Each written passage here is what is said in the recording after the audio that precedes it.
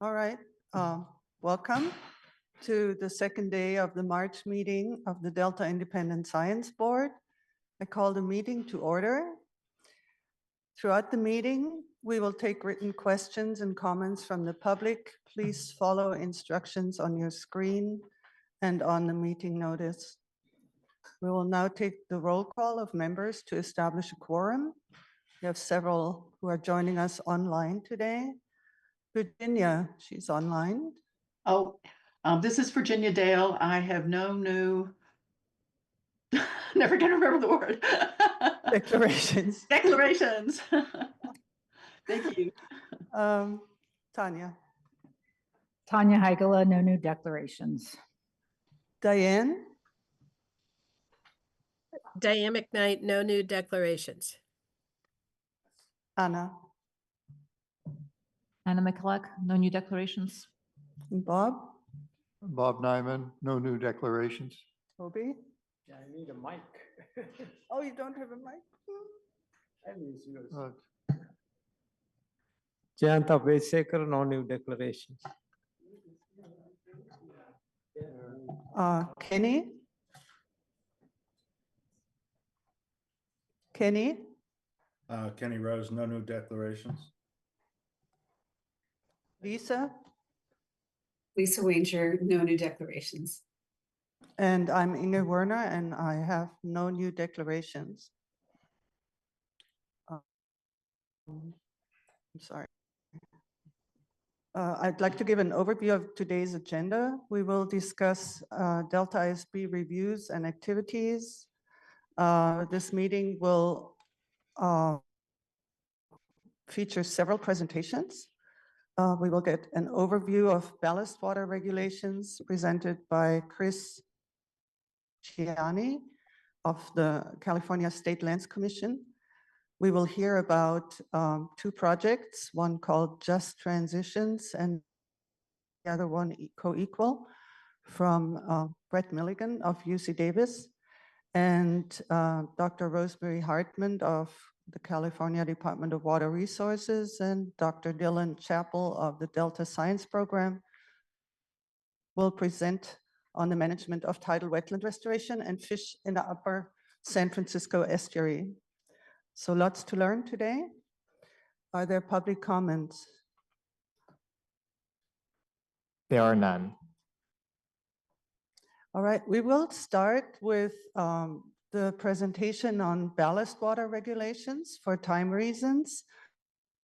We'll go ahead and welcome Dr.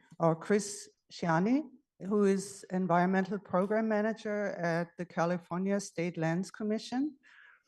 Is he here? I can't see. Oh, he's online. Oh, hello. Oh, Chris. Hi, welcome. So I'd just give a little bit of background. So at our January meeting, we received a presentation from Dr. Thomas Jabusch of the California Department of Fish and Wildlife on the recent Golden Mussel invasion. He told us about the biology of the species, its impact, the monitoring and reporting that is going on in the region. There were many questions from the board regarding ballast water regulations and the response to the invasion. And based on that discussion, we invited Chris Scianni from the California, well, I already said that, from the State Lands Commission to provide an overview of ballast water regulations, how they are enforced and the existing barriers and challenges in light of the recent golden mussel detection. Staff are still working to schedule a presentation with Department of Fish and Wildlife on the response to the golden mussel invasion. So Chris is joining us virtually from Long Beach, California, and I'll hand over to you now, Chris. Thank you. Thank you. And let me bring up my slides really quickly.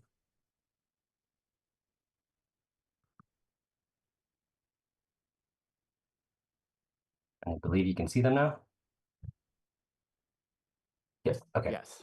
Yes. Great. Thank you. So yeah, good morning, Chair Werner and board members, and my name is Chris Scianni. I'm the Environmental Program Manager for the state's Marine Invasive Species Program. And want to thank you for inviting me to have a conversation with you about our program and ballast water management and the likely role that ballast water played in the introduction of golden mussels into Stockton. Also want to thank you for the early time slot and the option for doing this virtually. Thank you. So our program, the Marine Invasive Species Program, is a multi-agency program spread across 4 different departments. And I just wanted to take a minute or two to talk about the roles and responsibilities for each of the different departments. I'm with the State Lands Commission. We're the administrator of the program, so we manage the budget. We develop, adopt, and enforce regulations on commercial ships for managing ballast water and biofouling. We process tens of thousands of report forms from ships every year, detailing their ballast water management practices and biofouling management practices. And we use that data set to write reports for the legislature and for scientific publications as well. The Department of Fish and Wildlife, through their Office of Spill Prevention and Response, is responsible for monitoring the ports and harbors and open coasts for species to detect new species that are weren't there. So they go repeatedly to these same sites, and they've been doing this since 2000, since our program has been in place, and the goal of detecting new species introductions to get a sense for how well our program is impacting the rate of new introductions. The State Water Board, the Water Resources Control Board, serves as a consultant for water quality issues that we don't have expertise in. So things like ballast water treatment that uses chemicals or other substances to treat the ballast water. We get some input from the Water Board on that, as well as heavy metal biocides that are incorporated into the anti-fouling coatings on the hulls of the ships. And then the Department of Tax and Fee Administration tracks vessel arrivals. They issue invoices and collect vessel arrival fees that support our program. So all of those fees that the Department of Tax and Fee Administration collects goes into the Marine Invasive Species Control Fund and supports the activities of all 4 departments. So we are 100% special funded. We take no general fund dollars. So our purpose is to reduce the likelihood of the introduction of non-indigenous species from commercial shipping activities. So just for everyone's benefit in the audience, the non-indigenous species are organisms that are intentionally or unintentionally transported through human activities to new habitats. And once introduced, if they become established, they can start to cause environmental, economic, and human health impacts. And once those impacts are there, then we refer to them as invasive species. And again, our program is set up to try to reduce the likelihood of the successful introduction of these non-indigenous species into all of California waters, specifically from commercial ships.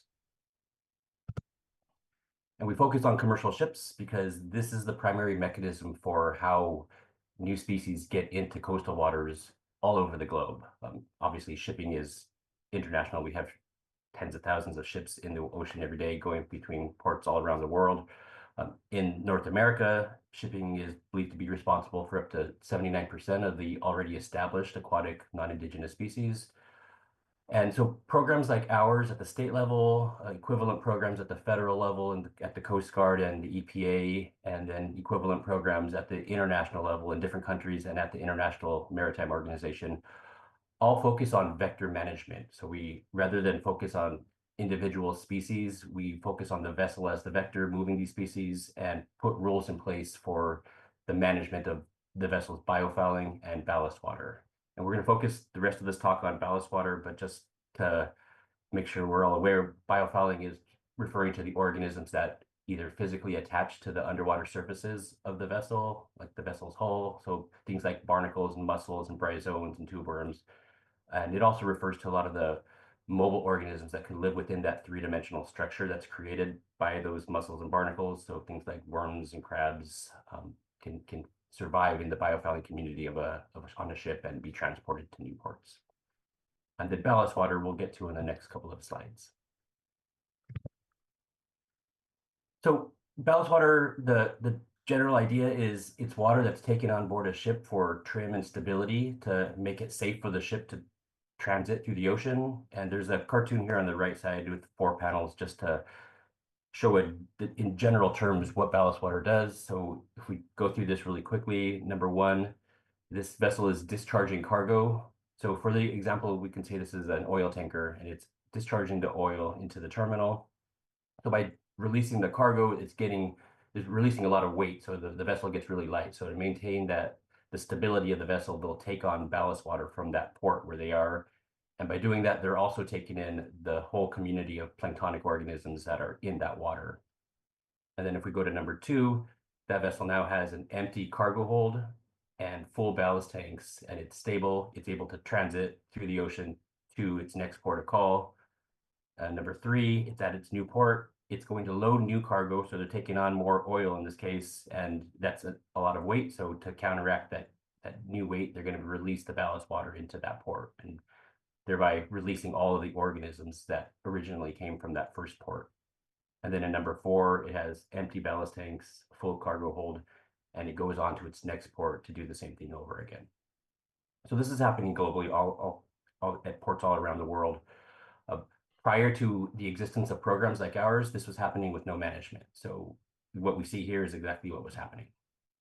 This is generalized up there. There's a lot more nuance involved with multiple source ports and things like that. But the basic idea is, yeah, you're taking water from one port and then releasing it into another port. And so that's the reason programs like ours were put into place. And on the side, it's just some examples of some zooplankton and phytoplankton that are in those communities. So big question is, how is ballast water regulated and managed? Like I mentioned, our program was put into place in the year 2000, and around the same time that equivalent programs at the federal level and at the international level. And at that point, up until just the last couple of years, the primary way of managing ballast water was through ballast water exchange. So the vessels would take up the coastal water that has high concentrations of organisms, and when they're en route to their next port of call, they will empty that water in the middle of the ocean, pick up mid-ocean water that has far fewer organisms in it, and then go on to their next port of call and then discharge that mid-ocean water, which has, again, far fewer organisms, orders of magnitude fewer organisms per cubic meter, and organisms that are less likely to survive in the coastal environment. So that was basically an interim strategy to get us to the next phase, which was ballast water treatment. But I wanted to emphasize here, this last bullet, that this was clearly not a risk elimination strategy. It's a risk reduction, that we're reducing the likelihood of a successful introduction, but that risk is still there. So nowadays, over the past few years, the whole globe has shifted to this new regime of treating the ballast water with treatment systems that are put on board the ship. And these are just 3 examples in the engine room of some of the vessels that we've inspected. And the basic premise here is that the water is treated when it comes on board prior to going into the ballast tanks. And then in some cases, it's treated again prior to being discharged. And most of these have a first stage of filtration. So it'll pass through a 50 micron filter and then go to a second level of treatment. Either the 2 most common are ultraviolet irradiation. So it'll pass through a bank of UV lights and then go into the tank. And in that case, when it gets discharged, it often goes back through that bank of UV lights to hit them again. The other more common method is to use sodium hypochlorite that's generated on site through electrochlorination of seawater. So they're basically creating chlorine, inputting it into the stream, and then the organism, all the water is in the tanks with that chlorine for the length of the transit. And then once they get to their port of call, they'll neutralize the chlorine and then discharge it into the environment. And all of these systems go through rigorous testing to pass either the International Maritime Organization standards. Here in the US, they have to pass US Coast Guard standards, which are a bit more rigorous than the international standards for getting type approval. And their targets for these treatment systems is to meet these discharge performance standards. And so showing here the California performance standards, which are identical to the US federal standards, they're also identical to the international standards. So for the first row there, organisms greater than 50 microns in minimum dimension. The standard is discharge no more than 10 living organisms per cubic meter. And the typical concentration of organisms in coastal water is going to be tens of thousands per cubic meter. So it's about a 1,000-fold reduction in the number of organisms in the water that's being discharged. And the same goes for the other size classes. So 10 to 50 microns, it's 10 organisms per milliliter. And then there are some standards there for human health indicator bacteria. But because there's still organisms that are allowed to be discharged, we're not, there's no way to completely sterilize the water and have it be safe for discharge. That this, again, is still risk reduction and it's not eliminating the risk completely. And so we have these rules in place. We get about 10 to 11,000 vessel arrivals every year, and we have a mandate in our statute to inspect 25% of all of the arrivals. So that's about 2,500 vessels per year, potentially slightly higher. And so we have inspectors based here in Long Beach. We have inspectors in Hercules in the Bay Area, and between those two field offices, they spread across the state and perform these inspections daily. Most of the arrivals, I'll show you this in the next slide, are in Los Angeles, Long Beach, in Oakland, in Richmond. So they're in close proximity to where their headquarters are. And I do want to make a point that we have to inspect 25% of the arrivals. Only about 11 to 15% of the arrivals every year are discharging ballast water. So we can capture all of those ballast water discharging arrivals as a high priority and still be under that mandate. So we do above and beyond just the discharging vessels. So just a quick one slide worth of some of the data that we collect on vessel traffic and then ballast water discharge activity. So this is vessel traffic across the state. 45% of all of the arrivals are in Northern California. The remainder are in Southern California, and most of the Southern California ones, like I mentioned, are LA, Long Beach. In the Northern California, the top ones are San Francisco, Oakland, Carquinez Strait, Richmond, and then Stockton. And I worked it out over the 2-year span. We saw about 260 arrivals in Stockton per year, and another 77 per year in Sacramento. So those are obviously the two freshwater ports. Now this is ballast water discharge, so volume of ballast water discharged. And again, you see the leader obviously is Los Angeles, Long Beach. They see most of the traffic, but 54% of all of the ballast water discharge is in Northern California. And you see Stockton there is number 4 on that list. So there not a lot of vessels arrive in Stockton, but the types of vessels, they're bulk vessels. They discharge a lot of ballast water when they do arrive and they discharge. So that was just a snapshot. We have a lot more data in our 2025 biennial report that we just delivered to the legislature a couple of months ago. There's a link there. It's on our website. Has a lot more vessel traffic data, ballast water, biofouling management data, inspection, compliance, and some narrative about program activities and accomplishments. So it's there for your pleasure if you would like to look at it later. I'd be happy to answer any questions about that as well. One thing I wanted to point out from that report, I mentioned earlier that the Department of Fish and Wildlife responsibility is to monitor the harbors and ports and open coasts for new detections. And so all of the data that they collect and any other public records that are published go into their public-facing database called CalNEMO.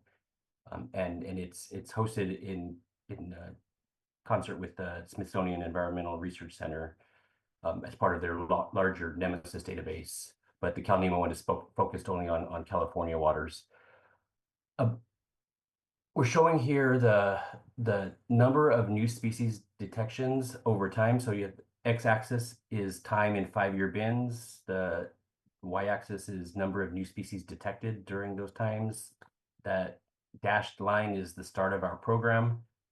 And the dark color is introductions that were likely from ballast water. The lighter color is likely from biofouling, and then the candy stripe is likely either ballast water or biofouling. We're not able to differentiate between the two because of the life history of the organisms. And the point I wanted to make is that since the onset of our program, there's been a sharp reduction in the new detections of non-indigenous species in California's aquatic environments, and specifically for ballast water, where it goes down to basically to zero at between 2011 and 2015. And it stayed that way until we saw this new detection of golden mussels just last year. We'll point out that there is a bit of a dip, an incline in between 2001 and 2005, and that's likely the result of the lag time it usually takes between a new introduction and when it can be when that species is detected. So with new introduction, if it successfully establishes, you need the population to be large enough to be able to detect it during the monitoring. And so it's likely that those were introductions that happened prior to 2000 that we're finally finding in 2001, 2002, 2003. But again, the main point is that there has been a sharp reduction in the number of new detections that are attributable to commercial shipping since the start of our program.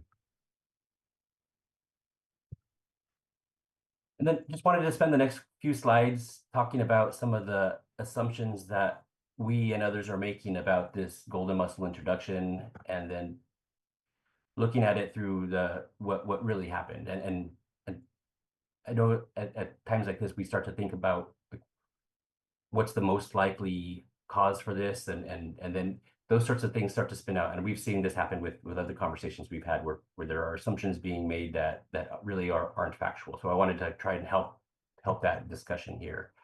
So the first one is that the assumption is that this was a ballast water introduction. And the reality is it probably is. We don't know for sure, and we never will know for sure, but there are other potential ways that these things could have been introduced, but the most likely by a wide margin is ballast water. So that's the assumption that we're all working with. But I just wanted to make the point that this is still an assumption that we're working with.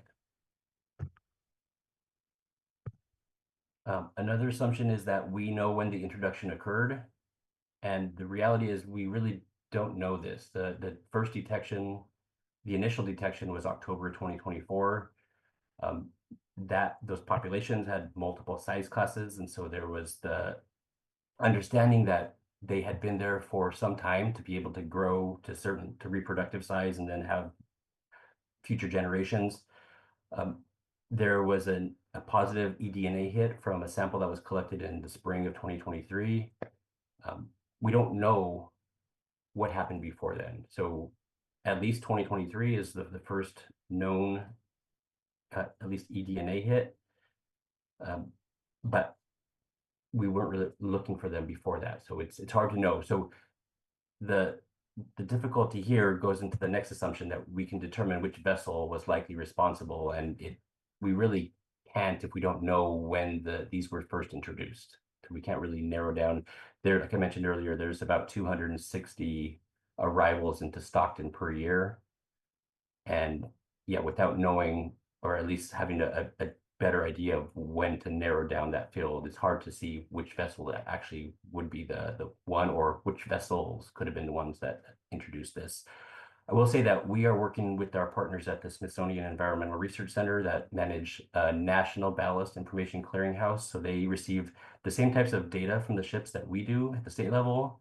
So we have comparable data sets, and we're working with them to try to understand the pressure coming into not only Stockton, but Sacramento and the Carquinez Strait from vessels that took up ballast water in areas where golden mussel is known to occur, whether that's the native range or the introduced range. So we're looking at how many vessels per year could have brought or came from a region where we know the golden mussels occur and then discharged ballast water into our pressure brackish water ports.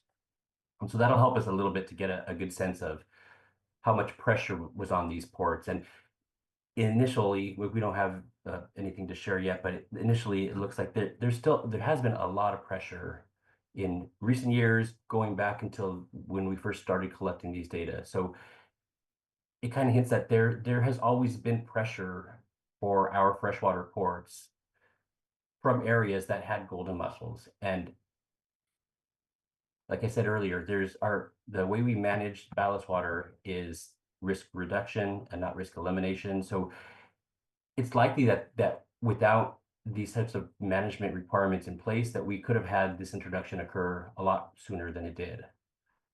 So that's just one thing I wanted to mention there. Another assumption is that this introduction occurred because of a non-compliant discharge. So we've had questions, well, what happened? How did the ship not follow the rules? And again, we don't know. We're out there, we have a two-pronged process of looking at all of the information on the forms that come to us in the office. The second prong is we're out there inspecting these vessels that are discharging. So we don't think anything was missed. I think the reality that I've been mentioning is that there still is some risk there, even with a fully compliant vessel, that there could be organisms that are still living in that discharge. And yeah, it's unfortunate, but that's kind of the way it is. There's no way to really eliminate the risk from ballast water unless we stop commercial shipping activities, and that's just not something that's realistic. And then finally, just what we're doing now, I think we're hoping to strengthen the requirements for our fresh and brackish water ports. As I mentioned, the transition from ballast water exchange to ballast water treatment was meant to have a more consistent, lower level of organisms that are being discharged. So more consistent treatment, more consistent risk reduction. But what it did was the vessels stopped doing the exchange in the middle of the ocean. They stopped introducing salt water into the tanks, especially for vessels that were carrying fresh or brackish ballast water. And salt water is the perfect biocide for these organisms. So what we're trying to do now is this emergency rulemaking, which we took to our commission last month, and I believe you saw the staff report for that. Our commission approved this, and we still have to finish the Office of Administrative Law process, but our hope is that it becomes an official emergency rule next month, and then we'll work towards making it a full regular rulemaking action later in the year so that it becomes permanent. But the basic rule would be that any vessel that's carrying ballast water that's less than 18 parts per thousand salinity, and they're intending to discharge in Stockton, Sacramento, or the Carquinez Strait, starting with the port of Rodeo eastward, would have to do an exchange in addition to treating the water. So they still need to meet the performance standards, but they also need to do an exchange to introduce salt water into the tanks. And like I said, we're working towards that. We've already gotten the approval from our commission, and we're just need to finish the process with the Office of Administrative Law. And that's all I've prepared. I'm happy to answer questions or have a discussion if you want any more detail about any of that. So thank you. Thank you very much, Chris. That was really interesting. I'd like to open the discussion to the board, and I already see hands up. Who was first? Bob? Oh, and Zoom. Oh my God. Okay. I did not see who was first, so why don't you start, Tanya? I'm happy to start. Okay. Thank you, Chris, for your great presentation. You mentioned in one of the slides that there's the inspection of the ships is about 25% of those coming into port. Is that correct? Correct. And yes. and that all ships are a high priority. So is the 25% selected randomly, or is there some sort of prioritization based on where they're coming from, or? Yeah, so how does that work? It's all vessels that are discharging ballast water will be a high priority, and that's about every year it's between 11 and 15% of the arrivals. And then the remainder, we have a prioritization based on whether it's a new vessel to California where we want to go out there and do outreach and make sure they understand what the rules are. If it's a vessel that has had a prior violation, we want to get back out there and check to make sure they're doing what they need to be doing, even if it's an administrative violation where they didn't have the right paperwork on board. We want to make sure that we're following up with them the next time they come in. If there's been an ownership change, if it's been more than, I believe, 12 months since the last inspection, then it will be prioritized. So we have this whole matrix for how to prioritize a vessel, but if it's discharging ballast water, it's an automatic high. Great, thanks. You're welcome. Thank you. Diane. Thanks so much for that thorough and interesting presentation. I have 2 questions. One is there a possibility that the golden mussel was introduced 10, 15 years ago and is just now showing up, before these more stricter regulations were in place? Is there a way to figure that out? No, it's possible. We've had discussions around this about could it have been there, and just if we weren't looking for it, has it been missed? I mentioned that the Department of Fish and Wildlife, with their responsibility within our program, most of the ports and harbors they've been looking at, especially recently, have been in the marine environment. So not easily, but it could have been here. And I think we got lucky this time that I think the Department of Water Resources was out checking a buoy and happened to see it. And they had not seen it before that, but the organisms, the mussels on that buoy were already large enough that they would have been there for a while. So we just don't know. It's one of those things where if we're not looking for it, we don't know if it was there. The fact that there was an eDNA hit from about a year and a half before hints that they were here before, but we don't have, I don't believe we have samples that go further into the past that we can then check for eDNA. So it's hard, it's a difficult question to answer. We don't know. Okay, well, thank you so much for explaining that. And then my other question is a very interesting graph in terms of the number of organisms detected. Does that include phytoplankton? Or is it mainly, zooplankton or invertebrates? Yes, good question. Yeah, it is invertebrates and algae and macroalgae only. Yes.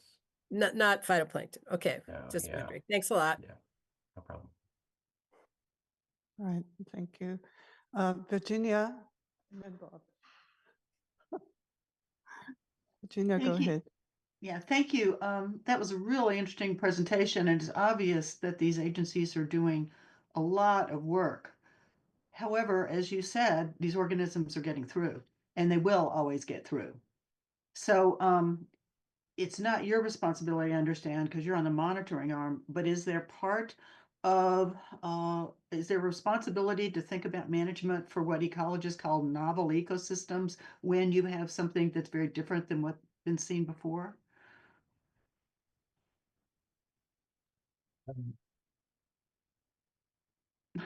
That's not your responsibility. I know. Yeah, I don't know. Yeah, I don't know how to answer that. I'm sorry.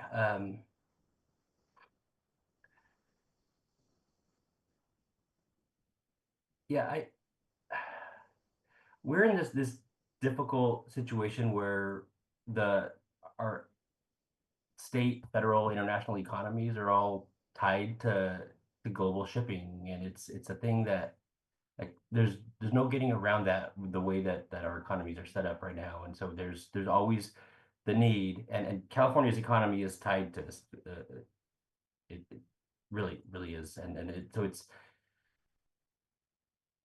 it's hard to see a way of eliminating the risk here, other than some of those extreme thoughts that just aren't realistic. And well, that's what I'm saying. There is always going to be a risk. You're doing an amazing job, but they're still getting through. So it seems, and that's going to happen.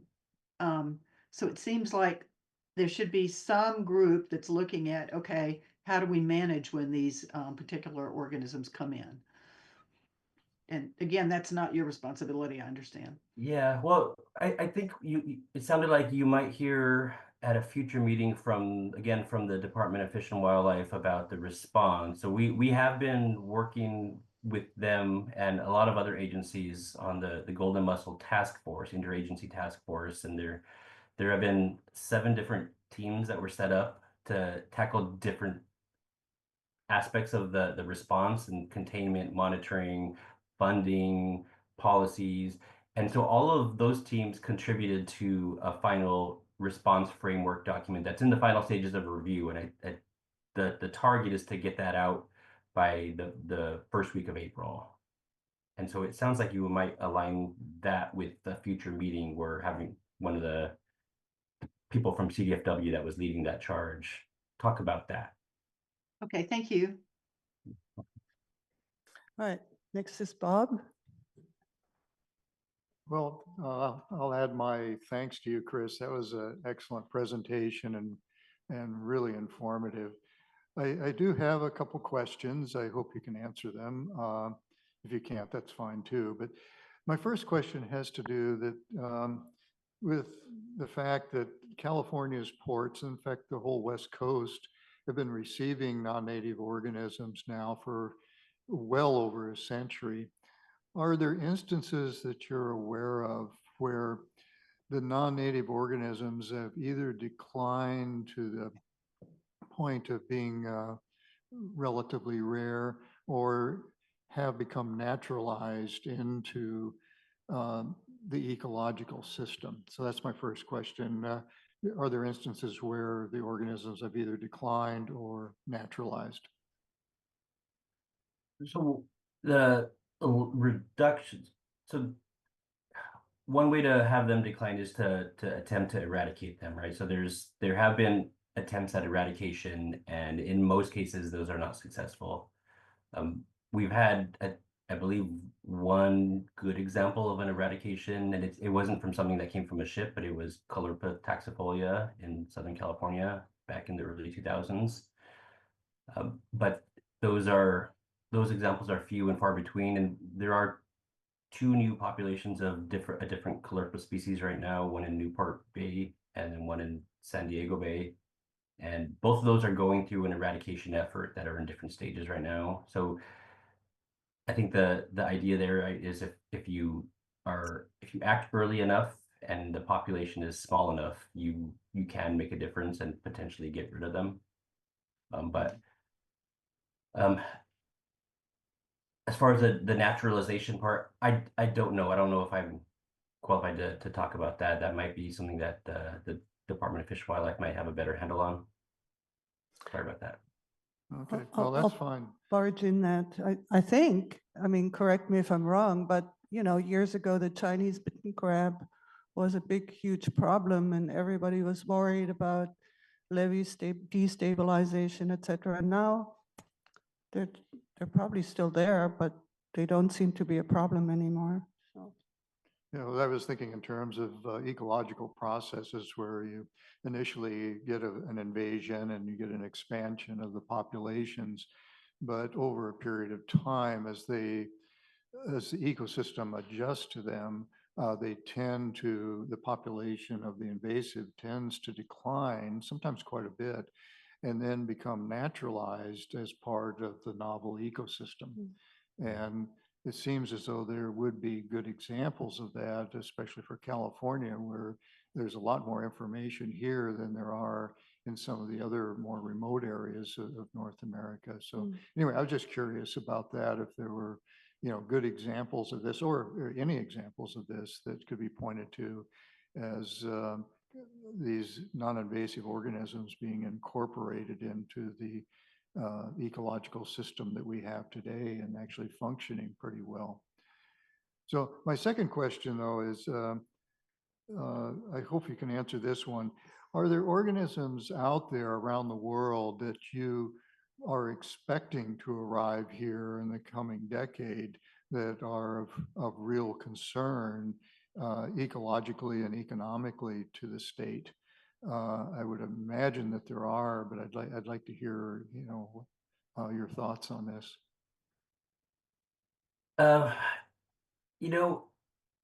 This one obviously was high on the list for a lot of us, and it still is for a lot of our partner states that we share a lot of traffic with. But yeah, I don't know. I think the approach that we've taken, right, is the the vector management approach where we haven't spent the time looking at the individual species that are likely to be problematic for fear of missing others that we won't be focused on. And so that approach of treating the entire vessel and treating, killing, removing most of the organisms that are in these tanks, that's the way our program has been set up. But I get your point, and I do.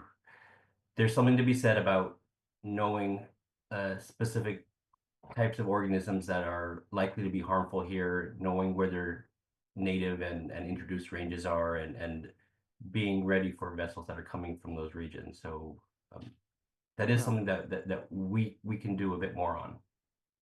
Yeah, I would think that would be especially important in California with the changing climate and changing environmental conditions, that you should be able to actually anticipate what might arrive in the next decade or so and be a bit more prepared for it. But anyway, that's something probably for the decision makers to tackle, but with a little bit of encouragement, they might do it. So.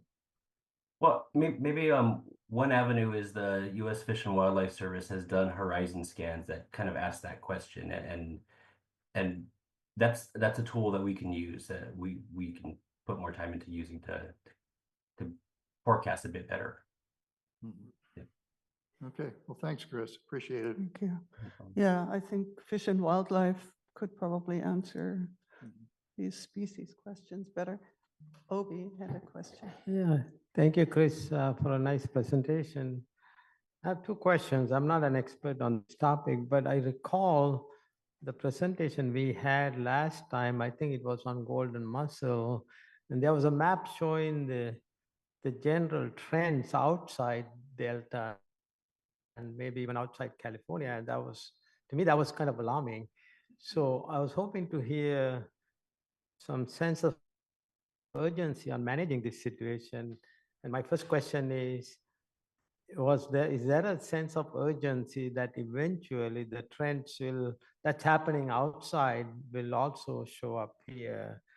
So if the agency or the state is taking this seriously and providing resources to enhance the management efforts, because of what's happening outside, I think, if I recall, was alarming that it eventually will be in our region as well.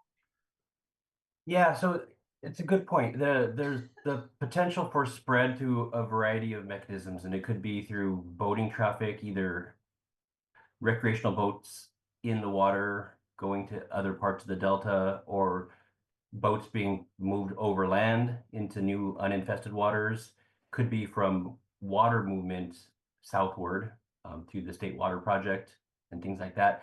And it could be from commercial ships taking ballast water from Stockton to other ports. And so in that Golden Mussel response framework that the interagency task force is putting together, it does outline a lot of the different steps that need to be taken to put the brakes on a lot of this. Within our realm, at the Marine Invasive Species Program, with commercial ships, we have put in place a process to identify any vessels that are picking up ballast water in Stockton. And then when the vessels report to us, they tell us what their next port of call is. And if their next port of call is to one of the neighboring states here in Oregon and Washington, especially because of the Columbia River is at risk, we will alert them as soon as we can, so that they're aware with several days of notice to be aware that that vessel is there. They can start communicating with that vessel and make sure that the vessel is doing what it needs to do to reduce the likelihood of a successful introduction into that water. And we've been working with the National Ballast Information Clearinghouse that I mentioned earlier to do something similar at the national level and put in automatic alerts for all of the fresh and brackish water ports across the US, so that if a vessel is leaving Stockton with water from Stockton, that those next ports of call are alerted that this vessel is on their way. All right, thank you. I have a quick question on slide 12. You know, this nice trend in likely ballast water reduction, or the number of new species. does this need to be normalized by the number of vessels coming in, or is that a factor here or not? We have a remarkably similar number of organisms, number of ships arrive every year. So I didn't show that it's in the biennial report, but the number of vessels coming in every year is between 10 and 11,000, and that repeats itself every year, with the exception of 2020, because the first half during the pandemic, a lot of the shipping traffic just stopped. So that was an anomaly there. But every year it's consistent. We have a lot of regular trading container vessels that just go back and forth across the Pacific, and so that those schedules are there every single year. So we don't see a lot of changes in the number of vessels. So we could normalize by the number of vessels, but I don't know if that would make a difference. Probably not change the trend pattern then. Thank you, Chris. Again, I want to barge in on your first question. I know. I just wanted to add that we have a friend who is an avid fisherman with his own boat here in the area, and all the reservoirs and all the lakes are on high alert with regard to the Golden Mussel, and they all have their little certification process that you can even launch your boat there. And he was complaining very heavily about them having all these different certifications and not accepting certifications from other lakes. So, similar to the Golden Mussel, where people were really careful, there's a lot going on there within California. Anna had a question. I'm curious if you could say a little bit more about how the shipping management and the ballast water treatment and management regulations that we have in place here compare to other places globally in terms of how stringent they are. And then more specifically, are there any examples where regulations or treatment requirements have been so stringent that they have been successful at preventing invasive species from coming in? Or is it really, even on a global scale, a matter of slowing things rather than stopping things? Yeah, it's the latter. It's slowing and stopping. I will say that we in California, currently we have the same standards that the federal government does and the international governments. We in our regulations, we have had more stringent standards, 2 levels. We've had interim standards that were about 100, I think 100 or 1,000 times more stringent than what we currently have, and then a final standard that was no living organisms in the discharge. And that was something that the legislature put in place for us to adopt. So we adopted those via regulations back in 2007. And the goal was to push technology to get better than what the current trajectory at the time. And then the part of that was that we were supposed to do a technology review 18 months before the implementation date, and the first implementation date was in 2009. So we did that assessment and determined that there wasn't technology that was available at the time that could meet the interim standard. So the legislature asked us to postpone the implementation date by a few years and then do another assessment. And we went through that about 4 or 5 times, and the technology just never got better because we were the only ones that were asking them to get better. At the international and federal level, they had the standards that we currently have, and that drives technology, the international market, the US federal market. And even though we put these things in regulation, it didn't change the motivation for the technologies to get better and the industry to push them to get better. And so we're at this place now where we adopted the federal standards in 2021 that went into effect in 2022 because we weren't making any headway, and we wanted to make better better management of water than just ballast water exchange. And so that was our goal. Another layer on top of all of this is there is a newish federal law, the Vessel Incidental Discharge Act, that was signed in 2018, that for the first time with the Clean Water Act preempts states from doing anything more stringent than what's being done at the national level. So that Vessel Incidental Discharge Act tasked the EPA to adopt standards of performance for ballast water and other discharges from vessels. And then they tasked the Coast Guard to adopt implementing regulations after the EPA's process was done. And so the EPA finished their process a couple of months ago, I think in November or December last year. The Coast Guard is going through their process right now, and they don't anticipate getting done until the end of end of next year. But once that happens, then state law is preempted in regards to ballast water. So we won't be able to do anything more stringent at the state level anymore. And that it's quite a change for the Clean Water Act, because that has never been an issue. The foundation of the Clean Water Act and the Clean Air Act is that they set the baseline at the federal level, and then the states could pursue more stringent standards to protect specific water bodies and things like that. So that will further limit our ability to do things that we feel might be necessary to protect our waters. So just to double check, I think you've answered my question, but let me restate it.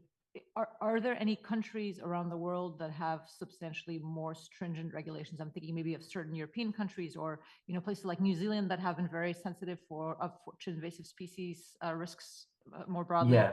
I think you're saying no, right? There's no countries around the world that have had more stringent standards and have been able to demonstrate success in preventing invasive species. Is that correct? That's correct. Most of the other countries are signed on to the International Maritime Organization's Ballast Water Convention that has the same standards as we do at the federal and state level. The U.S. didn't sign on to that, and the Coast Guard adopted basically similar standards, but a more rigorous type approval process for approving the technologies that get put on the ships. But New Zealand, Australia, all the European countries that you mentioned are all signed on to the Ballast Water Management Convention. Most of the countries that have skin in the game for international shipping are signed on to that convention. Okay, thank you. Thank you. I just have, in addition to all these other questions, I just have a quick clarifying question regarding the emergency amendment that you mentioned, that now the ships that discharge ballast water in brackish or freshwater habitat have to exchange their ballast water in the ocean. So how does that work? So they have to treat the brackish water or freshwater ballast water that they have and then release it into the ocean and then take on seawater? And do they have to treat that seawater again before they release it? Or does that get discharged as is in Stockton, for example? How does that work exactly? Yeah, so it gets a little bit difficult because, so if I could take one quick step back, that I mentioned that the ships are using these treatment systems to meet these performance standards. At the state level, we can't require them to use a system or technology that gets installed on the ship because it crosses the design and construction part of the Commerce Clause, that because these ships are trading interstate, design and construction is one of those things that is the purview of the federal government. So we are limited, and we can't say you have to use a treatment system and treat the water. Our approach is you have to meet a performance standard, knowing that they would have to use this system to meet that performance standard. So it's our way of still requiring them to use the treatment system without saying that.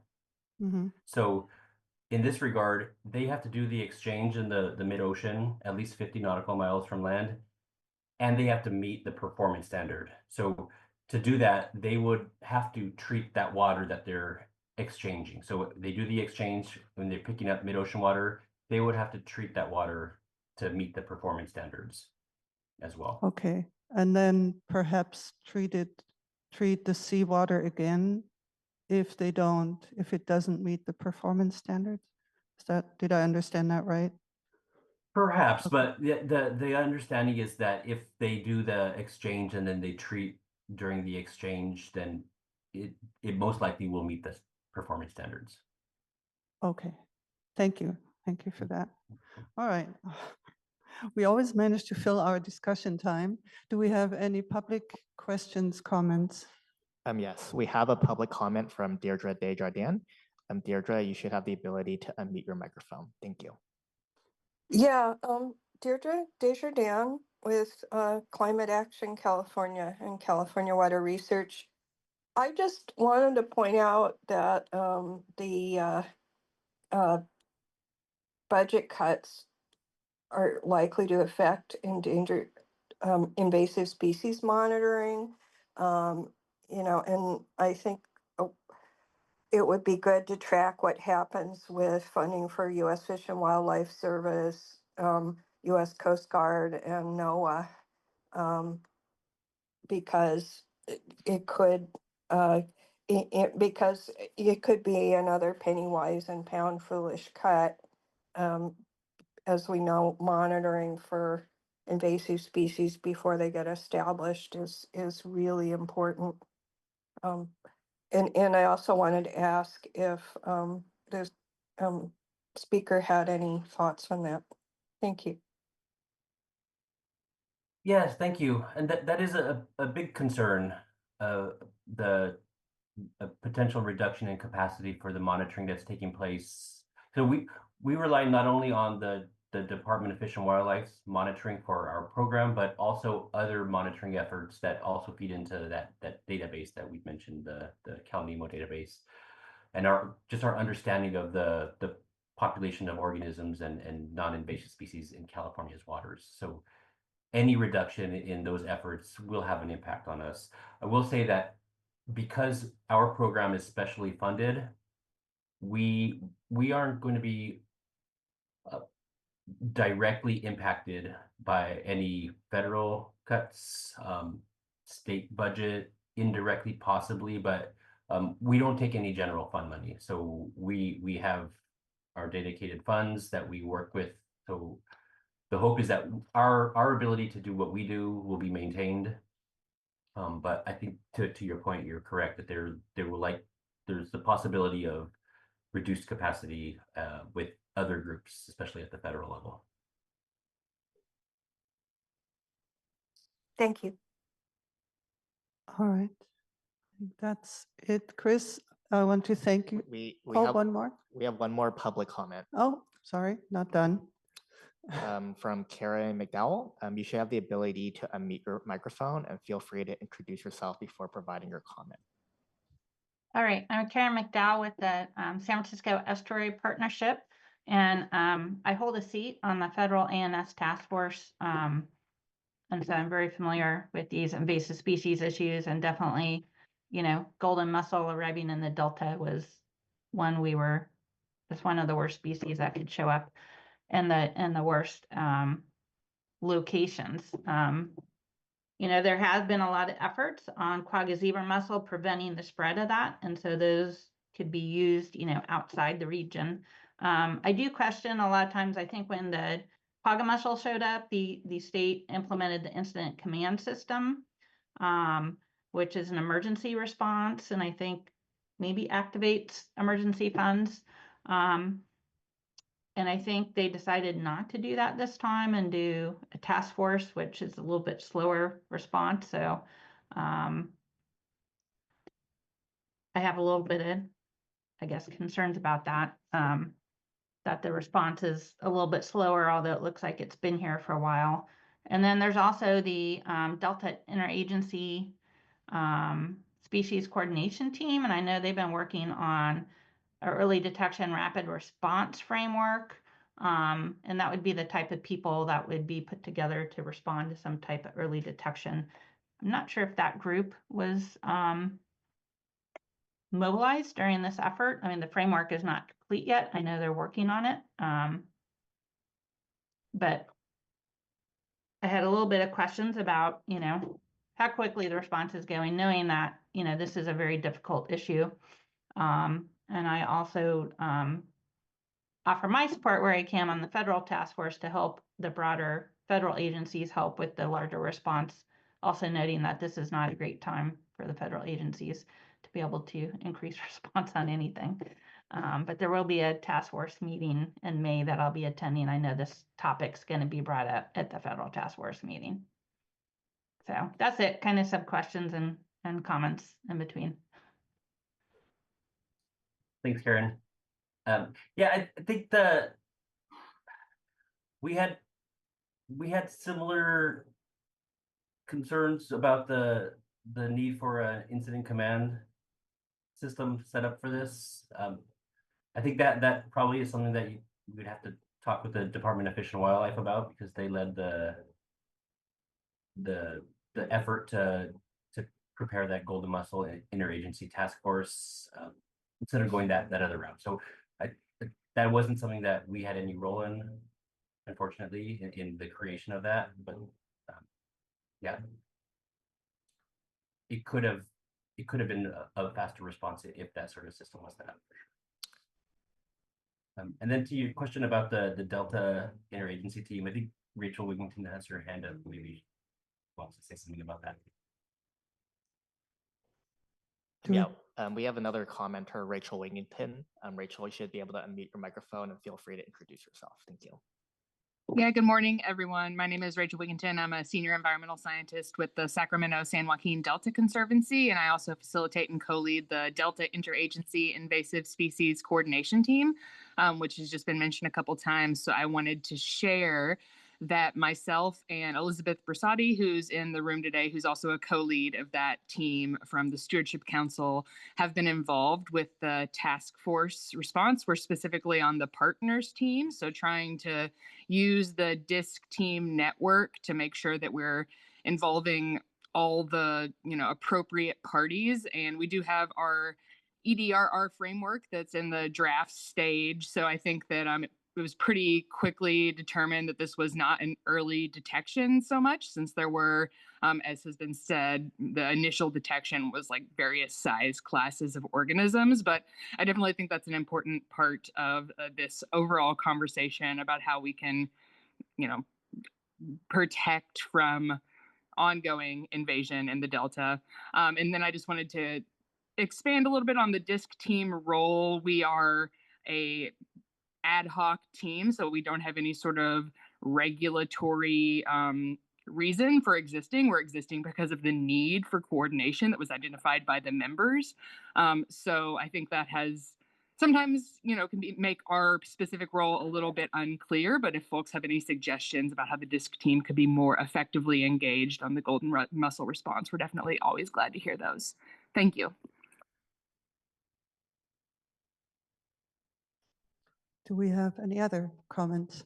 No additional public comments. Well, thank you, everybody, for contributing to the discussion. And thank you, Chris, for giving us such a great overview of how ballast water is treated here and elsewhere. And thank you for your time.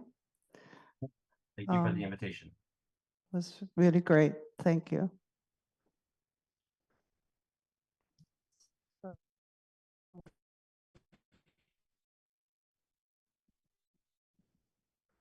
Move on with agenda item 3, to be chair's report and business matters. So this year's IP workshop took place a few weeks ago from March 4th to 6th at the Natural Resources Agency in Sacramento. It was hybrid with an online and in-person option. Margot Mattson gave a really nice presentation on the draft Contaminants review prospectus, an overview, and a copy of that is, I think, in your meeting package. Margot and Edmund also presented a poster on the food webs review. Oh yeah, so everything is in your meeting package if you'd like to take a look. Is Margot here online? Yes. Margot, welcome. I'd like to turn it over to you to give a little bit of feedback and tell us about your highlights on the presentations at the meeting. Yeah, thanks, Inga. The presentation went really well. It was part of the new monitorings section, and it was a lightning presentation. But afterwards, we got positive feedback from a few other people who were attending the conferences who had interest in sharing some of their contaminant and pesticide monitoring data sets with us so that we could incorporate them into the review.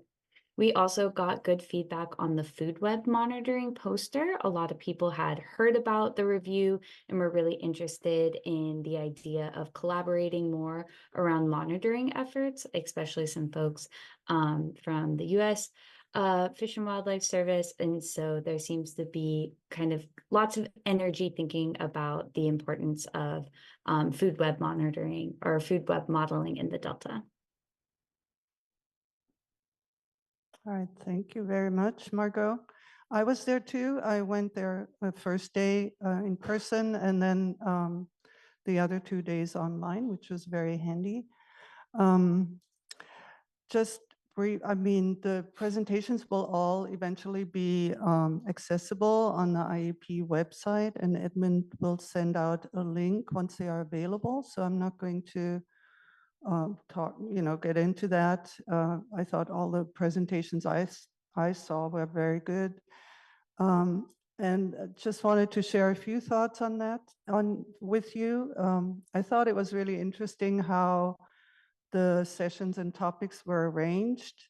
So it wasn't just about monitoring programs, which of course are the heart of the IEP program, but they also had sessions on how environmental managers actually use that data and how it gets translated into action. So I really enjoyed seeing that. There was a whole session on management and policy, and there was a great presentation by Dr. Kerrigan Burke, who is the new director of the UC Davis Watershed Science Center on water rights. And he kept my attention for the entire hour, and I would have sat there another half hour listening to all of that. It was super interesting. So if you're interested in that, I recommend looking at that presentation.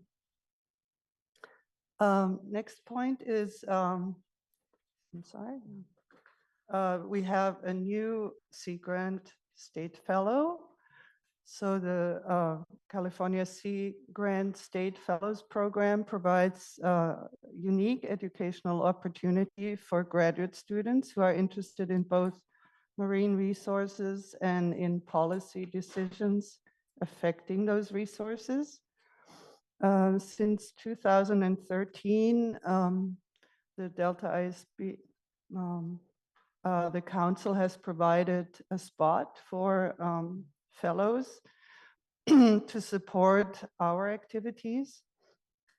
And this year we have matched with Jonathan Huang, who is here. And he started on March 10th and will be part of the staff support team for the Delta ISB. He'll help us with the contaminants review and other ISB projects based on interest and need. He will present more on his background and interest at a future meeting, so not today. But welcome, Jonathan, and maybe you just give us a brief intro about yourself. Thank you for that. Good morning, everyone. My name is Jonathan Huang. I am, like Inga said, I'm the State Sea Grant Fellow, but before this, I was a master's student at CSU Northridge, focused on fish population dynamics. And even before that, I was an undergrad at UC Davis and a research technician with the Otolith Lab at UC Davis studying smelts in the Bay Delta. Thank you. Thank you. Next point is Delta ISB recruitment. The council is in the process of recruiting 3 new Delta ISB members to start on September 1st, 2025, to fill the position vacated by Tom Holzer and 2 other vacancies as Virginia Dale and Bob Nyman will not seek a second term.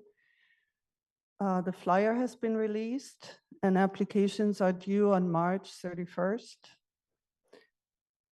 Please circulate the flyer within your networks if you can. And we have no public correspondence since the last meeting, I think. That is correct. That's great. Are there any public comments? There are none. All right, so next we will get a presentation on the location where we're at, on the 1883 Clarksburg Schoolhouse. And I will turn it over to Mike Campbell, who is board member of the Friends of the 1883 Clarksburg Schoolhouse, to provide a little bit of information on where we are. Thank you for being here, Thank and you. I'll hand over to you. Thank you all for being here. Welcome to Clarksburg. Welcome to the schoolhouse. Obviously, it was built in 1883. It operated for 40 years, closed in 1923 when the new modern elementary school was opened. So it had a run of 40 years. You have a brochure in front of you. After it ceased being a schoolhouse, the land and the building were purchased by a lumber company, Noah Adams Lumber Company, and they used it for displaying and storing building materials. Originally, it was up against the levee when it was built, not here, about a mile from here. When the levee was raised about 1910, the building was moved back about 300 feet and put on 8-foot stilts because this particular area is still flooded at that time. When the lumber company bought it, they dropped it 4 feet, so it was 4 feet off the ground, so they could back a bobtail truck in and out to load and unload building materials. Tin roof was put on it sometime during its history, and because it was up off the ground in a tin roof, it was protected. It was abandoned in about 1966, and the community was given the building in 2015 with the understanding that we had to move it, find a new location for it, and start a nonprofit that would allow the donors to have a tax deduction. We did that. We started out with a core board of about 8 people. Now we're at 15. And in 2019, we moved the building to this site. It's about 1.5 acres. It's the very best site for the building in the community, very central, right next to the highway. It serves as its own billboard. We are now 16 permits into this process, and we have a few more to go to finish. I'm sure we have a few more to go, even if there are surprises that we don't know about yet. Originally, the community raised with cash and gifts in kind, probably $750,000. That allowed us to move the building, build a foundation, build the walls that the building sits on. Because the Corps of Engineers decertified the levee on this side, we have to be a foot above the floodplain with the schoolhouse. We actually went a little bit higher than that so that we could build a bridge that would be flat from the parking lot into the school for handicap access. The building restoration was funded by Prop 68 grant from the Conservancy, Delta Conservancy, and also allowed us to finish purchasing the land that the building sits on. So we are debt-free at this point, which is wonderful. The building is planned to be a Delta Welcome Center We're the second northern legacy community. Freeport is the first. We're the second. So welcoming people into the Delta. An education center. We have about 800 students that go to school in Clarksburg every day from all around the area, both an elementary charter school, a middle school, and a high school. We're working very closely with the charter school, and they've already used this multiple times, the building multiple times. Also, a history center, a heritage center. You can see some of the history that we've started to collect. We're going to get much more serious now that the building is completed, much more serious about saving the history of our community, the families, the different companies that were here. Because we feel like if our generation doesn't save it, it's going to be lost. And then an event center like today. This is wonderful to have you all here. I grew up here, born and raised here. My father was a farm worker and then a farmer. Went to UC Davis. Farmed for a number of years. Served as a White House Fellow in the Chief of Staff's office in Washington, D.C. Came back and started working at UC Davis in the administration, the College of Agriculture and Environmental Sciences. And then had the opportunity to be on the small team that started UC Merced. Came back, was the director of a plant science center on the UC Davis campus, and then retired. Not really retired. I spend about half my time just working on this school and making it everything it can be. We are this year going to build a 1,300 square foot deck off the 2 double doors. We're working with the Wilton Rancheria tribe. We're going to have a small replica of a village, an Indian village. The Yamane tribe that lived in the Clarksburg region came here at least 2,500 years ago. So we want to celebrate that. And we're working closely with the Wilton Rancheria tribe to do that. They consider this part of their territory. Working with the wineries in the local area, 18 wineries, the Clarksburg Winery Collective, to promote wines here. So they're looking for a home. We're looking for folks that can utilize the building. Working closely with the Japanese community. At one time, there were over 100 Japanese families in the region. So there are 4 reclamation districts that make up 95612, and it's about total of about 40,000 acres, about 1,500 people. So downtown Clarksburg is about 300 people. There were, as I said, there were over 100 Japanese families. They started arriving here in about 1880, working on farms, and then many of them had their own, were able to have their own land. And when World War II broke out, they all just, they were interned. So that's a story that we want to tell on a permanent basis in the schoolhouse so that people understand what happened to them. And we're working closely with their Dochikai, Holland Dochikai Society to tell that story. The school was never segregated, unique to at least the Northern Delta. And there's some great pictures here of all the different nationalities of students. As you come across the Freeport Bridge, that's the Holland, or that's the Lisbon district, the long, narrow district. And that's where the Portuguese settled, started in about 1850. And it's like any other group. They wrote home and said it's great here, and more Azorians, they were from the Azores came. Many of those families are still here. So this has been a long time dream for the community, And it's been a huge community effort. We've had many friends from outside help us.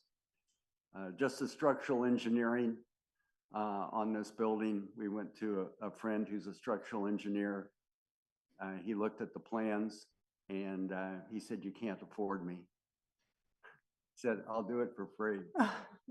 So, you know, it's probably $100,000. We're meeting with him again tomorrow to work on the deck. So we haven't worn out our welcome with him. It's great to have you here. And I look forward to you coming back in the future and enjoying Clarksburg. Well, thank you so much for sharing that story, that success story with us. And it's wonderful to be here. Thank you. I also especially like to hear how you celebrate the different cultures who have contributed to establishing what is here now, Right. and how you conserve the history of the Delta. Thank you so much. Thank you. Are there any questions, Anna? I have two small questions, and thank you for that background. Really, really fascinating. One, I'm curious, in 1910, when the schoolhouse was moved for the first time, literally, how was it moved, given the technology of the day? Did it have to be deconstructed and reconstructed? No. No. So this was a two-room schoolhouse. Let me show you.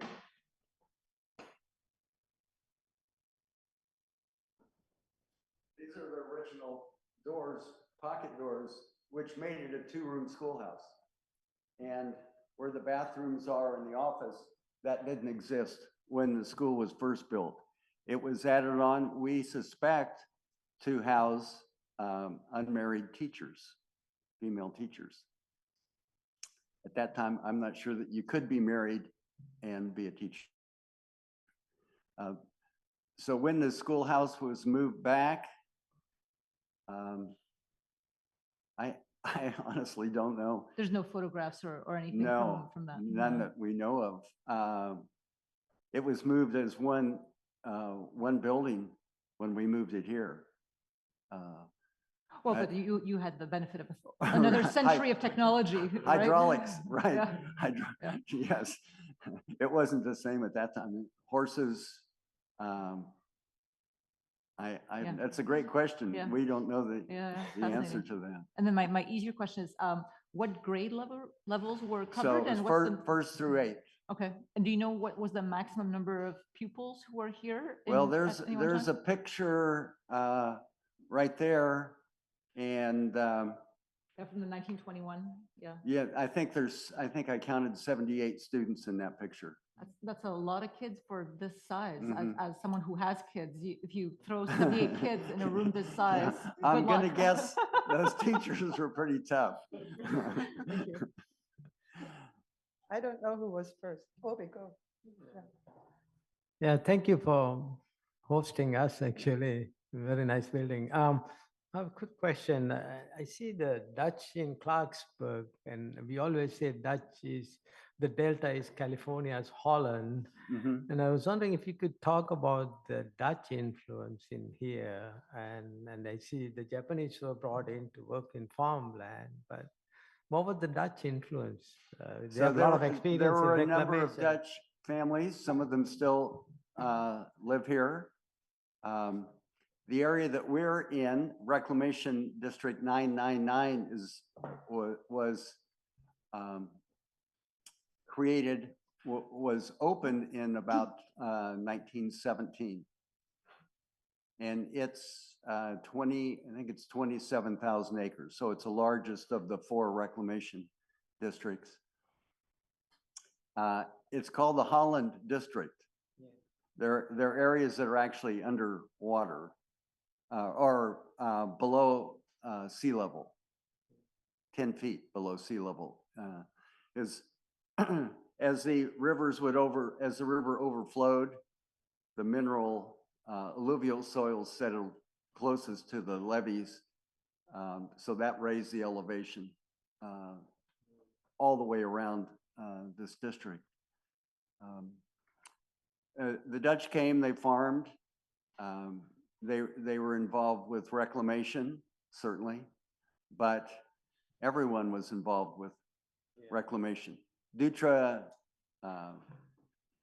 Construction, the dredging company, actually started in Clarksburg. A relative of Bill Dutra's levee broke. His son bought a dredge, started fixing it, and the rest is, and that was in about 1870. So they've been at it for 150 years now or more. Thank you. Well, that was a great story and a great history lesson, and thank you so much, for hosting us. My question is pretty simple. I was just curious if you had the original plans for the schoolhouse. We do not, and we haven't found them. What our effort is now is to go out to families and, what do you have in your scrapbooks, your drawers, your boxes, so that it doesn't, so we save it, doesn't get thrown out when the next generation inherits it, looks at the photos, doesn't know anyone in the photos, and out, and that's already started to happen. We have graduation certificates from the school. 1919, I have one at home and a safety deposit or a fireproof box, but no, but very simple. If you look at the schools, our first exhibit is going to be North Delta schools. If you look at them, they're all pretty much the same. The same siding, pretty much the same shape. Almost like I would say a government pamphlet Right. is passed around. Right, or they hired, they bought them through a catalog. Right, exactly. So anyway, I hope you're successful with Well, that. we have been very successful Yeah. so far. It's great. Great effort, great community effort. Well, great. So thank you again. Thank you. Well, thank you so Thank much, you. Mike. Great Thanks to for have you being here. We have a Thank public you. comment. Oh, one public comment. Yeah. Question, comment? We have a public comment from Deirdre Desjardins. Deirdre, you should have the ability to unmute your microphone. Thank you. Yeah, I wanted to point out that Clarksburg is, and the entire town is in an area that has been marked as high priority and not for Delta levy investment rather than very high priority. And it's a concern because a lot of the levees have been rated as requiring flood fight to maintain.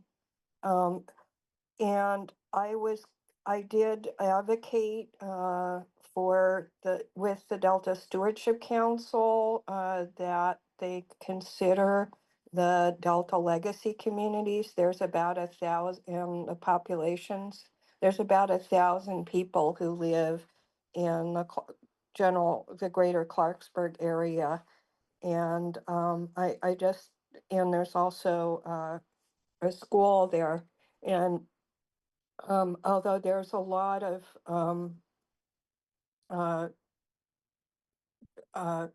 lip service given, if I can use it's a slightly pejorative term, given to reducing risk to life and property. The fact is that habitat restoration projects were put on very high priority rather than prioritizing protecting these communities. And I fear that it could end tragically because the Delta levy investment strategy requires that all very high priority projects be completed before high priority projects can be funded.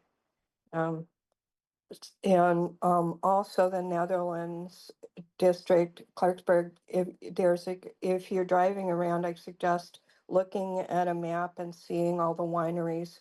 Bogle Wineries is, I think, the 13th largest winery in the country.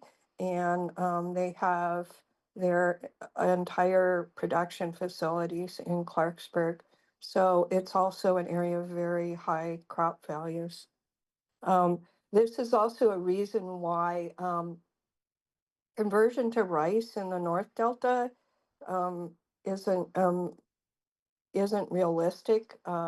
There's been a huge investment in varietal grapes, and it's like from over 10,000 to, I heard values of $20,000 an acre, and these are like a generational investment for the wineries, and it's partly because of the unique climate in the Delta. So anyway, I just wanted to give you that background, and thank you for holding a meeting here. Thank you. Thank you, Thanks. Mike.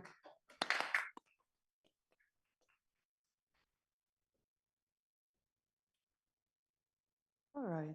Well, we'll move on to our next agenda item, which is a brief update on the contaminant monitoring review prospectus. So just Debrief. sorry, that's next. 5 minutes. On my agenda, it's number 5. Maybe there was a confusion. Sorry, so we can do the debrief. It's 5 and 6 is the contaminant. Okay, that was switched then from what I have. Okay, we'll do the debrief so we don't get confused. All right, so yesterday we had a wonderful tour, field tour of Suisun Marsh, and I hope many of you could be there. We visited Rush Ranch and Montezuma Slough.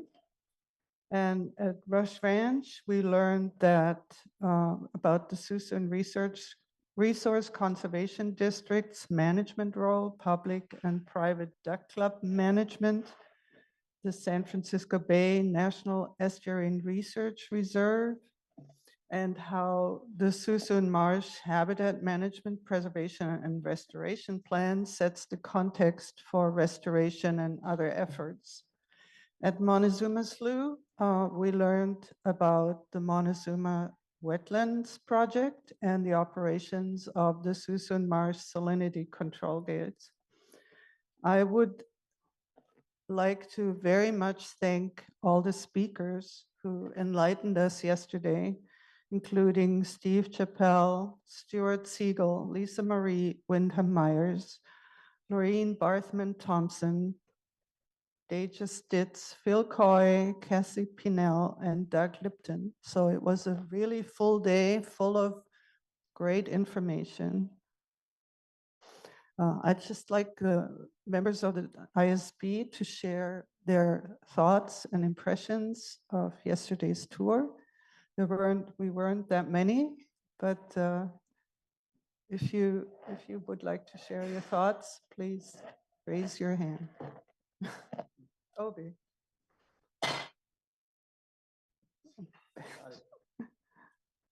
Yeah, that was a great tour. I want to thank the Stewardship Council and the staff for organizing that. I feel like this is the second restoration project that we have visited after the last one, and this was equally impressive. So I've had a lot of observations. I think we haven't been discussed too much about Suisun Marsh, and I feel like the Rush Ranch and the other places we visited, I feel like it's a wonderful, what I call a living laboratory, because we talked about uncertainties, and I feel like there are two purposes of these areas that learn by doing, sort of fundamental to adaptive management in some ways, and also answer some questions for uncertainties. But at the same time, I know there's a demand and public expectation for restoration progress as well. So I think maybe that needs to be communicated well. This is this is an opportunity to learn things that we don't know much about in trying to restore the delta. And I think, and it is highly diverse and in complexity, and has all the features that you can learn from, I think. So you can set up an experiment to very easily learn from by doing. I think that was an excellent example. And, you know, I didn't realize how important mice is for restoration. I didn't have any idea what their role might be. So I think in that sense, I'm very happy that we were able to see these projects. And the other important aspect is the at least the estimated cost that we heard in both projects that we have visited is relatively minimal because of the public-private partnerships that have been established. And I think that's you know, that's something that's unheard of where I come from in the Everglades, for example. Things are kind of expensive, and I think it's a good model for other large restoration efforts around the country. I think the collaboration among agencies, you know, appears to be very strong, and particularly the involvement of the private sector. And the last part of the project, I think this idea of financing the project through dredge material, which I think basically pays itself in some ways, I think was a unique feature of this project that I thought was very impressive. You know, one last comment, you know, obviously even though you don't spend a lot of money, you want to see the improvements that, you know, they make in terms of project progress. And we heard there were like 60 metrics in their objectives, different types of objectives. It'd be nice eventually to have some sort of a progress chart that shows over the years what are the observations, what progress are we seeing in these public-private partnerships, which I think are very important for the, you know, either legal or greater Bay Delta region to learn from this whole idea of pre-planting and elevation increase. I think that discussion was very interesting. I think those are important lessons to be learned from there, and the progress, monitoring the progress, and basically making sure the objectives are being met, although the cost might be minimal. I think it's important to show that. But anyway, some other thoughts, but I'll let others speak. I can tell you we're impressed. I'm not sure, because I always look at you, I'm going to go with Bob first. Then I can correct everything you said. I don't have eyes. Thank you, Inga. Well, I won't repeat everything that Tobe said. I'll just say that I agree very strongly. Just quickly, I thought that was one of the best kind of field trips that we've had in the Delta. The folks that we encountered were professional. They were deeply informed about the issues. It was just professional in every way possible. And I came away extremely impressed by the folks that are there and what's going on. And I felt very comfortable that the marsh is in great hands going forward. And anyway, it looks like, you know, to be a real success. There was a question yesterday I wanted to ask, but it didn't seem like it was appropriate at the time, but it was kind of nagging at me on the way home, and that is, you know, with all the changes that are occurring with the federal level, with the federal agencies as their partners, you know, do they have a plan for getting through the next few years with all the possible changes that could occur and occur quickly? And I certainly hope they do. They all seem like very intelligent people. So I guess I trust that that they are discussing that internally, and will come out the other end in a few years, being just as successful then as they are today. So Anyway, I'll leave it there and turn it over to Tanya, who can now correct me. Anyway, thank you. Go for it. Yeah, I'll actually agree with Bob's observations and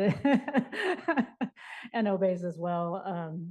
I think Obey hit on a lot of the points that had been marinating in my mind since our trip. It was really a terrific trip. And I think one of the things that struck me was the level of coordination across the different state agencies, private landowners, private contractors that are working on these restoration projects. And something that came up in a conversation with Dylan Chappell is also about just how that complexity of both the organizations and actors involved and also the time frame for doing these projects, to me, raises some interesting questions about adaptive management. And Dylan kind of mentioned this as something that I think he's been thinking about. And I just want to put it out there, this image that we have of adaptive management being this kind of neat little circle of a stage-wise approach. When you put that into a context where you have so many different actors, you have so many different species that you're thinking about managing for, you have a time frame that is long and difficult to really see some of the progress in the time frame that maybe we want to see it. It creates kind of a different image for me of what adaptive management might look like. And there's, I think, a lot of like arrows and feedback loops and a much messier kind of spaghetti map than what you see when I think we have that image of adaptive management. So I'm looking forward, Dylan, to hearing more about how you all start wrestling with that. So thank you. And we'll hear more about that later today. Yeah. Anna? Just briefly, I of course agree with everything that's been said. I think that the part that was most surprising to me is at the last stop that we had, seeing that you can support some of this restoration work using what is potentially a for-profit model was something that I think is worth thinking about more, because we're so used to thinking about this either in a public fund supported way or in a philanthropic supported way. But the fact that you can actually have these restoration efforts be self-funded and self-sustaining is really interesting. And I'm curious how that type of model could be expanded to other locations as well. But that was the one thing that I was really not expecting, that I learned in addition to what others I agree. I was so impressed with that. You definitely have to have a long-term vision. For the folks who weren't there, couldn't be there yesterday, this is the Montezuma project, where dredged sediment, after extensive testing, gets used to build up the ground to make wetlands eventually, and to create the level ground, also including planning for sea level rise, et cetera, et cetera. So that was very impressive. And the folks there receive money for actually hosting or using that sediment from whoever pays for it, whichever port or shipping person pays for that. Yeah, I learned the term tipping fees, which I was not. Tipping fees, yes, so that's what it's called. Like But I $14 also a ton for the highest value ones, and then I asked her afterwards, the slightly lower quality ones that are just on the deepest portions, they get $27 a ton. So it's interesting, but it's really a win-win, because that dredge material has to go somewhere. Yeah. And it's actually going to a genuinely beneficial use. Yeah, but it also took 20 years until it paid for itself, right? Correct. That's what they said. But now So- they were saying there's room for 40 more years of dredge material in the project. So as long as you have the long-term view, you do need it that. really is a win-win. But then the question is, how do you support? Not everyone can invest money in a way where they hope to get it back 20 years hence, right? That's longer than most people's time frames. Yeah. Anyway, very inspiring. Very inspiring, I agree. But you also need the right people to drive something like that. Yeah. But hopefully there's many of those out there. All right. Well, thank you, everybody, for sharing your thoughts. And I hope the others don't feel too bad about missing yesterday's tour now after hearing about it. Okay, we'll move on. So Dan? Okay, thank you. So after the vote we took last time at the last meeting, we revised the prospectus according to comments we received, and I'm very grateful for everybody who commented and provided input. And it is now at the stage where staff is preparing it to go public, and so that we can get public comments in the next 30 days once the listserv is up and prepared. So that's basically the quick update. And I just asked if there were more public comments, and I'll ask again at that point. Yeah, there are none. Nothing, right? So I'll move on to agenda item 7, which is a presentation by Margot Madsen, our recent California Sea Grant State Fellow. And we asked her for her reflections. She was part of the Delta ISB staff support team. And her tenure is coming to an end on March 31st, so very soon. Over the course of her fellowship, she has helped with the development of the prospectus for the contaminant monitoring review, prepared a briefing paper using AI for the upcoming climate symposium, and she took the lead in turning our monitoring review into a manuscript for a peer-reviewed publication. So, Margot, are you there? There she is.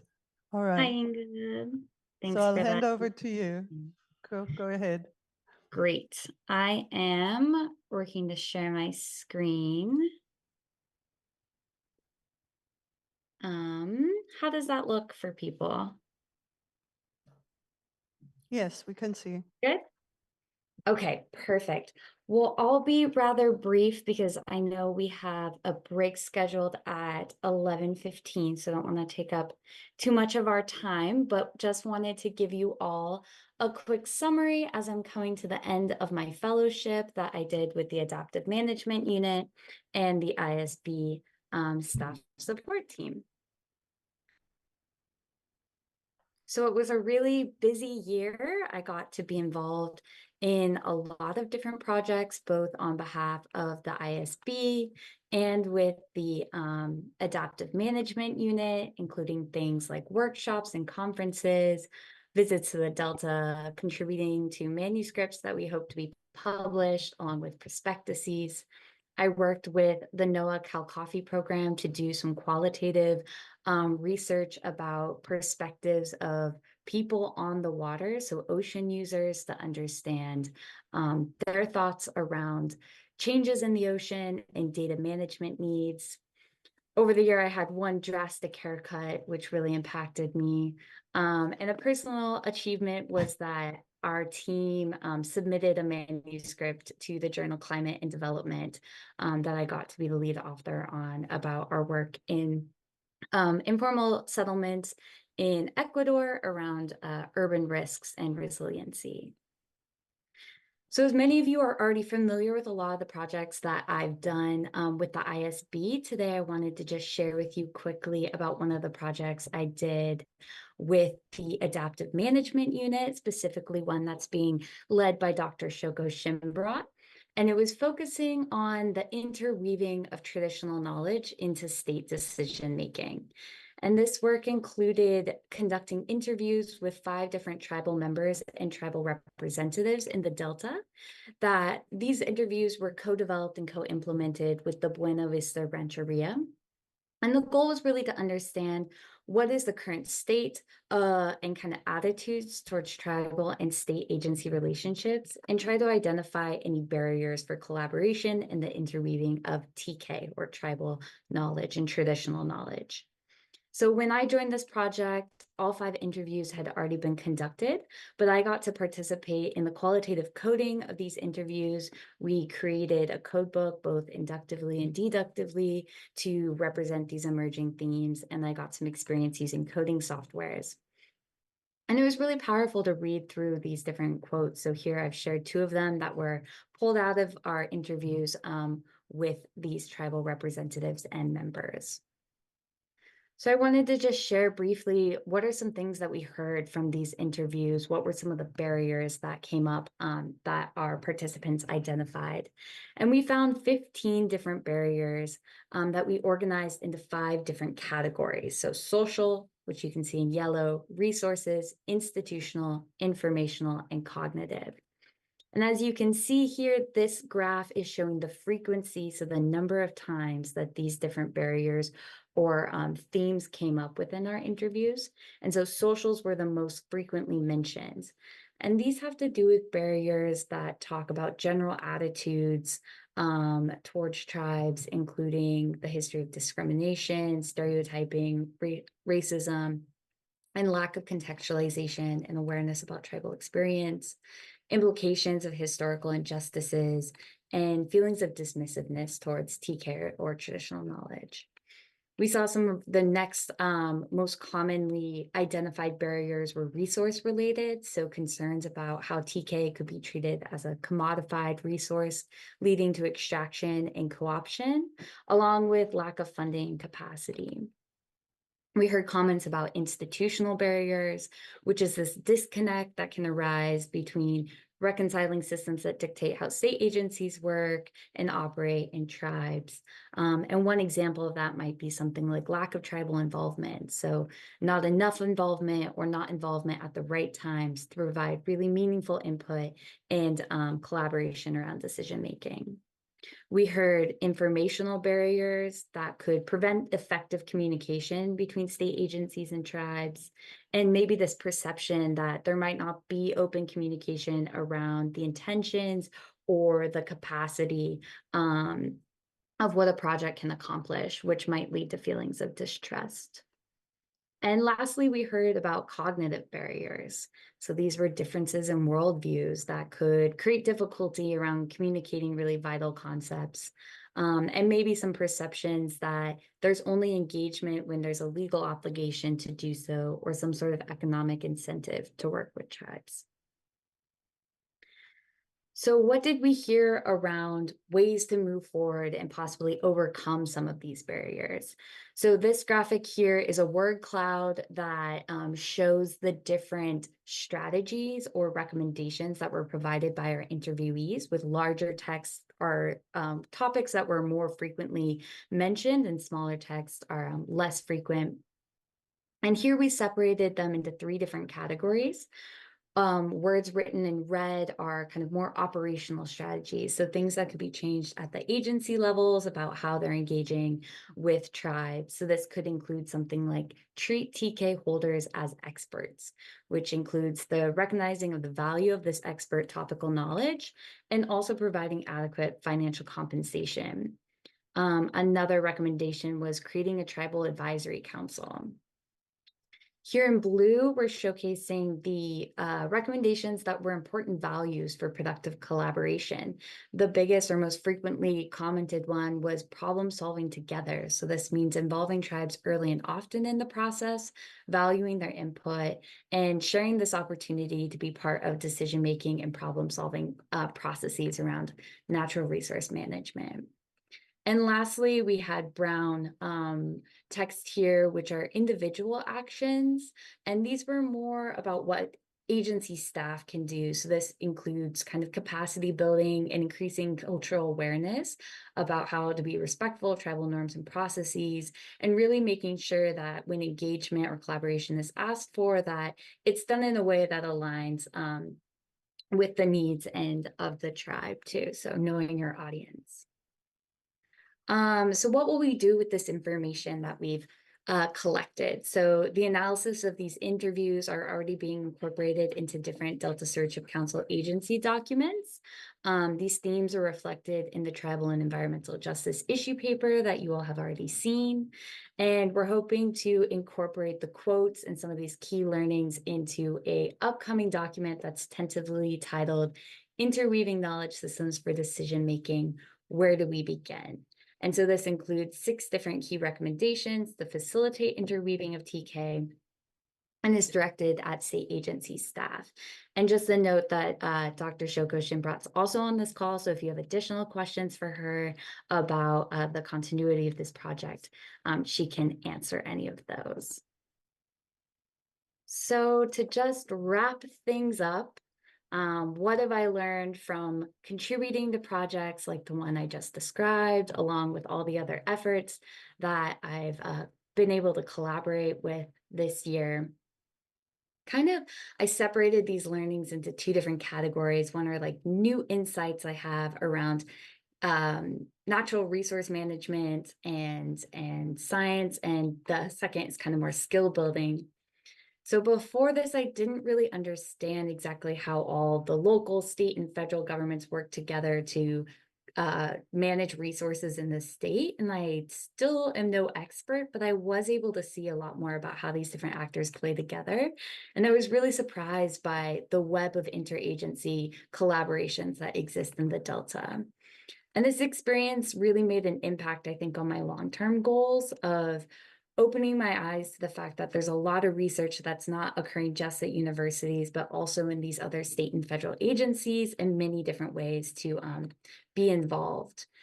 And a big takeaway, I think, has been this importance around the kind of project ideation step of involving decision relevant research and really trying to design projects that can address needs of managers and involve communities in the design phase to make these goals and objectives really better align with the priorities and needs of interested parties. And that kind of ties into this question of where does science go once you finish, and trying to think about that more of how can I think about projects or do projects that might have more of a maximizing their impact or kind of a continuity even after I've left them. Great, well, I'll just move along here because I'm running a little short on time, but I wanted to kind of compare how successful I might have been in my fellowship. So a little bit of a self-assessment. So I actually pulled the goals that I shared with you all from my presentation 1 year ago, of when I was thinking, what do I want to accomplish in this fellowship? And my 3 main goals were collaborations between academics, agencies, and public, synthesize relevant information and identify best science, and think more critically about these complex ecological and social issues. And I think I was, throughout this fellowship, able to accomplish all of those goals, which was really exciting. And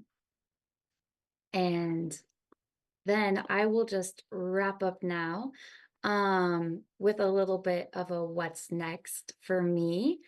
And when I first started this fellowship, I had a pretty solidified goal of wanting to study a PhD after I finished. However, it doesn't seem like that's going to be possible for me this year. But I'm not discouraged. It's still my dream. So I'm going to apply again next cycle. And hopefully at one point in my career, I get to serve on some sort of advisory board like the ISB myself. I think you all have been really great professional role models for me of what I could maybe accomplish in a career. So it's been a huge honor to get to work with you all.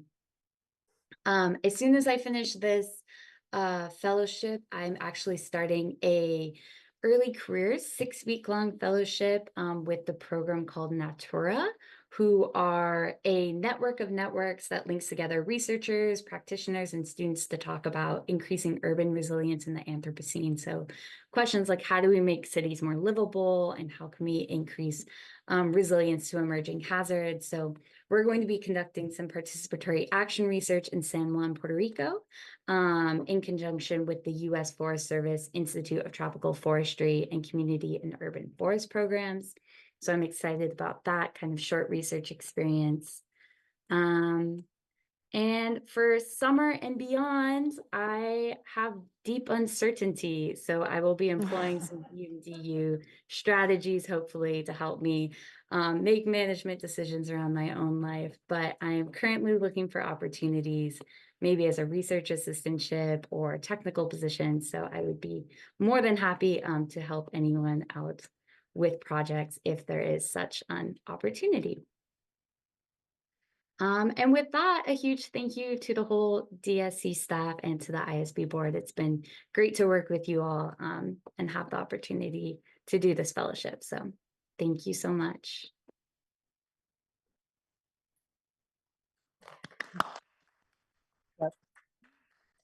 Well, thank you so much, Margot. I just want to say for my part, it has been an absolute pleasure working with you, and I wish it could continue. And I know you will get that PhD eventually. I mean, you have to. I'd be very disappointed if you didn't. Thank you, Inga. So did anybody else want to say something? Tanya? Yeah, I just wanted to say thank you, Margot. These one-year Sea Grant Fellows are just never here long enough, and we will miss you. Your skills in interdisciplinary research, in writing and communication are really just outstanding, and it was great to see how you grew into this position and what you're taking away from it. I think will serve you well in a PhD program, or if you decide not to do a PhD program, that's okay too, but you'll be a great PhD student no matter what. I think so. Thank you, Margot. Yeah. Thank you, Tanya. So we have Virginia on the line online. Virginia, please. So I just wanted to thank you, Margot, for all your help on this adaptive management paper, monitoring paper that we are working through. I really appreciate your insightful and diplomatic suggestions when we say something and you to say, well, don't you think it's this? Or haven't you left this out? You have added a tremendous amount to that. And besides keeping up with all the daily edits and things like that, but your scientific insights and contributions to that manuscript have been very helpful. And I wish you the luck. You know, if you don't get a PhD, you're more available for certain kind of jobs.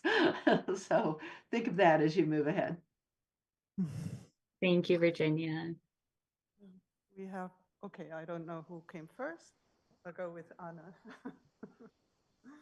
I just wanted to add, it's been an absolute pleasure to work with you, and you have been really an incredible resource that has enabled a lot of the work that we've done over the last year. And we really, really appreciate it. Wish you the best of luck in the next steps of your career.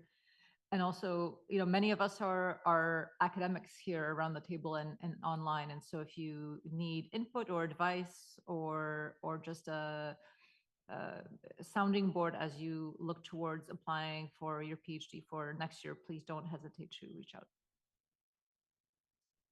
Thank you so much, Anna. Dylan? Oh, okay. We have competition here and I didn't keep track. Yeah, so just jumping in on behalf of the Adaptive Management Unit, because as Margot alluded to, her work with the Independent Science Board is actually incredibly still only a part of the full portfolio of work that she's worked on. And so you'll hear a little bit more from me later on some work that we've been doing in the unit. And all of the maps and figures, for example, were produced by Margot for those. And so it's just been fantastic working with you, Margot. This obviously isn't our last chance to chat, but just want to also throw that in on behalf of the Adaptive Management Unit. It's really just been a pleasure. And I think we all have high confidence in you, whatever your next step is, and are able to help in any way. Yeah. Okay. Yeah, thank you, Margot. Really appreciate your help on many of the projects you've been working on. I want to recognize your contribution to the climate workshop. You know, this kind of a tough assignment to review all those 50 papers or so and use the tool that Anna recommended to make it useful for us. I think that I was very impressed with that and appreciate that effort. And thank you And also, if you're going to be in Puerto Rico, and I'm in Florida, so if you see something in Florida, whether it's a university you want to get into or some job opportunity, let me know if I can help. Yes, Thank you so much. Bob. So I want to echo of course, what Tanya and the others had to say, that your contributions were extremely valuable here. And I can't believe a year has gone by that quickly. I just thought you started last week, to tell you the truth, and that we had weeks and months ahead, to get to know each other better. So I just want to say thank you, and I wish you the best. And no matter what you choose, whether it's a PhD or something else, you've got what it takes to be successful at whatever you do. So go out and just do it well. So go forth. Thank you. Yeah. So my advice of really, you have to do a PhD. That was very German, obviously. I mean, it's just the more direct way, saying you definitely have what it takes. Yes, that's kind of what I meant. And Jonathan, hopefully you're not intimidated by all the work that Margot contributed to. He's probably thinking, oh my God, what have I gotten myself into? Well, thank you again, Margot, and all the best to you, and stay in touch and let us know if there's anything you need from us or anything we can do to help. Thank you so much to everyone. Well, and with that, we're going to go into. We have a the public break. comment. One comment, sorry, public comment. Yeah, we have a public comment from Deirdre Desjardins. Deirdre, you should have the ability to unmute your microphone. Thank you.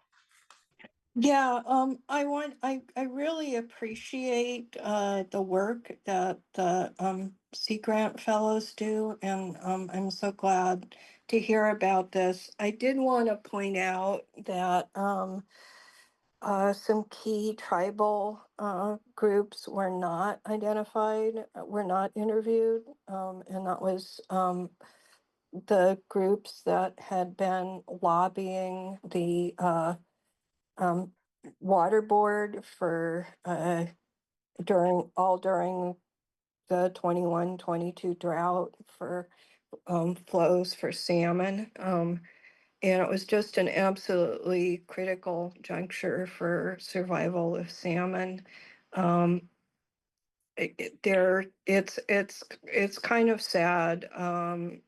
It appeared that a number of large environmental groups came in and worked with the governor and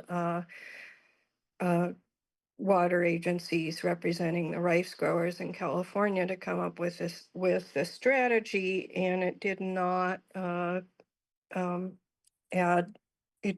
address the Sacramento River or flows into the Delta.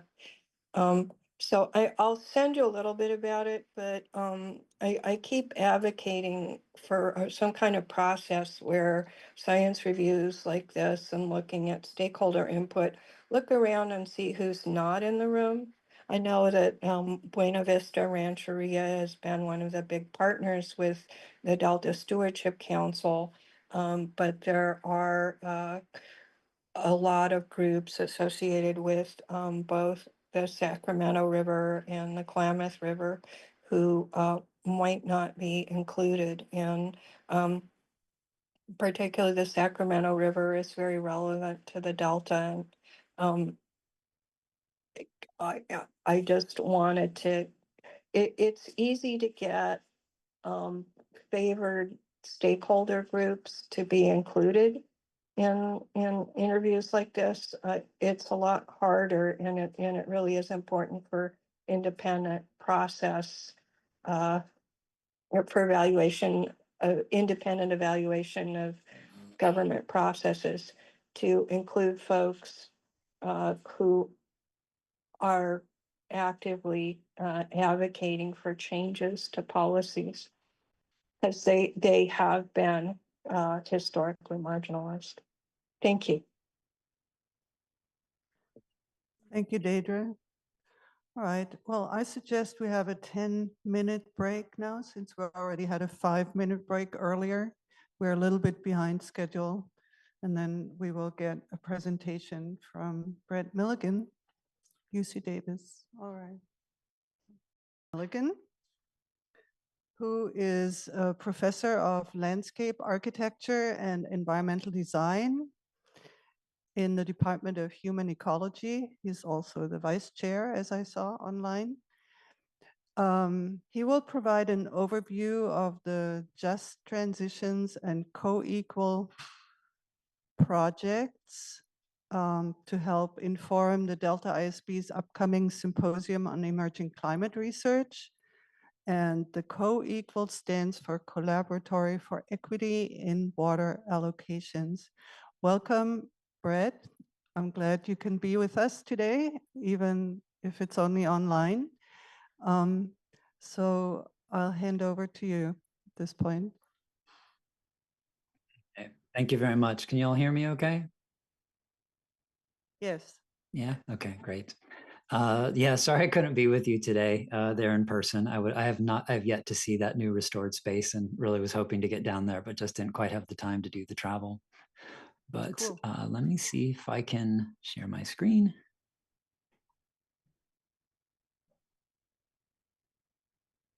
Okay. Let me minimize this. Is everybody able to see the screen? Yeah, okay. All right. I'm gonna make this smaller. Okay. This out of the way. Okay, so as was mentioned, I'm going to walk through, just sort of provide a summary of these two projects. This first one, COEQWAL, Ted Grantham at UC Berkeley is the PI on this one, and I'm kind of helping him out and giving this one.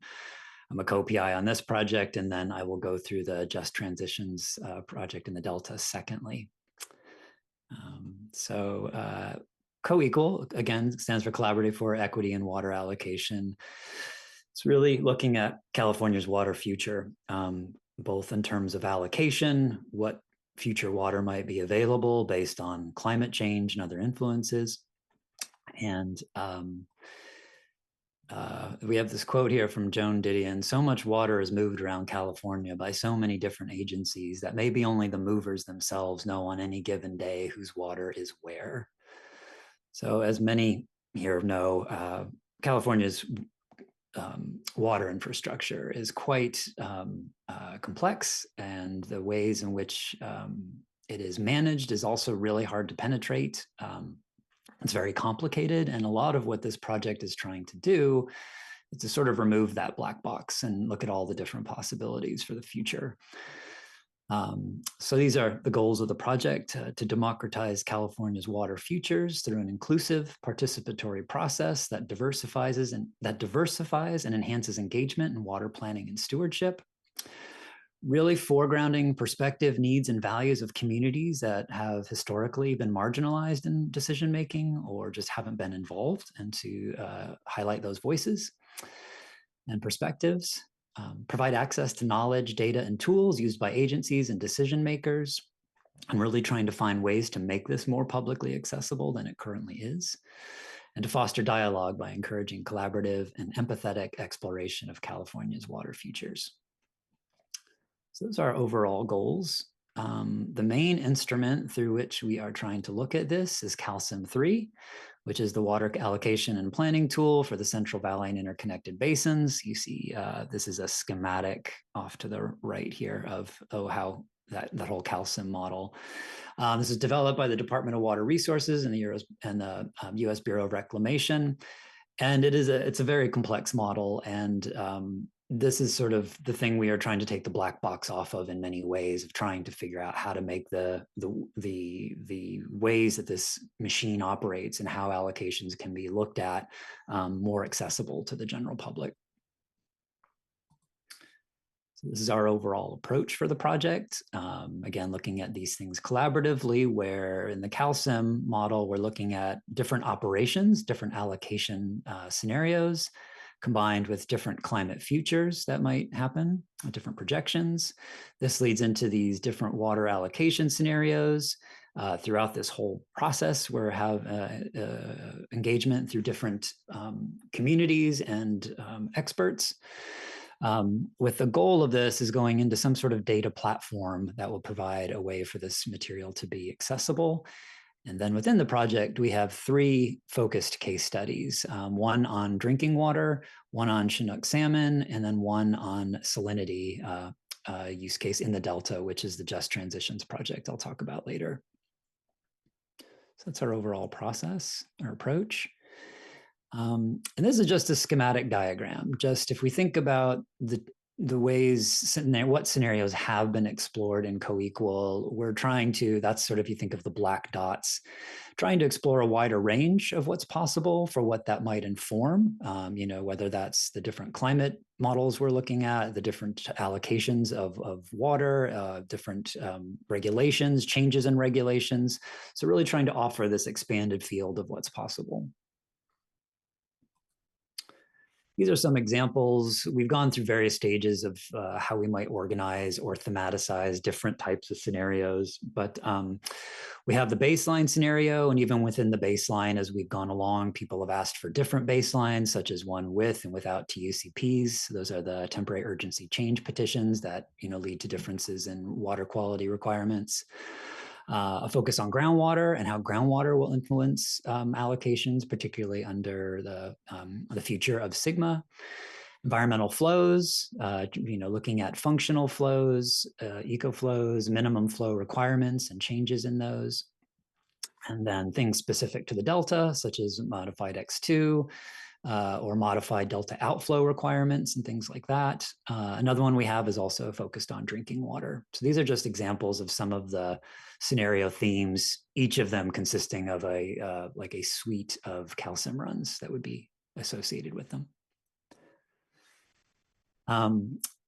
Hydroclimate, looking at future hydroclimates. I have a few slides here that detail that. Our approach is consistent with DWR's delivery capability report. And for future climates, we're looking at temperature, precipitation, flow, and sea level rise. And the way the DWR report looks at these is levels of concern, which you see this diagram here by Andrew Schwartz, you know, looking at the present. So what these mean is, like you see here, there's a 50, 75, 95. So 50 is like middle of the road, meaning that the probability number that you are at least 50%, there's a 50% possibility that it might be more than that. And then as you get more, as more challenging outcomes, increased stressors, you get up to this, you know, 75 versus 95. So that there's maybe like, if you plan for this, there's probably only a 5% chance that you're not prepared, but, you know, you're looking at a more extreme situation. So we're sort of following this methodology. In terms of the climate data, we're pulling for the CMIP6 projections and using that with the DWR weather generator and looking out to, you know, for mid-century, 2028 to 2057. And then this model would be run through the VIC hydrologic model to predict reservoir inflows. So all of this information is brought into calcium. And in terms of looking at the future climate, basically it's done through perturbing the historical record, and that's what you see here, using time series of quantile mapping and statistics. You see here this sort of greenish color is the historical record, and then so you're still going to get that same kind of patterning, but you're going to get the differences in magnitude and flows and how those change based on those projections for the future climate. So and overall, we're planning to run 5 hydroclimate futures for each of these scenarios, you know, those different levels of concern from moderate to high. So, you know, looking at significant climate change impacts. And so this is what we get from the calcium outputs. You know, we can look at under these different scenarios and the ways the knobs are tweaked in different allocations, but reservoir storage flows in the major rivers, you know, how those might be altered for functional or environmental flows, delta outflows, exports from the delta, diversions for agricultures, diversions to cities, the O&M. And then some of these will then use in other models to further look at information such as deliveries to surface water dependent communities, which would require some post-production, looking at delta salinity specifically, which I'll get into in the next project, agriculture, economic impacts, salmon population responses, and then functional flows. And we're also looking at various ways of thinking about distributional equity in terms of justice frameworks that already exist out there. And so in terms of the outcomes for the projects overall, much of what I've been talking about, we hope to synthesize all of this and are doing that right now in a beta version of creating a data platform where the information be organized around these thematic scenarios as well as the current baseline. And you'd be able to go in there and look at different ways that you could change water allocations or look at different climate predictions under each of those different types of allocation changes. So again, trying to make this in a way that is user-friendly. So it's kind of giving you a way in that is usually not available unless you really know how to use the model, which is very complex, the calcium model. So providing more access. Along with that, we have a visualization team that is looking at a variety of visualizations to also make this more easier. And then through this whole process of the engagement we're doing, we have what we call an advisory cohort, which is about 45, 50 folks, different diverse agencies, tribal representation, so forth, of this kind of community of interest that we're building around this kind of collaborative effort. And so this is the website if you want to check it out. And I just want to make a shout out to the team. It's quite a large team, quite a lot of people across multiple campuses and a lot of different expertise, whether that's on the social science side to the modeling, to the climate modeling and so forth. But yeah, that's the COEQWAL project. Unless there's any urgent questions, I can keep going and roll into the next presentation. I think you can keep going, Brett. Yeah. Okay, so that's COEQWAL. I wanted to cover that one first because it's larger scale and looking at water allocation more generally in the state projects, water projects. And so I'm going to transition over to another project called Just Transitions in the Delta. And this is its own UC grant. It's 4 campuses that are involved. It's one of those MRPI grants. And it is also, again, it's one of the 3 use cases that are being explored in the COEQWAL project. So it's sort of a sister project. And so with this one, I did present to the ISB a ways back. And so, and that was really around this uncertainty and looking at uncertainty in the future and wicked problems and things like that. So just as a preface to this project is really thinking about the Delta in these ways where, you know, a lot of really challenging changes, the unparalleled invasive species, loss of indigenous species, the potential vulnerability of the Delta, water contamination and decline of fisheries. Again, this is from Luoma from 2015. Unsupportable water demand, decreasing groundwater and snowpack, all of the different sort of climate change influences. Complex or inadequate policy and management divisions, very hard to coordinate, and aging and vulnerable infrastructure. So these are many of the issues that I'm sure you all are aware of in the Delta, and just that the pace at which the change is happening is really hard for science to keep up with. And then this was Norgard et al.'s paper about this fast forward Delta and sort of the need for visioning processes that might rapidly and openly assess solutions to these problems within a very uncertain context. So our project is really focused on salinity, but as you probably know, if you look at salinity, you're kind of looking at all kinds of things in the Delta because it's so tied into this kind of wicked problem. And salinity has changed so much over time. These are just 2 images we have of it. One looking at how salinity varied between 1921 and 43 as more and more diversions were being pulled from the Delta. and versus now where it's kept as a freshwater through all of these managed releases that keep the Delta fresh for both local communities and for water exports. And what you don't see here is what was the Delta prior to 1921, which many believe it actually was more fresh because you didn't even have some of these with these takeouts. But there's even controversy here of exactly what is salinity and what should be managed in the Delta. Which raises this question: what is just? What is a just future in the Delta, and what is a just future around salinity management? So as you probably know, just transitions came from a lot of work to try to transition out of a carbon-based economy and trying to help those who were in those jobs to switch to something else. But really, how do you, if you have an unsustainable situation, how do you transitions in ways that reduce inequities rather than make them larger, and looking at more resilient and sustainable futures? So within this project, our concern is on the future water management and climate adaptation in the Delta.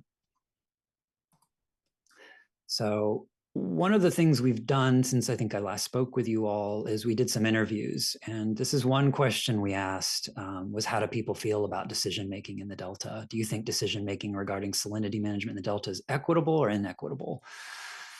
You can see that most, 83% thought it was inequitable. So this was another, a really strong premise for our project is how do we do that differently? And so this is an overall schematic of our project of what we're trying to do and sort of what the experiment or the research of this project is if we do a participatory scenario planning process, that scenario planning meaning looking at future scenarios. Participatory means doing that with all of the different people who might be impacted or who are interested in what those futures are. By doing that, and having a very public-facing engagement, can we build shared learning, envisioning about the future? Can we build trust? Is there a type of co-learning that could happen around that? And that's one of the primary questions of the project. So when we say co-learning, we do that through envisioning both normative and exploratory scenarios. Normative are those kinds of scenarios of what we want to have happen. Say if it's restoration or a certain amount of water for exports or things like that, combined with exploratory envisioning, such as what climate might be in 50 years and how it might differ. And using that as a source for strategic conversation, identifying and vetting assumptions, and again, fostering collective learning. So our project goals overall is to try to democratize science and decision-making through this inclusive process of co-design and co-production, by providing opportunities for all communities potentially affected by policy and planning to have a role in the project. Doing that by engaging in collaborative efforts to identify the questions, define the methods, and evaluate the results of planning processes.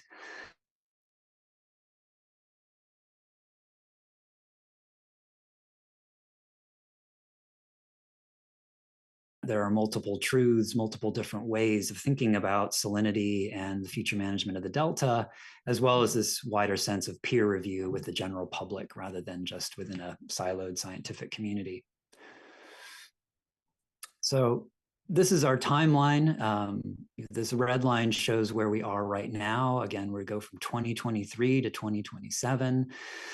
In this initial part, we did a lot of public engagement and a set of interviews that we used to then build a set of scenarios, which led to this first workshop, public workshop we had last June. We have been working on refining and modeling our scenarios since then, and then we're coming back for another workshop in June to share with the public what we've been able to do since that time. But what you see over here overall is an iterative process of developing these different future adaptation scenarios through public engagement. So what I'd like to do for the rest of this is just show you what we've done so far and where we're at. So we did all these interviews, we created scenarios from them, we vetted them through the public, and now we're trying to refine those scenarios going forward. So a bit about the interviews. We did about 50. Most of those were interviews. A few of them were in survey format. This is a breakdown of who we reached out to. We intentionally tried to really diversify The people that were responding, 79% reside in the Delta, 73% had a professional connection. So we were looking at both different publics as well as different expertise or people who have a long history in the Delta, and 20% representing tribal or environmental justice interests. And so I'm going to go through this kind of quickly. We asked them four different types of questions. One was about values. What is most important to protect in the Delta? What is most at risk if salinity increases in the Delta? So the three main things we grouped this into were ecological impacts and then the functioning of natural systems, human well-being in terms of health, safety, and quality, and systems operations or the managed functions of the Delta, such as water supply and things like that. Secondly, we asked, what do you think are the biggest drivers of change in the Delta relative salinity? And so the top factors we heard from all people who, overall, both well, let me back up. We broke our data into two sets. One was the as a whole of everyone who participated, and then we broke out tribal and EJ, environmental justice groups, as a separate to see if those were different or the same. For this particular question, these top three, water flows, climate change, and policy and regulation, came out as the top three drivers of change. You see these three listed here, and then these were the other ones that people also talked about, such as urban growth, physical geography, resource management. Thirdly, we asked, okay, what about for the future? What kind of adaptation or management strategies would you most want to see our team explore? And this is where you can see that breakout into the two. So if we look at all respondents, you see that water flows was the highest, 82%, followed by engineered solutions such as barriers, gates, or things like that at 73, nature-based solutions such as restoration, and then policy change. Similar, but a little bit different for the tribal and EJ groups. What came to the top was nature-based solutions first, then altered flows, then engineered solutions, and then again, policy change down here at 30%. So slight differences in the results here. And then the last question we asked was this one I already showed you. It was really about decision-making. And then we also asked them, like, who do you think is included, who is not, who should be brought into these conversations, and those types of questions. So all of these interview data was used for us to then try to work from that information to craft a set of scenarios that we felt fit the information we got based on what we heard. So I'm going to go through these 6 scenarios. The first is business as usual. This is our baseline scenario from which all other scenarios can be compared. And similar to COEQWAL, we have in here some variations of what baseline will be. We'll have one that is with and without TUCPs. But this is basically where we're starting from and as a comparison for all the other scenarios. Second, it's called a tunnel, delta conveyance as potential likely adaptation. It's looked at in comparison to other scenario adaptations. This was definitely a surprise to us based on, as I'm sure many know, in the Delta, many people are very opposed to the tunnel infrastructure, but a lot of people really wanted to see us model this so that they could actually see how it rated in comparison to these other scenarios. So this is one of the ones we are modeling. Eco machine, test capacity of in-delta tidal restoration to attenuate salinity and provide additional benefits, be they ecological, ecocultural, recreational, and community.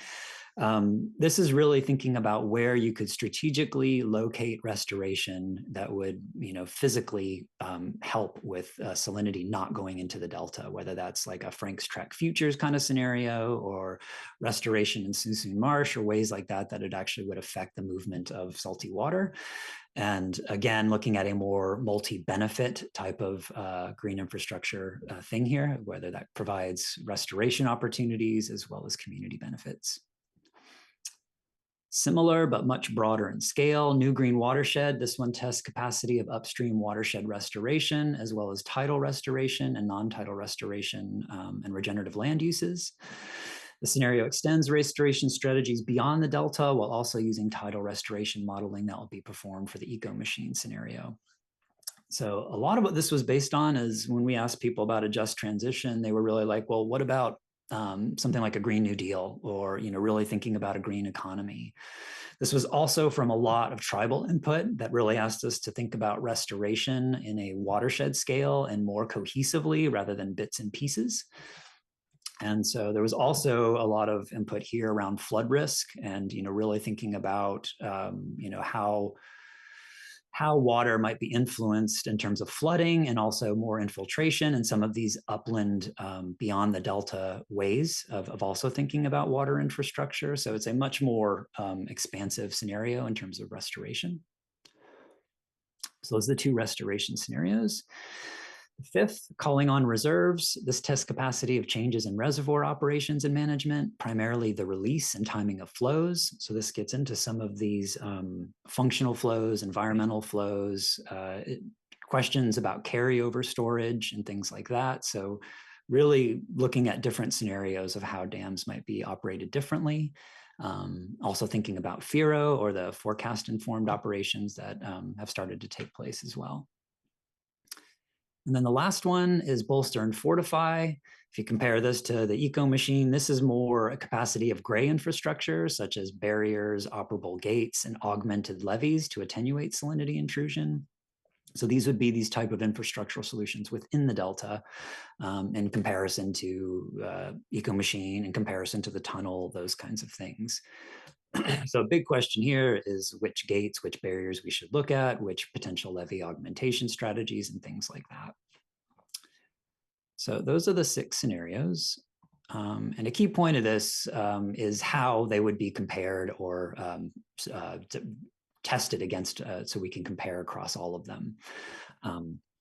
So one of the things we're looking at is designing a long-term drought with our climate team in terms of the length, intensity being designed. There was much interest of, in our interviews of people wanting to know, like, what happens when the system breaks down under these longer droughts we're probably going to get, or what are the breaking points where, as of year 3, year 4, where you really run into hard situations. People wanted to know about that. So we're looking at modeling that. Excuse me. Along with that, application of future climate projections models 10 and 30 years into the future. Again, a lot of how we're doing the climate modeling here parallels what I already mentioned about the COEQWAL project, but primarily looking at sea level rise and warming water temperatures. Third, sensitivity to altered operations and regulations, and this really gets at that flow question that you saw in the interviews. So a common set of tiered reductions and diversions in exports associated with a common set of changes in upstream flows and delta outflows. And then lastly, we are hoping to test all of them against a potential levee failure, or an inundation event that would affect salinity, and see how they compare.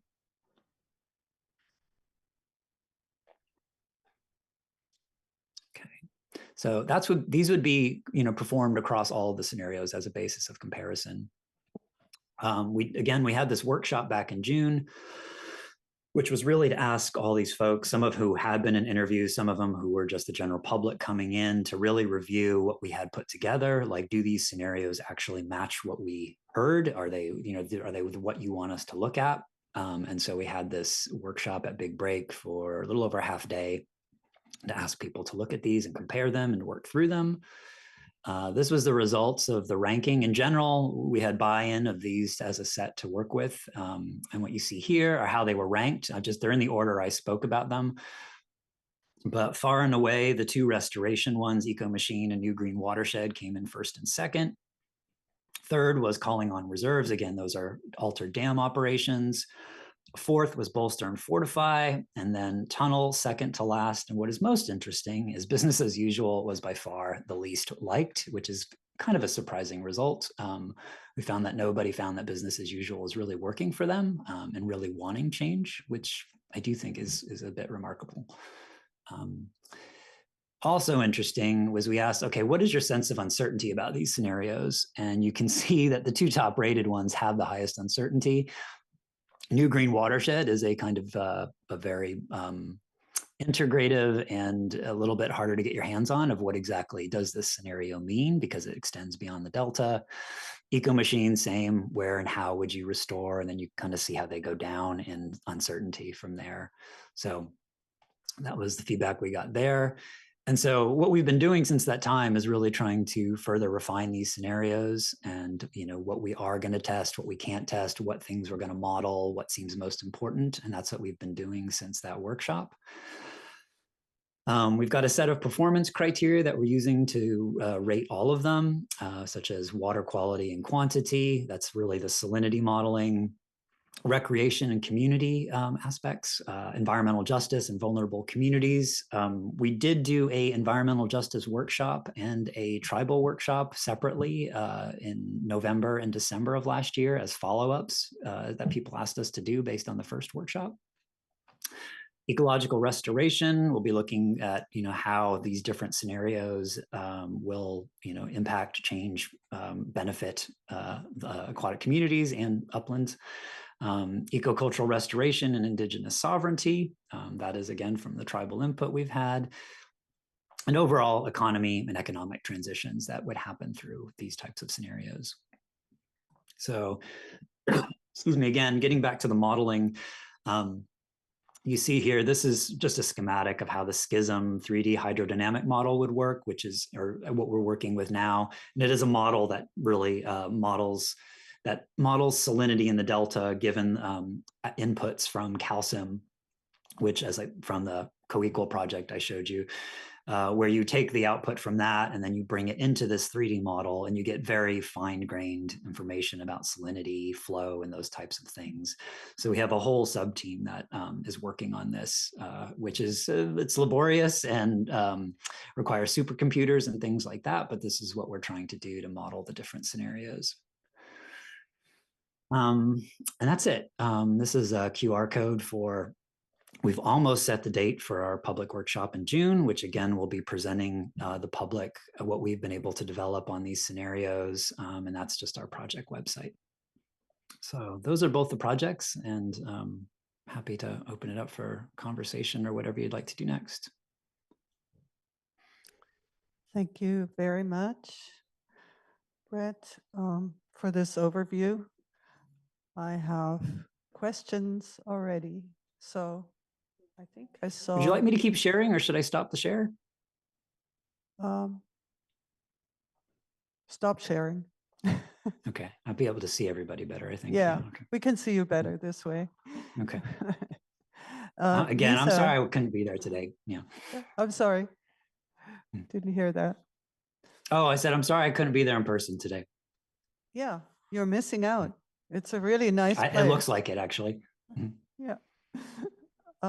Lisa, you had a question.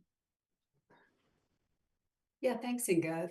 Brett, wonderful presentation, and what you're doing with stakeholders to create these scenarios looks really well thought through and just very interesting. This might be an obvious question given my economic background, but when you talked about the performance criteria, you just had this general statement of economy, and I wondered what kind of performance criteria for the economy, and I'll just add a follow-up question right in, which is, did you consider any behavioral change among companies or farmers or individuals as you were doing any of that modeling? It's interesting.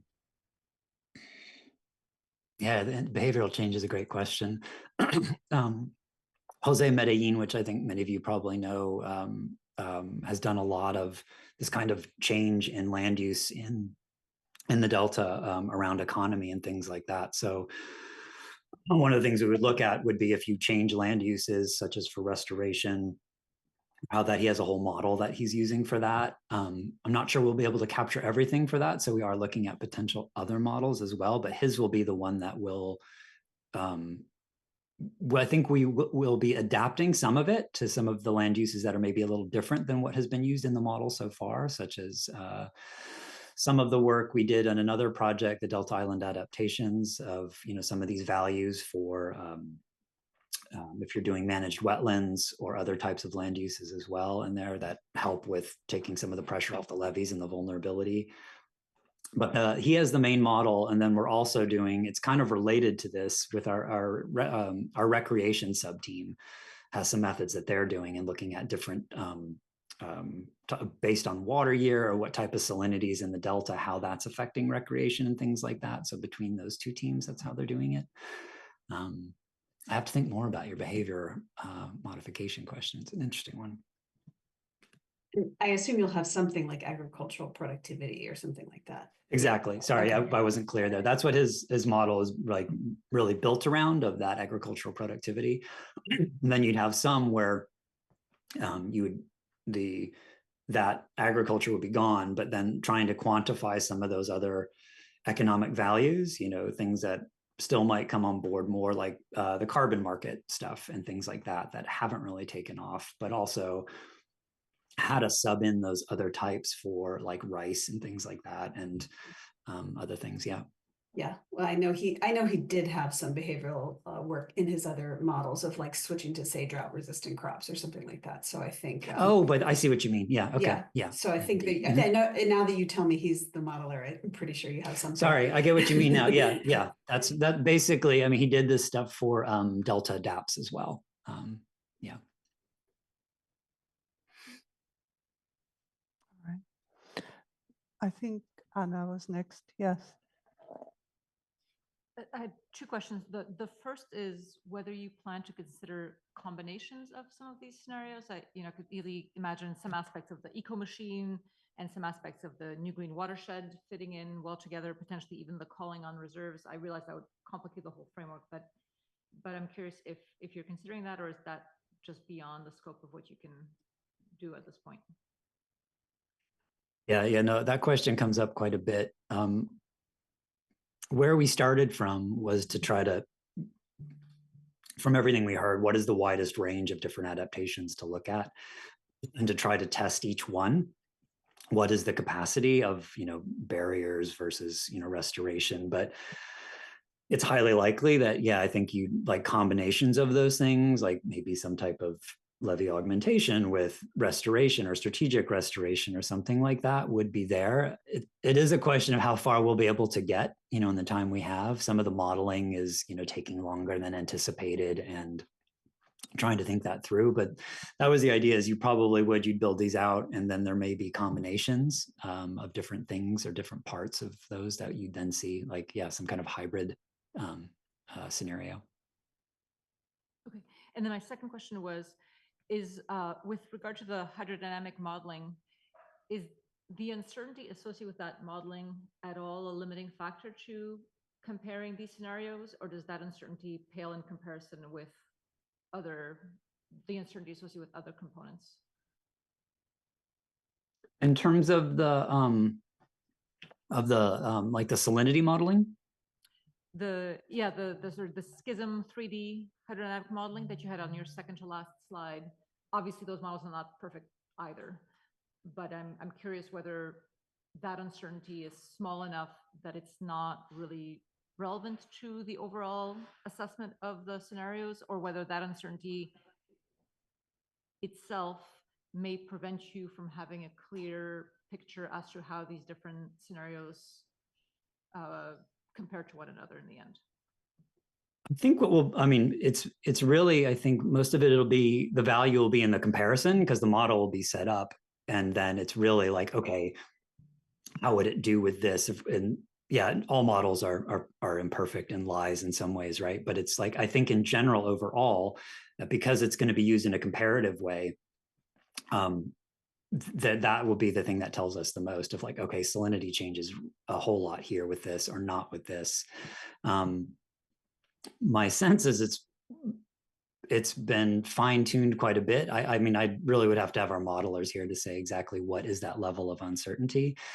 But it's, there was a lot of confidence in the model, sort of how it was used in Frank's track futures and those kinds of things. And so I think it's used by the Department of Water Resources and things like that in ways that are, it's far more accurate than some of the 2D modeling and the other things, and that's why it's so much more time consuming, because I think it is far more accurate. But of course there is a degree of imperfection that I'd really, that question I'd have to give to the modelers to really answer. Okay. I don't want to hog the time, but I guess we have time. One question related to this is, in this modeling, do you consider the hydrodynamics under just current climate conditions, or also under future climate conditions? And if so, where do those future climate conditions come from? you can imagine that under changes in precipitation patterns, temperatures, sea level rise, and so on, that will impact the hydrodynamics as well, and that will impact the salinity outcomes of these different scenarios as well. Absolutely. Yeah, that's what I was, when I was talking through the COEQWAL stuff, where I mentioned those different climates and how those are going to be modeled. Those will be the kind of the same things we do for those scenarios for the Delta as well, in the Just Transitions project. So we will be looking at all of those different types of climate futures. So if you like, so in a sense, every scenario will have, okay, here's what it is currently, and then it will be tested across these different climate futures to see the impact or the robustness of those, so that it's very much an integral part of all the scenarios we're going to run. Yeah. Okay, so my point is just that this model may perform less well under climate conditions that have not been part of the historical record, right? Because you're going outside of potentially the calibration set of what the model was built on. And so my suspicion would be that the uncertainty would be higher if you're running the model under conditions that have not been observed under historical conditions relative to how it performs under present day conditions.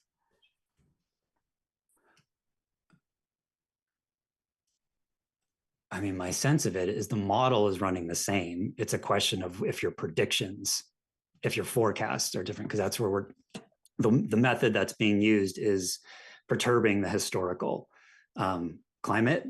So whatever the level of uncertainty of those predictions are, the model will still be running things according to that. So yes, I would say it's how much faith you have in those predictions.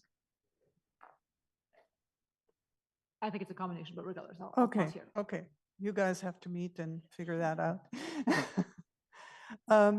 I'm not sure who came next, and Virginia. I just would like to clarify, I'm not the modeler on the team. So these are, I'm giving an overview. I'm much more on the other side of things. So these should really be asked to our modeling folks, because it's quite complex what they do.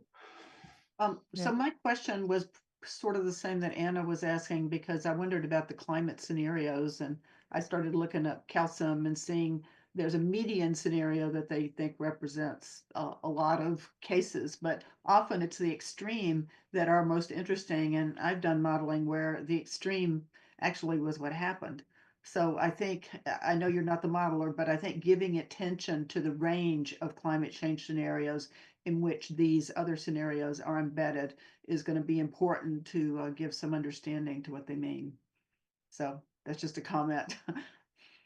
Agreed. And that's sort of what we're looking at, is kind of moderate to very, to the edge of extreme, to look at that kind of range of those. Yeah.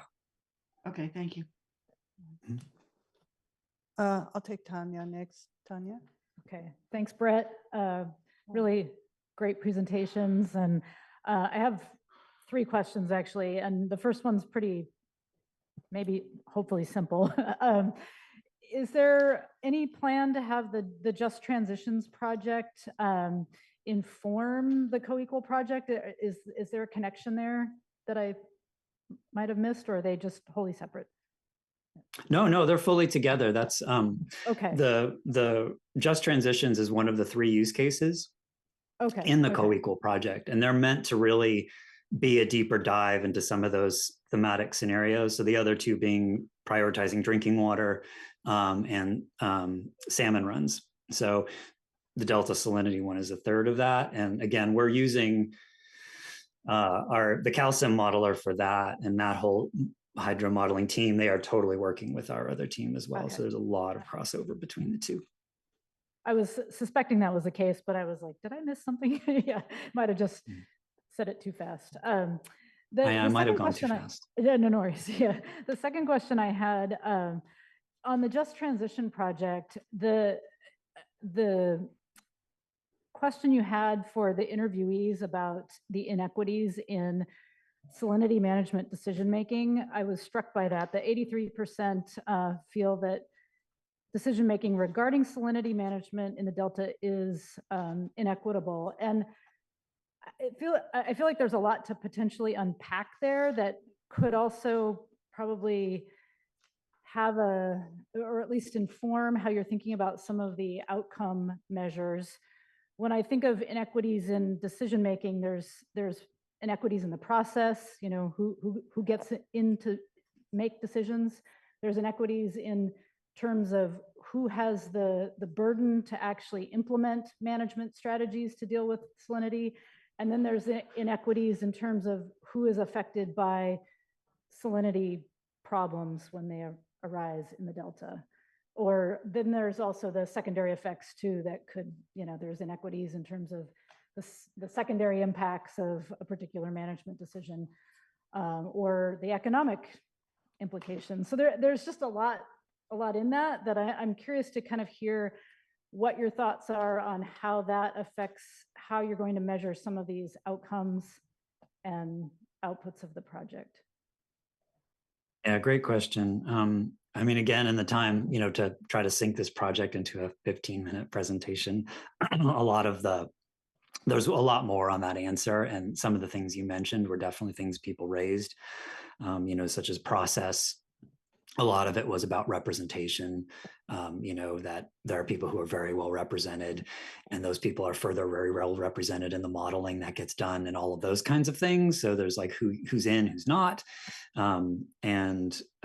Again, also who's affected. We have gotten a lot of questions too about like the implementation and governance, which really wasn't in the scope of our project originally. And that's something we're having to think about because it is something that, you know, has come up. And so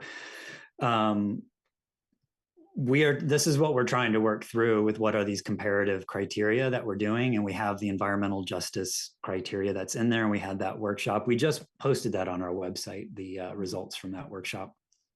And so we basically have really solicited. So what do you think would make it more equitable, or how, and both in terms of the process of how we do this project, you know, the sort of representational and procedural justice part of that. And then really what, you know, we're thinking of the salinity one is a more distributional justice kind of way.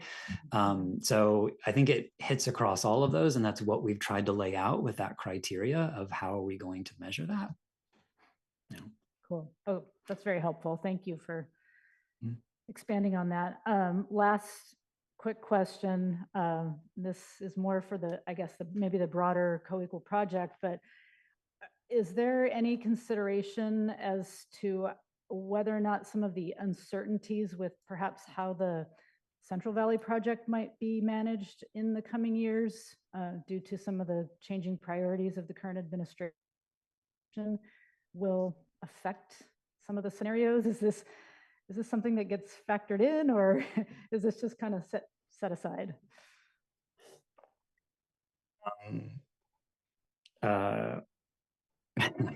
Yeah, I mean, I think, one of the key factors for, you know, salinity, it's basically, delta outflows is, you know, sort of a proxy for salinity. And,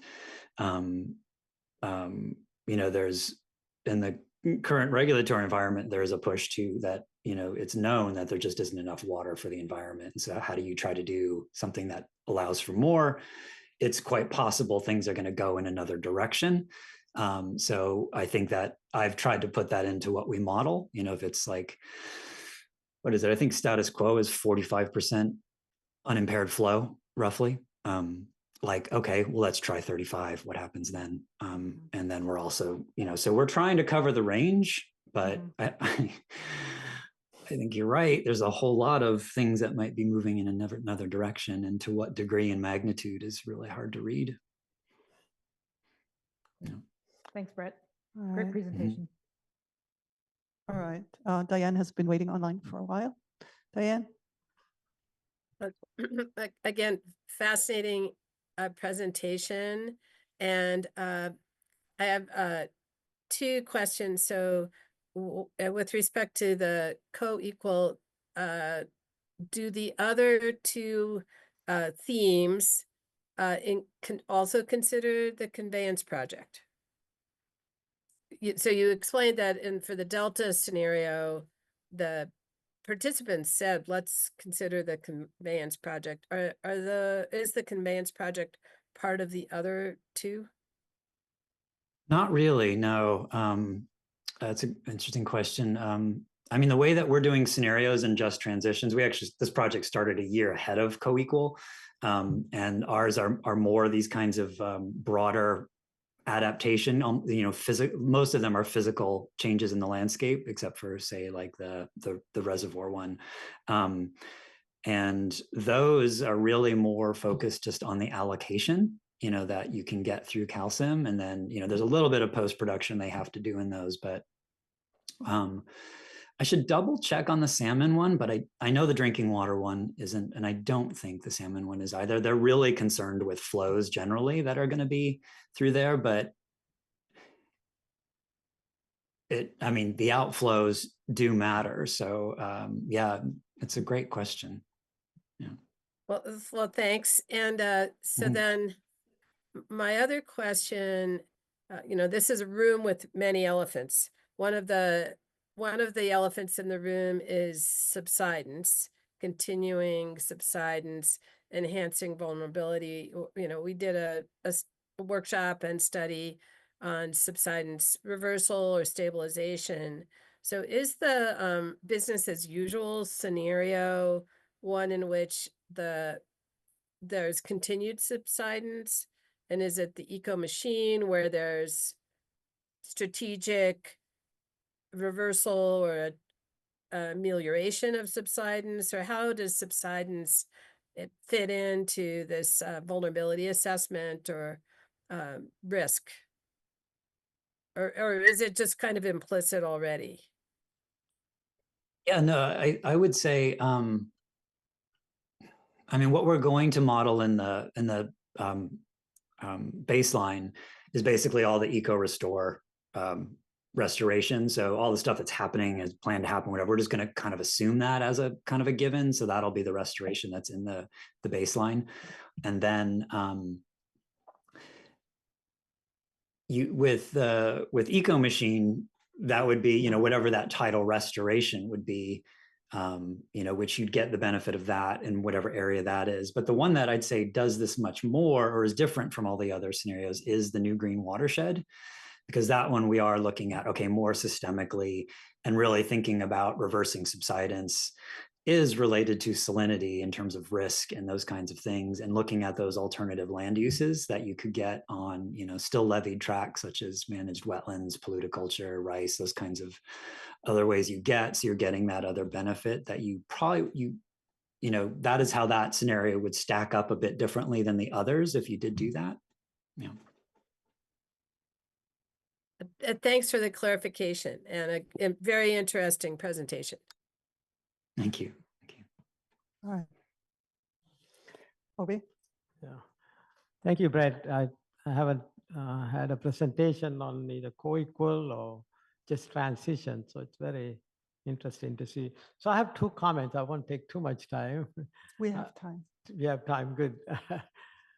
Basically, one sort of an observation, whether it's COEQWAL or it's just transition, it seems like, when you design these scenarios or experiments, quote unquote experiments, we're always constrained by two or three things. One is the tools that we use. We always end up with calcium 3, which runs on a monthly time scale, might not allow you to look at some of the metrics that you may be interested, particularly in the transition, just transition project. So I was happy to hear that water supply reliability project uses the weather generators. But then you end up having perturbation approach, which historical data, which we always had a problem with that because we might not get the droughts that you might be expecting in a non-stationary environment in the future. The other is some of the adaptation strategies. We always talk about upstream reservoir operations, but not the capacity that may be needed under future conditions. So are those constraints affecting your scenario planning or scenario design, particularly in the just transition project? And I'll ask the second question that would be more useful to us in this climate workshop. But let me hear your thoughts on what I just said, all these constraints you have to deal with because you don't have the right tools.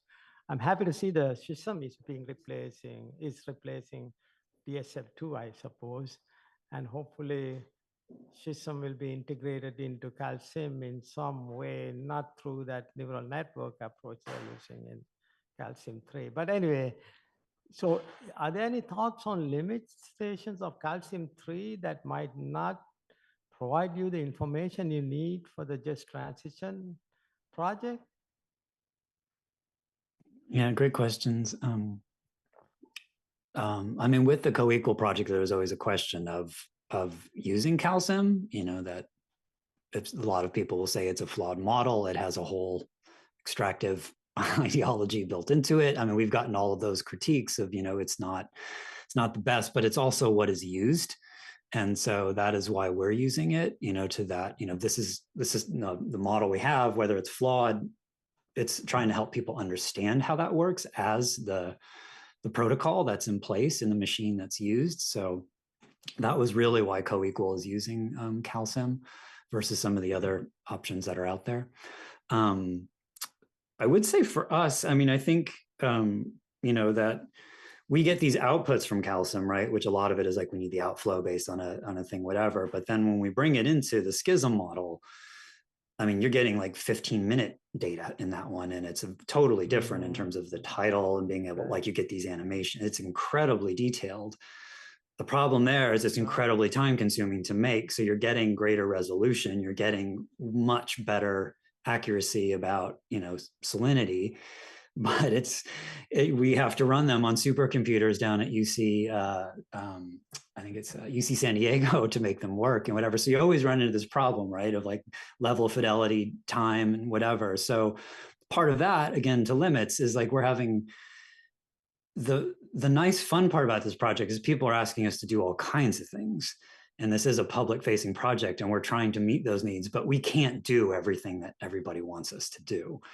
And so we're having to decide, okay, what is most important to model? Like, what are the, like, little bit of interpreting the questions that are being asked of what's most significant? What can we do if we want to get this level of detail?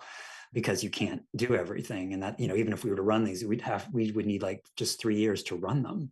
So, I really appreciate your questions. There's always the problem of the tool and what level and, those kinds of things, I think. And also, as it's really challenging as a public facing project to say, we understand you're really interested in this, but this is someone else's grant because we just can't do it. Like, so we're always having to decide like, okay, we'll try to take this on, but, so it's definitely challenging. Right. Yeah, not to speak, the whole idea of integrating those hydrology models with the hydrodynamic models with the ecological model, which are sort of not integrated yet, I guess. So anyway, I want to ask you, in the interest of time, the second question, because we are interested in these two projects because of the upcoming climate symposium. And I see that just transition has a very nice objective, but at least from the presentation, it seems like you ended up with salinity as which is kind of nice in a way. It's an integrator of many different drivers. In some ways, I think something that's very interesting. But I look at the slide on the drivers of importance for salinity. I see water flows and climate change and policy and regulation. But I was wondering, I was thinking the water flows are dependent on the climate itself, and so that they might not be mutually exclusive. So my question is, are there any questions that you would like the climate symposium to address that might be of relevance to the Just Transition project? And is there anything you can provide in terms of advice to us, like what are the things that would be beneficial to these two projects?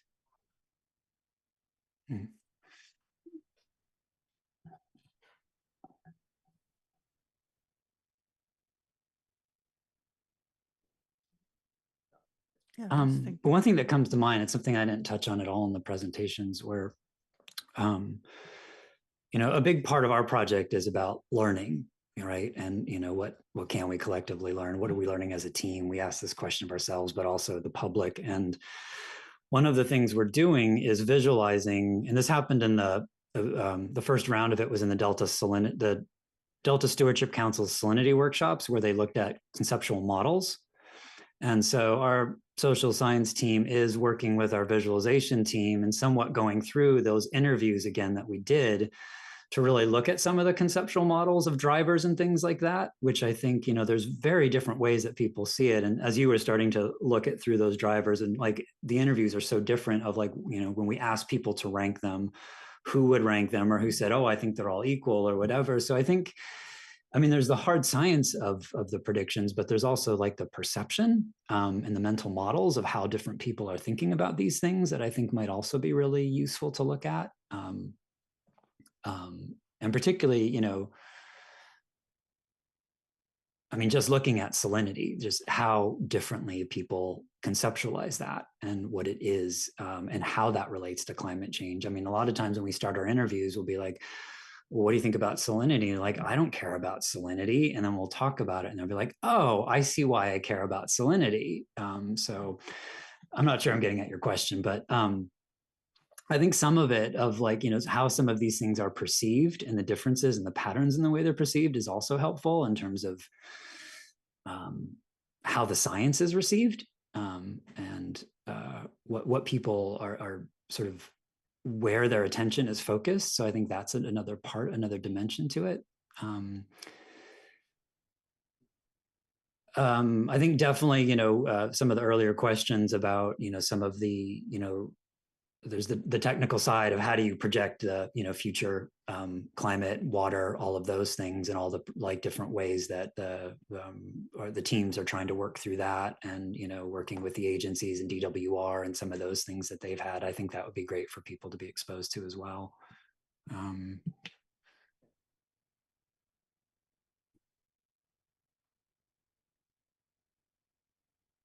Yeah, those are some things that came to mind.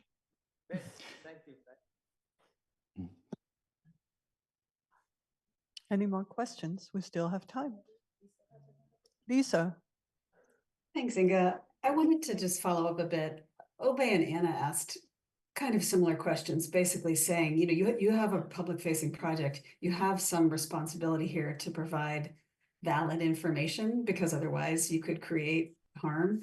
So as I understand it, I'm sure my understanding is flawed, but as I understand it, DWR doesn't just use calcium 3, or, you know, they have other models, particularly related to operational specifics. Those, you know, the operational rules are, of course, quite complex. So I guess my question to you is are you guys cognizant of this? And are you thinking of, say, testing whether your scenario results could be biased in some way or anything like that, as a way to explain to people that this may not be the gospel when you generate these results from simplified models? And I completely understand where you're coming from. Simplified models can be very powerful, but I do think the responsibility here could be important to understand whether you have any biases. I mean, maybe I probably shouldn't have showed some slides of who, you know, both of these projects have advisory boards or committees on them. So we have, like, Andrew Schwartz is on our advisory committee for COEQWAL, and we're working with all the agencies and the other folks, and they're really sort of our extended peer review. So both projects, I think they have about 20, 25 people on them. Same for Just Transitions. You know, we have the water board on our advisory committee. We have folks from DWR.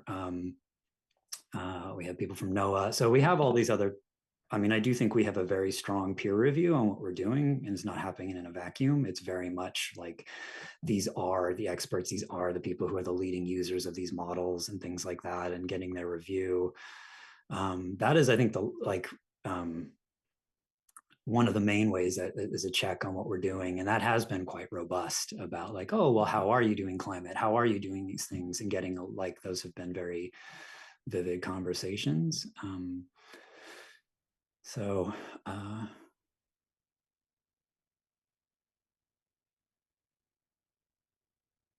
Yeah, I mean, it's an interesting comment. I mean, I think it might have helped to foreground that of how, you know, the what we're doing is being vetted by a whole range of experts that, you know, do that. But I mean, I would say that it is always very important to talk about what are the limits of the models and what variability there might be from what is. And I think we'll definitely be very overt about that and what we do. Mm-hmm. All right, I don't see any raised hands anymore, but I want to thank you very much for being here today and enlightening us about these two important projects. And I'm sure we're going to hear a lot more about them in the future. So we look forward to that. So thanks again. And we do Thank have you. public Thanks for comment having me. this. Thanks for the questions. Public comments, I'm sorry. I'm always forgetting about this. I apologize. So are there? Yes, we have a public comment from Deirdre Desjardins. Deirdre, you should have the ability to unmute your microphone. Thank you. Thanks.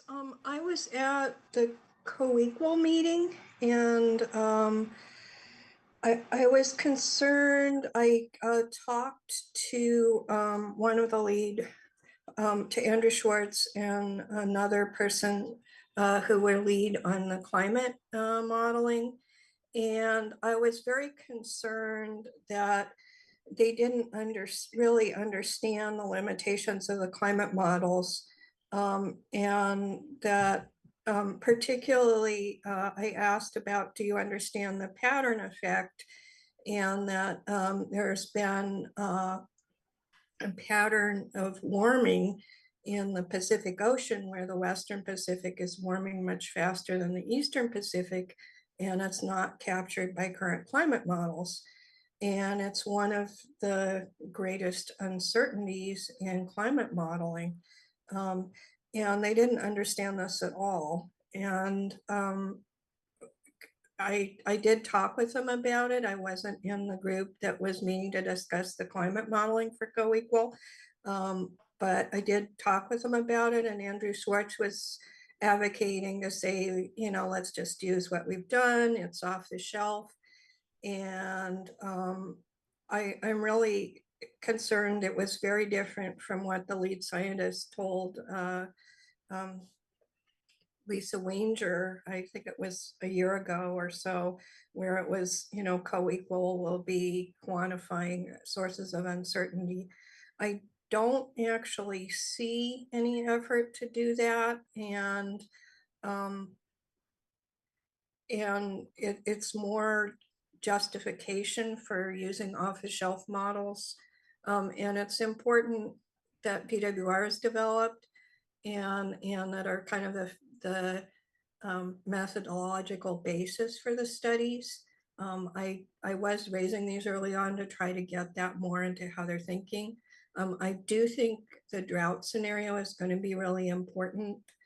There is research that indicates that the pattern of sea surface temperatures, and which is associated with the mega drought in the Southwest, is partly forced.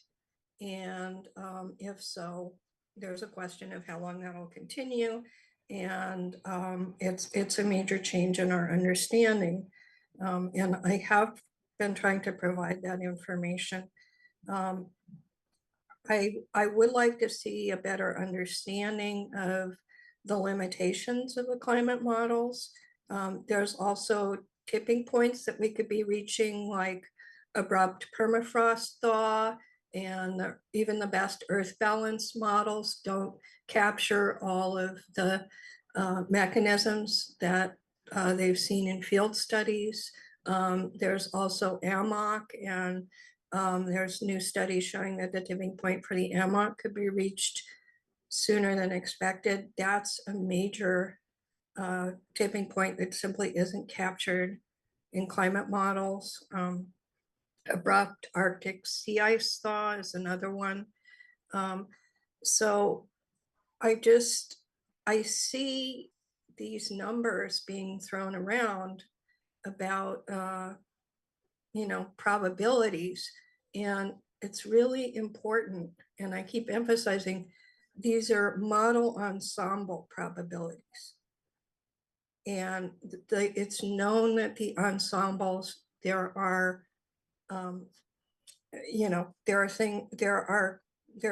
aspects to climate change that the ensembles simply fail to capture. And we've seen that with large ensemble studies. And it's not something that's been incorporated. There was a good study with the Climate Change Technical Advisory Group. They also cautioned about perturbing historical time series, as is done. I'd really like to see that included, and I'd like to see the Delta Independent Science Board include the Climate Change Technical Advisory Group recommendations, because a lot of them have not been implemented and should be. Thank you. Oh, and one more thing. I'm seeing a lot of claims about the upstream floodplain restoration efforts that I saw when River Partners and Restore the Delta and a number of other groups were lobbying for a $40 million earmark for River Partners to do floodplain restoration projects in the San Joaquin Valley. And they did get that earmark. But I had concerns at the time that there were a lot of rose-colored glasses about the effects of those habitat restoration projects on downstream levees, flood risk reduction, water supply. And I really hope that you'll look at the actual benefits and not just hand wave. There are a lot of ways in engineering to quantify these benefits. Thank you. Right. Thanks, Thank you, Deirdre. Deidre. Do we have, oh, did you want to respond to that, Brett? If I could respond, Yes, I think of I'd like course. to respond to, to some of the questions in general. Like, I have my fair skepticism of models as well. And I appreciate what's been said here in some of the initial ones about uncertainty. And I really think we should have had one of our modeling team members here, because they could have answered your questions a little better than I could have. But back to the question of what to put into this symposium, I mean, I think it'd be really great if you put it to us and to everyone to really have this as a focus of what is the uncertainty of these models. I think it's a great thing to talk about. What is the limit of what we are doing, and versus nothing, and to have that conversation, because there is the uncertainty level. And I think we would really welcome that, as if we're talking about the work of what those limits are. So I think that would be very helpful.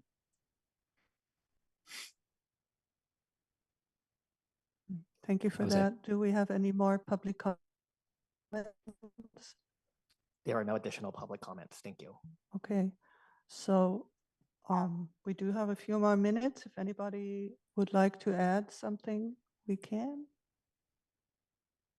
Otherwise, I thank you very much again, Brent, for being here, spending the time and explaining about those two projects. And Thank see you you for the in the opportunity. future, I'm sure. Okay. Thank you. Thanks. And we have lunch break now until 2. So we'll continue at 2 o'clock this afternoon. The meeting of the Delta Independent Science Board just had our lunch break and are continuing with agenda item 9. We're going to talk about planning a climate science research symposium. And just for those who haven't heard about that, the Delta ISB plans to organize and host a public symposium on May 14th this year on the current state of climate science. Subsequent Symposium will focus on understanding how organizations in the region are considering climate change. The prospectus has been finalized, and I will turn over to Obi for a status update on workshop planning and the briefing paper.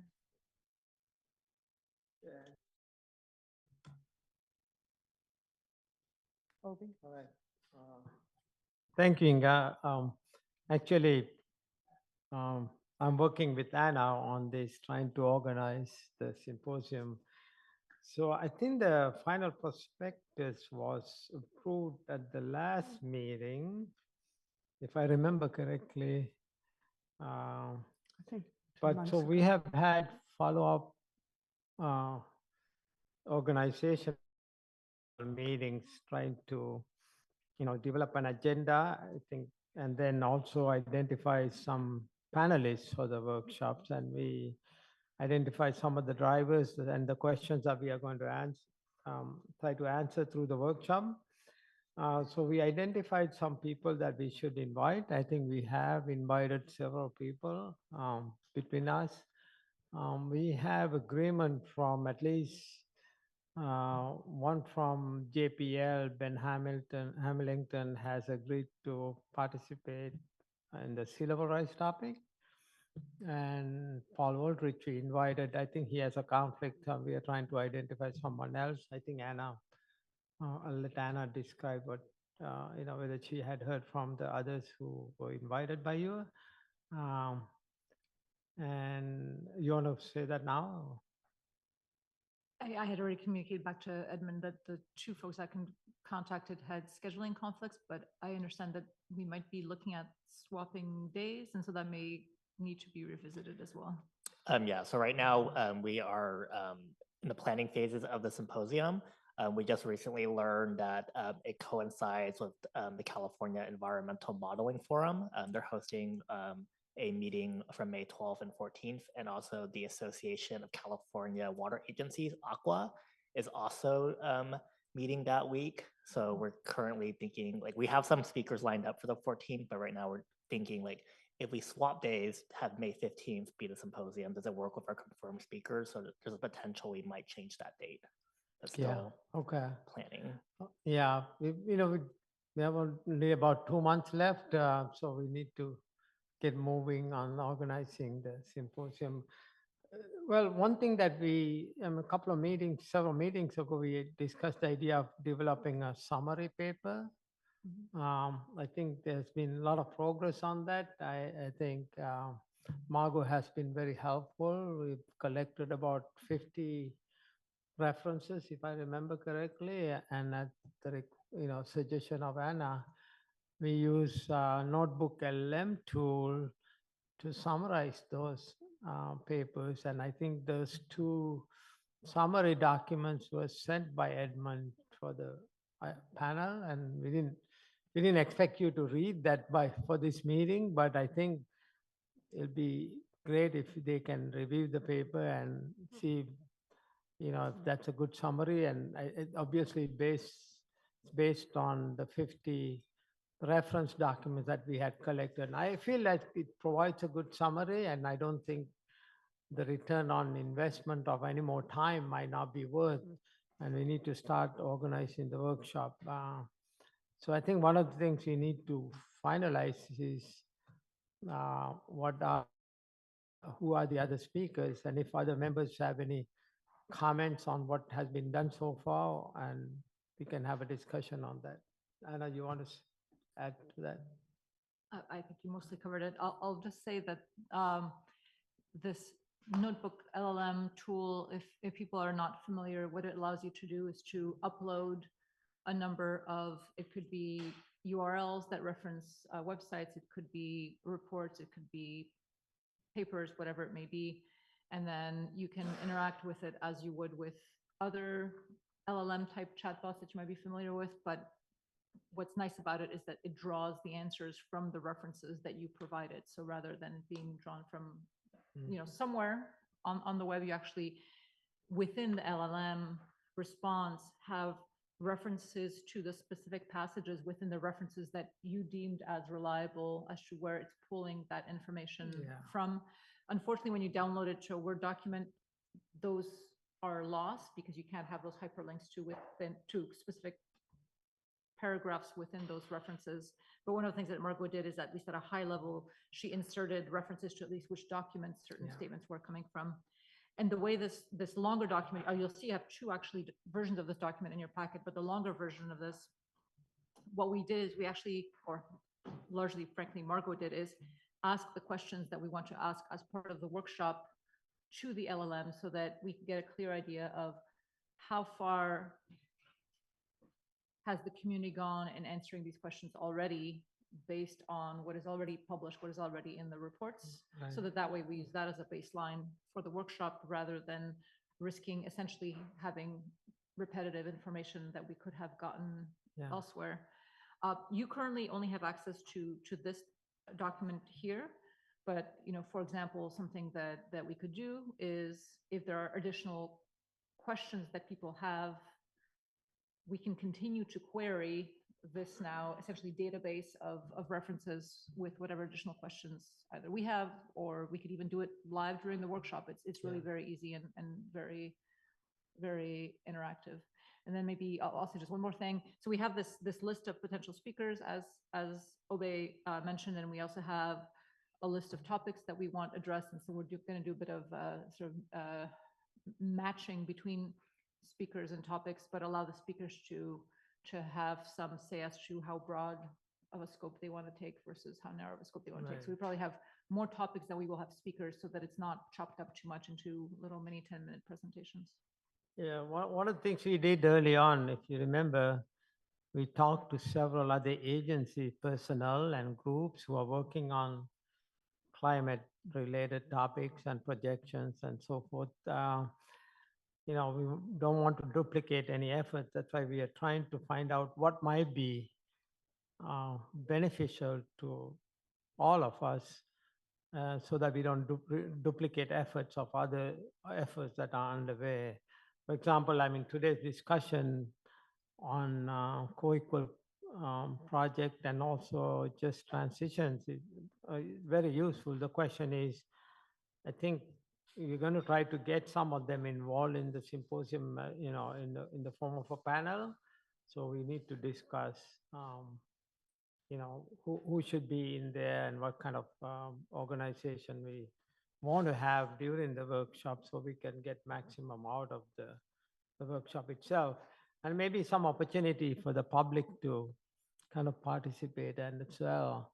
And one last thing I would say, it would be nice if we have more ISB members being involved in organizing this, so we can have even a broader discussion about what might be useful. But I don't know. Can you specify where you see people? Where you see some of the other members might be more interested in the climate topic, and they might be able to contribute to organizing the symposium. Otherwise, two of us will try to, spearhead the organizing part of it. Just a suggestion. I'm still uncertain about if you need just hands-on, like various tasks to run the symposium, or if you need people who are actually knowledgeable of the topic. And my idea is like, basically the organizing the agenda on the schedule, and is there any input on that from, and then maybe during the symposium we might need some help to facilitate discussions, so taking notes and all those things. Okay, so the hands-on, what I just called hands-on thing. Okay, you can have volunteers. So please volunteer.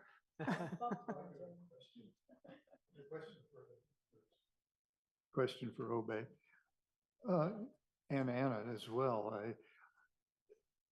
It's a topic that I find extremely interesting, but without an outline of what you're trying to achieve on that day in terms of topics that you want to cover, to me, I find it almost impossible to volunteer for anything because I really don't know the subject matter of what you're trying to cover, and if anything would relate, to my little bit of expertise that I might have. And Yeah. if you could come up even with a blueprint of the topics that you want to cover on that first day, then I'd be happy to take a look at it and, and become more involved. But as it is now, to me, it's still quite vague. For example, I don't even, well, you haven't told us who the speakers are that have agreed to present and what their topics might be. So a little more information, I think, would go a long way towards getting folks, to help with this. Yeah, we do have a draft agenda that lays out the structure of the first. Remember, we have two symposia, right? So one is this fundamental science aspect of climate drivers and how the agencies might be using, and then the second symposium maybe later in the year on more how the agencies are using that, and more like in for adaptation exercises and others. So this one is fundamental science, and I think we identified first panel, if I remember correctly, what do we know about the fundamental drivers, and maybe what we call secondary drivers, but maybe we shouldn't separate those two. But what are the most important drivers? And for example, I think we have in our list of topics, what do we know about the precipitation extremes, for example, both averages and extremes? And what are the projections and uncertainties? And similarly, we have other drivers, temperature and heat. We have sea level rise as a topic. And I think in particular for precipitation, what would be expected in terms of atmospheric rivers, what will we see an increase in frequency and magnitude? So what is the science that we know? So we are trying to identify people who have worked on these drivers, and then we will also, according to, if I remember the agenda, draft agenda, we'll have agency personnel in a panel, how they're using their fundamental science.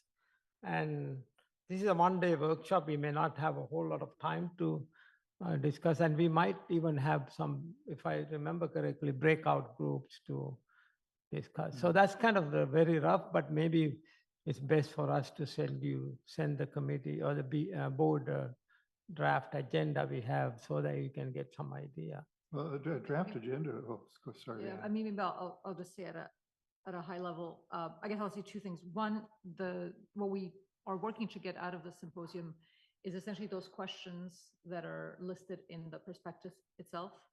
And then if in the briefing document, the longer version of it that is in all of our packets, there's a high level introduction, but then starting on page 3, it's framed around those questions that will be the questions that we will seek to answer as part of the symposium. So I think just reading those questions hopefully would give folks a very good sense of what the symposium would be about. But that being said, I think what I'm hearing both from Inga and from Bob Obey is that the ask for additional help is very broad and vague at this point. And so I wonder if maybe not now live, but afterwards we could think about what specific help is needed, and then Edmund could potentially email folks and ask for that specific.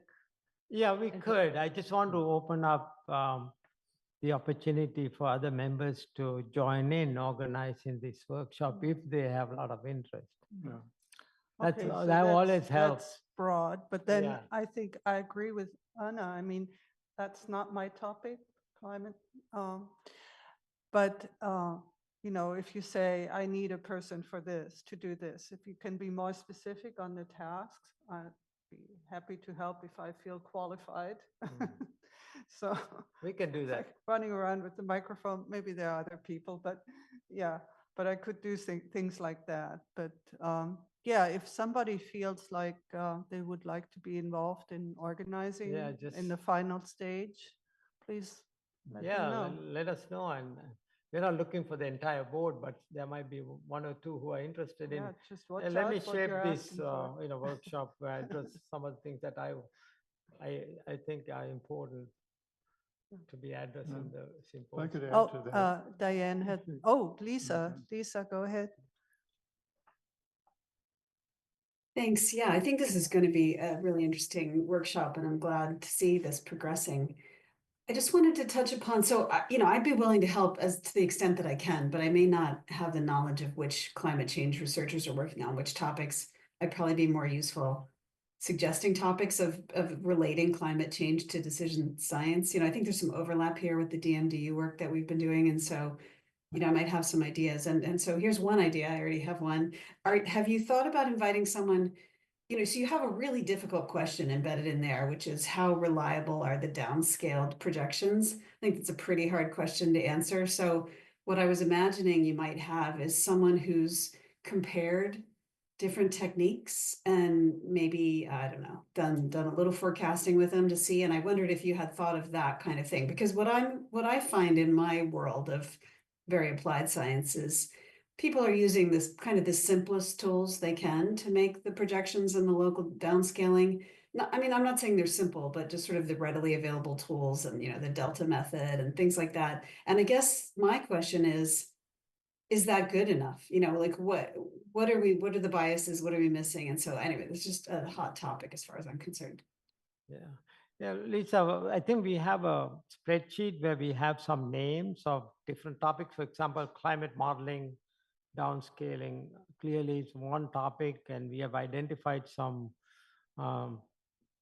people who might have the expertise. So we are in the process of contacting them to see who might be able to talk about the topic that you brought up, which is kind of important. Diane. So, my comment actually follows along on Lisa's comment about the connection to decision-making and deep uncertainty, and also one of the public comments that we received earlier today about these other more drastic or dramatic changes about the ice-free Arctic Ocean or changing currents in the Pacific or the Western Pacific getting warmer faster than the Eastern Pacific, and some of these aspects of climate change that are more global in scale, where there may be teleconnections to what's going to happen regionally. That might be, given that we had a public comment about that, and that's connects to deep uncertainty, maybe we could include that. But again, I don't know who would be able to comment as to whether the California climate system is more vulnerable to the warming in the Western Pacific versus the ice-free Arctic Ocean. Yeah, You see what I'm saying? That topic is on our list of things. I think we heard about the ocean implications of changes in the ocean dynamics within the Bay Delta region, whether it's in the form of atmospheric rivers or precipitation or maybe salinity or some others. So yeah, whether we can find the speakers to talk about all these topics is something we need to investigate and find out. But uncertainty is one big aspect of all the topics we have. What are the uncertain? What are the knowns and unknowns? Yeah. So I'd like to come back, I guess, to be more specific about topics that are being included. Sorry, I'd like to come back to topics that are being included in the workshop. Virginia has made the suggestion on numerous times that a conceptual model is needed and should appear in the document. And I think that is vitally important to have that, to kind of just see the scope of things in their entirety and then what's being covered actually in the workshop, especially for someone like myself, where I'm learning about all of this. I need to see I would like to see a picture of what's going on and what's included and what's not being included in workshop 1, workshop 2, and so Right. forth. The visual like that, I think, would be very helpful. And Hmm. I have not read the document that was in the packet Yeah. today, but I hope it's in there, that there's some sort of a conceptual Yeah. illustration of what's in and what's out. Yeah, after the first, the last meeting, we heard that comment, we need a conceptual model. And I think we had, a few versions of those. We are working on it to kind of see, can we aggregate and come up with a version for this effort? I think it's still being worked on. But I agree, it will be helpful to drive our, basically a flow chart of what things are included and what are the things that we're going to cover in the symposium. So I think we are still working on it. I mean, right after this meeting, we're going to meet and see where we are. We are collecting. If you see any candidate conceptual diagram, we should consider send it to Edmund. And I don't know if Edmund, do you have any update on the conceptual diagram idea?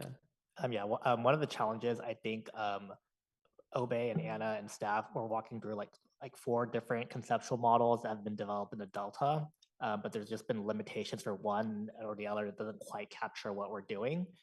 So ideally, we were hoping to have something that kind of that's already been published, that represents what the symposium is about, but we haven't quite found it yet. So that's something that we're still figuring out on how to address. Yeah. See, Virginia has a comment. Oh, Virginia. Yeah, thank you. I have to turn on my audio. Thank you, Bob, for bringing that up. So my idea for the conceptual model is that we have a big poster of the draft of what we're thinking about and let people mark it up and work on it at the workshop, because I think engaging people in some activity usually is more productive than just having people listen. And so you come with something that you agree is not finished. And so then my question is, are you considering changes in disturbance regimes as part of climate change? Because in much of the world, that is the bigger impact than precipitation or temperature change. Sea level rise, of course, is a biggie. But changes in disturbance regimes, I think, are important to consider, but they're also a big topic. Yeah. I mean, I think it just like we have these drivers like precipitation, temperature, and other normal ones. The disturbance regime could be part of it. And if you can find somebody to talk about what implications that would have and how the frequency of those disturbances might change in the future. And the future, it would be good to include. But yeah, I think we have it on our list, just like even the socioeconomic changes or uncertainties, policy changes, and there are multiple factors, and we discussed the complexity of this. So that's something that's on our list. We may have to pick and choose what we are going to cover in the first workshop, given that it's only a day. So that probably likely, we will have it on our list of things to consider, I think. Right. So I'll just, I mean, yes, changes in disturbance events are certainly part of what we're considering. I also, I don't want to sound like a broken record, but the beauty of this notebook LLM is that we can ask it anything. So literally, as we were sitting here, I just asked the question, describe a conceptual model of how climate change impacts the Delta system. And it gave me a very nice answer, which I just sent to Edmund, who can send it to others. But there's, I certainly am still making the mental leap for how to use these tools, but they're really very helpful for this type of conversation. And so potentially even, live during the workshop, we can be querying all of these documents about some of these questions, and we don't have to necessarily use up, weeks and weeks of a fellow's time, creating a diagram. We can, I guess, try it now, where I can say, point me to where there's conceptual models of climate and the Delta system in these reference documents, and then we can pull them all up. It's all very straightforward. I think we talked about, I think there's some complications related to releasing the notebook LLM to everyone, but certainly we could be making very active use of it. And if nothing else, I'm happy to keep querying it and through whatever mechanisms are adequate, having them shared with Edmund, and then he could share them more broadly. We could have I'm not sure if you've participated in workshops where there's Menti or one of these other tools where people can ask questions and vote questions up. And so in this case, we can literally be querying for any number of questions that people have. And I don't know, just a plug for some of these things that used to take forever. As long as there's a set of references that we have high confidence in, we can now query almost instantly. So Virginia, I think I think we heard your idea of actually, building the right conceptual model during the workshop itself, but we might come up with a straw diagram where people can work from, maybe even during the breakout groups, try to fine tune that. That might be where we can start from what Anna is talking about, and then, put it as a straw diagram, and then let's fine tune that. That might be the approach we might take. All right. We have a few hands up here. Kenny? Yes, I've been listening. It's not clear to me, and maybe it is to everyone else, but are you talking about a conceptual model of how climate change affects the Delta, or are you talking about a conceptual model of how the workshop is going to be discussing climate change affecting the Delta? Because to me, they're not the same. And one I would do at the workshop and one I would do before. So is this the conceptual model, and even without a workshop, this is how climate change would affect the Delta? Or is it, this is what the workshop is going to focus on? That was I don't meant know if I was clear. I'm not clear about your comment. Can you repeat that, Kenny? So I'll give you an example. You could have a conceptual model of how climate change affects the Delta, and you could have a conceptual model of a numerical model of how climate affects the Delta, and they're not really the same. So you could have a conceptual model regardless of the workshop. You don't even need a workshop. They've already been published about how climate change affects the Delta, and it tries to cover everything, right? Or you could have a conceptual model that's a driving organizational framework for how the workshop is going to deal with climate change affecting the Delta, which is a huge subset of first. Does that? Yeah, I understand. I think it's the latter, that the idea of this workshop was, what do we know now in terms of climate impacts? What do we observe? Are there any changes happening already? And then in terms of projections, what do we know and what are the uncertainties, and the latest science? Because some of the work that were based, they were used as the basis for, let's say, Delta vulnerability assessment. It's like 5 to 10 years prior old, and I think what is the latest knowledge on these drivers? So the conceptual model might be the framework to drive that conversation. What do we know? And basically those questions that we had in the prospectus, and what are the uncertainties? What are the things that we don't know? I think that's kind of the idea, if that makes sense to you, Kenny. Yeah, so that to me sounds like a product of the workshop rather than something. You could try to do a straw man going in, but that's a very different conceptual model. That might be a conceptual model that doesn't have any fish in it at all. Right. Not a conceptual model from a modeling point of view that we probably work on. But this is basically, in my mind, a framework to drive the discussions at the workshop. I think people understand, high level, what are the drivers and how it affects the Bay Delta. I think that's a level of detail, at least in my opinion, might be useful as a framework. So what made me think of that was I think Edmund said they were looking around for conceptual models, if I heard that right. And you never find one that fits the workshop. Okay, we have two more hands raised. Lisa. Well, I was actually going to change the topic to talking about the paper, but now I want to get in on this conversation just a little bit first.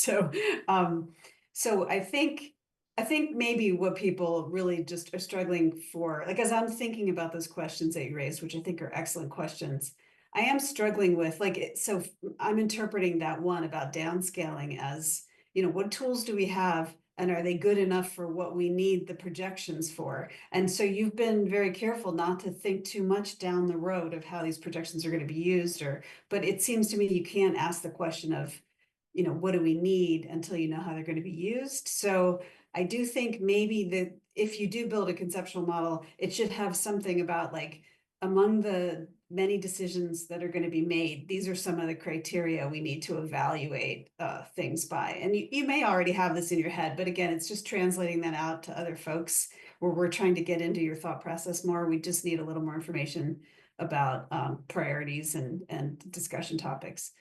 Okay, but now I want to switch over to the paper. I do think Notebook LM did a great job. I like the way you structured it in terms of those questions. But as you know, these large language models have a tendency to sort of, simplify. And one of the things that I think there's a tone problem in some places in the report where it sounds like it's giving a bunch of advice. And I think we want to be really clear that this isn't ISB advice. This is things that were advised, in these papers. And then maybe a follow-up question could be, how many papers agreed with this one citation that was given? Because sometimes it makes a big deal out of something that was apparently only in one report or one paper. And so then you begin to wonder, like, is this really a consensus recommendation? And so that's something I noticed that I think could use just a little more work.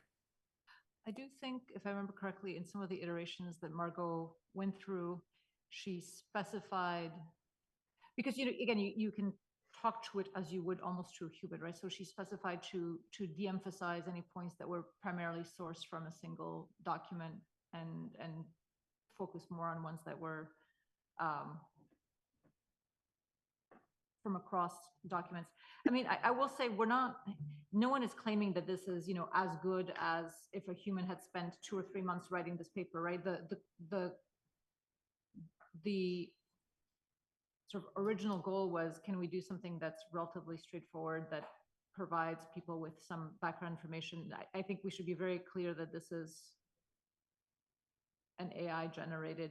Yeah, I don't have a problem with that. I don't have a problem with it. There's going to be some limitations to doing it this way. I'm just saying you need to be very clear. This will come out as an ISB briefing paper. You just need to be really clear. This is a summary of these reports. It's not our recommendations, because there's several sections that just sound like recommendations. So I'm just talking about inserting some sentences.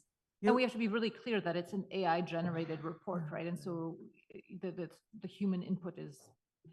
You guys are leaving the rest of us behind because you are already discussing the summary paper that most of us haven't looked at yet. So can I say something? Lisa brought up a good point, but I feel like given the time frames, I'm not sure what the incremental benefits might be to improve the current paper. I think it provides a high-level overview of how the drivers might be affecting Delta. So I feel like maybe we need to use that as a basis and start planning the workshop, because 2 months is not a long time if we want to have this in May. So I think I feel like maybe we should not invest a lot more time, whether it's Margot or Jonathan or somebody else. Maybe let's see what we have, but start planning the workshop to get the maximum benefit out of it. I mean, we could spend probably months and months trying to get more literature and all that, but I mean, we already spent about 2 months or 2.5 months on this. So that's kind of my thinking on that. But anyway, I see Dan has a hand up. Yeah. Well, Diane has her hand up. Yes. Diane? So I was going to, in the context of this the two-part activity, it seems to me that in terms of the second part of this, where the part 2 is going to be addressing how organizations in the Delta are incorporating climate change, that's a case where the one way that report could generate, let's not call it a conceptual model, more of a schematic, that in terms of the findings, in terms of how climate change insight feeds into different activities, that might be represented well in a sort of box and arrow diagram or something like that, that's an outcome of the one-day workshop. Yeah, Do you see what I'm saying? So sounds good. It sounds to me like there are some potential candidates for volunteering to participate in planning the workshop. But just contact. No, I mean, if, obviously everybody has a lot of things going on, but I just wanted to open up the opportunity for them to participate in basically to organize the workshop.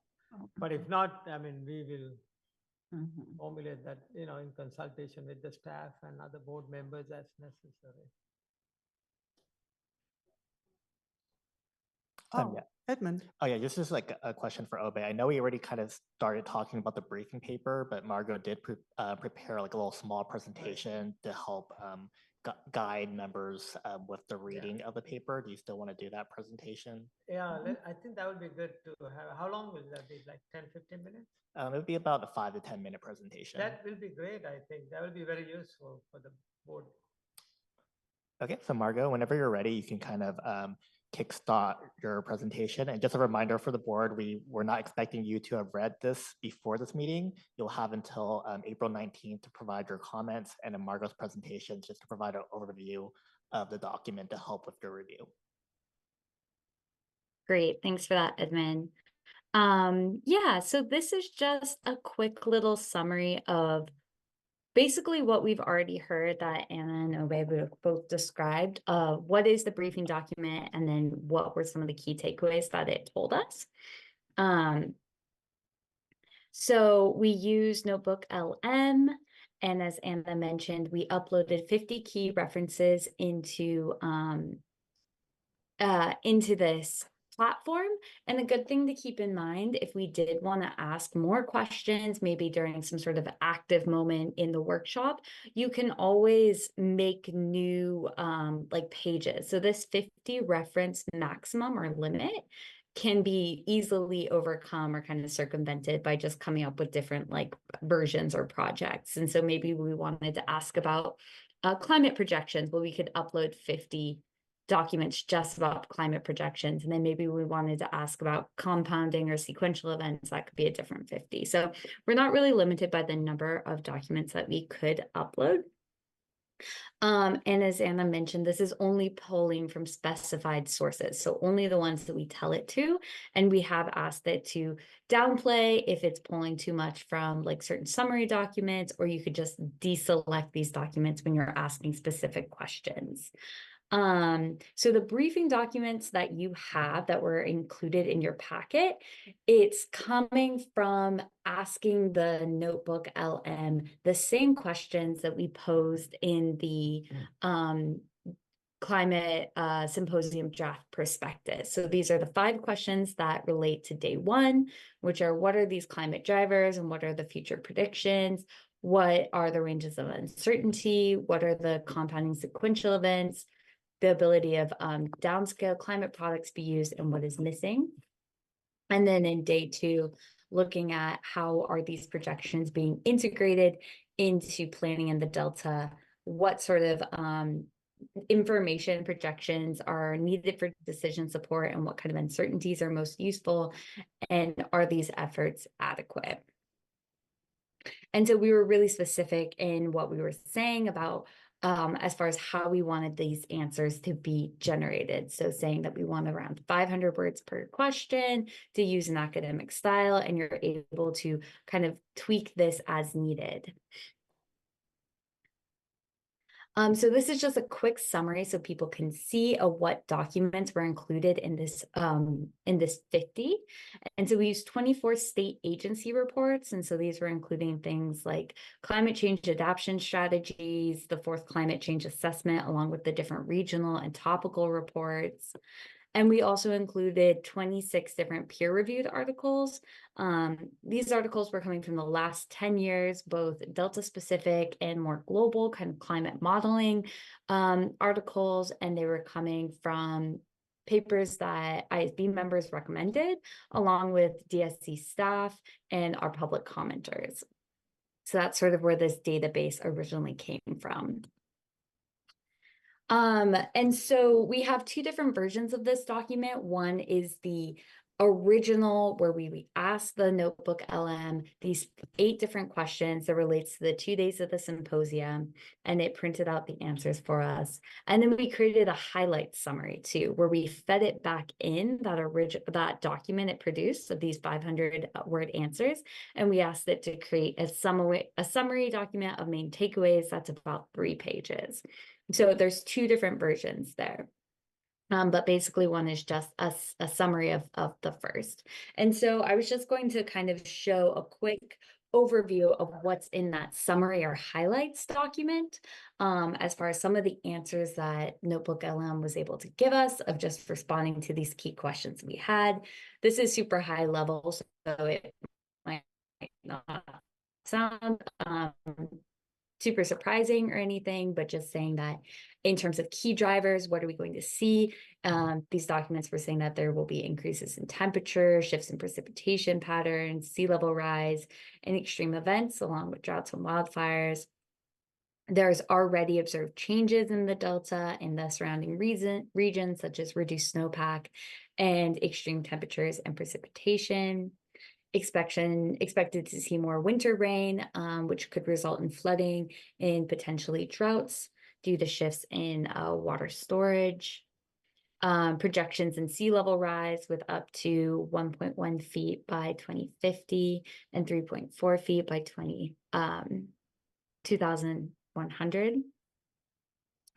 And including the potential for compounding impacts such as increased wildfire risk if there's co-occurring heat waves and drought, and reduced snowpack that can influence water availability due to temperatures, changes in temperatures, and more increased rains. Concerning downscaled products, there was these documents said that global climate models could be useful, but downscale regional projects should be used with caution and revision. Precipitation specifically can be uncertain at regional levels, and that there are inadequate representation of key processes like clouds, ocean circulation, ice sheets, and land surface processes. And some would say that there's a lack of incorporation of feedbacks and kind of complex interactions in these models, along with data gaps in groundwater and some hydrology information. And that there could be more of a prioritization of next steps through things like vulnerability assessments, use of decision scaling, and addressing some of these data gaps. So the takeaways from the questions that were posed for day 2, which is how is this information being used, was that there's evidence that this information is being integrated into decision-making. 2 examples of that might be something like Delta Adapts, along with DWR, doing some incorporation of climate extremes into planning around flood and water management, and that there are significant efforts. However, they might not be fully adequate to enhance the resiliency of the system. So this is something we hope to further explore during the symposia.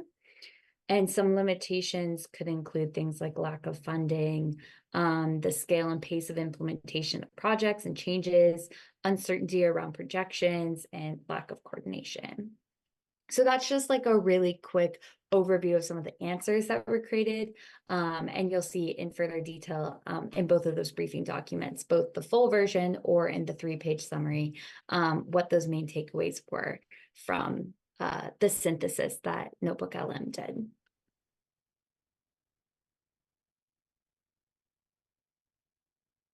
Thanks a lot, Thank you, Margo. Margo. Yeah. So We're going to have the discussion after this, but guess Yeah, we I think already have. maybe we can wrap this up now because it took a lot of time already.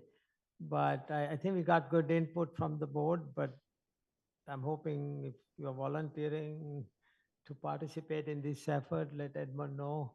And maybe we'll communicate through Edmund, maybe some of these ideas that we heard, maybe the conceptual framework and some of the other things that we might be working on, maybe draft agenda and also the structure for the workshop pretty soon, I hope. I think for the volunteering, what was suggested is that maybe we come back with a bit more of a specific ask and we can communicate that through Edmund as well. Mm-hmm. That sounds good. Do we have any public comments, Edmund? There are none. Right. Sorry, there is one. From Deirdre Desjardins. Deirdre, you should have the ability to unmute your microphone. Thank you. I almost blew it there. I thought I had my hand raised. So I do have a background in physics research and chaos theory and complex systems theory. And I did do a really extensive literature search. And I was trying to understand exactly the question of what are the physical drivers. And it turns out it started because Mike Dettinger told me, Deirdre, the climate models could be wrong. And, there's known limitations. And I spent the night staring at the ceiling, not sleeping, and was thinking about everything we've been seeing with the increased frequency of droughts and accelerating warming, floods around the world. And it was kind of like, oh crap, I've got to find out about this. And it turns out that it's a much harder problem than just summarizing, and it's why it took such an extensive literature search. I tried to understand, some of the discrepancies with climate models, and I wanted to get you those because I think it's helpful to focus on them. One is there was a persistent atmospheric ridge off of California that was a major cause of the 2012 to 2016 drought. And while climate models do project, atmospheric ridges like that, the persistence of the ridge was not captured by current climate models. So that's a major limitation. There's the differential warming in the Western Pacific versus the Eastern Pacific. And that has to do most other major, there's landfalling atmospheric rivers on coasts throughout the world. And the moisture uptake for atmospheric rivers has been increasing for almost every region except for Western North America and Siberia. And the reason, and there is some research tying this into the differential warming. If you look at the trends, we predict increased moisture uptake by atmospheric rivers, which we have mostly not been seeing. That could change. And then there was the anomalous step increase in global temperatures in 2023 that we are only starting to understand. And that also wasn't captured by climate models. The other thing is that we know there's a nonlinear, the extreme warming in the Northwest Pacific. There was an extreme heat wave, and it was associated with some fires. And there's a nonlinear interaction between land surface and climate models between, between land surface and atmosphere that isn't captured. And so that might point to more warming. But I can get you this, and I could give you, I'll try to give you some more resolution on the literature you have on the global trends is really not sufficient. And a lot of this really became a hot topic for research around 2021, when we started seeing, really accelerated climate impacts that nobody had expected to the latter half of the century. So I can get you this. I don't know if you'll want to use it, but there's a cluster of papers. And also I wanted to say the downscaling question was answered in 2015. The Climate Change Technical Advisory Group looked at it. The best method is dynamic downscaling. There's a North America Cordex effort at NCAR in Boulder where they used, it takes a huge amount of supercomputer cycles to dynamically downscale. You drive weather generator models. So I don't know why it wasn't used, but it does show less precipitation in the Sierras. So I'm getting you that. I'm getting you, and I apologize if it's really technical. I'm getting you the thing about landfalling atmospheric rivers, and I'll try to do that, but you can really kind of sharpen the questions. And I do think understanding the drivers is important. And finally, PIC, Potsdam Institute is in Germany is the leading research institute on tipping points, and I can get you their summary and what they think are the near-term tipping points. And I rattled off a few of them.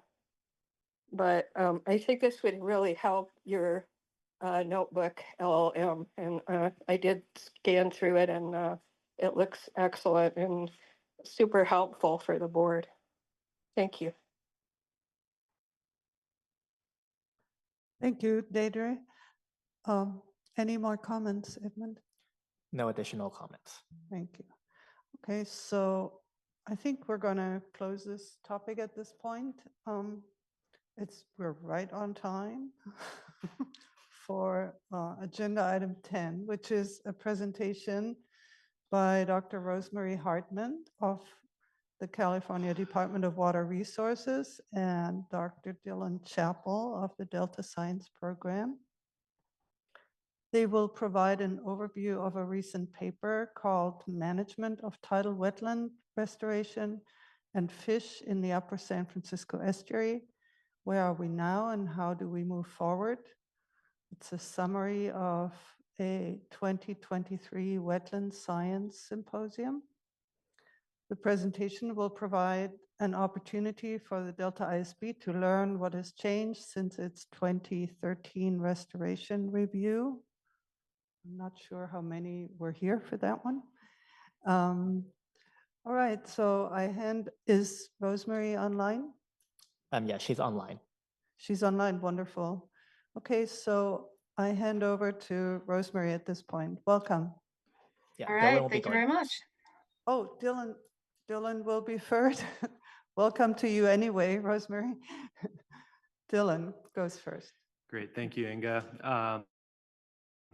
So as a co-author of this paper with Rosie, who was our fearless leader, we also wanted to couch a little bit the content of the paper with a little bit of a retrospective of a presentation that I gave to the board back in November of 2022 on some work tracking restoration progress in the system as it relates to the Delta Plan restoration targets. So, so great, we'll get those slides up and we can go to the next slide, Margot.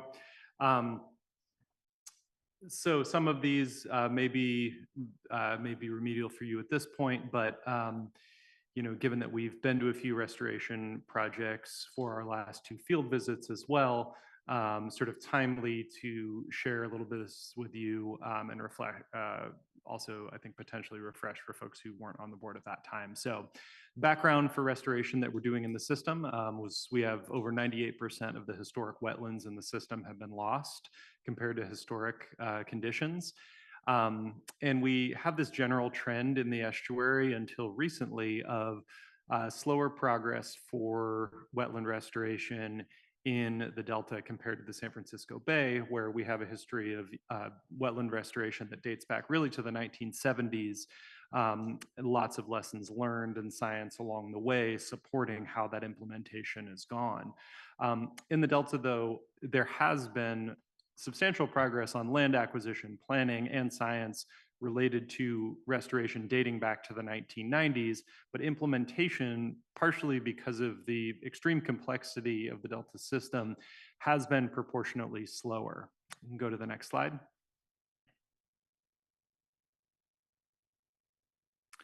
And so one of the ways in which this is being approached from a policy perspective has been through the amendment to Chapter 4 of the Delta Plan. When I spoke to you back in 2022, this had recently been approved by the Council back in June of 2022, and it's now actually completing the policy rulemaking process, and it will go into effect on April 1st. So this is also somewhat timely to refresh you on this because this will now be codified and formal.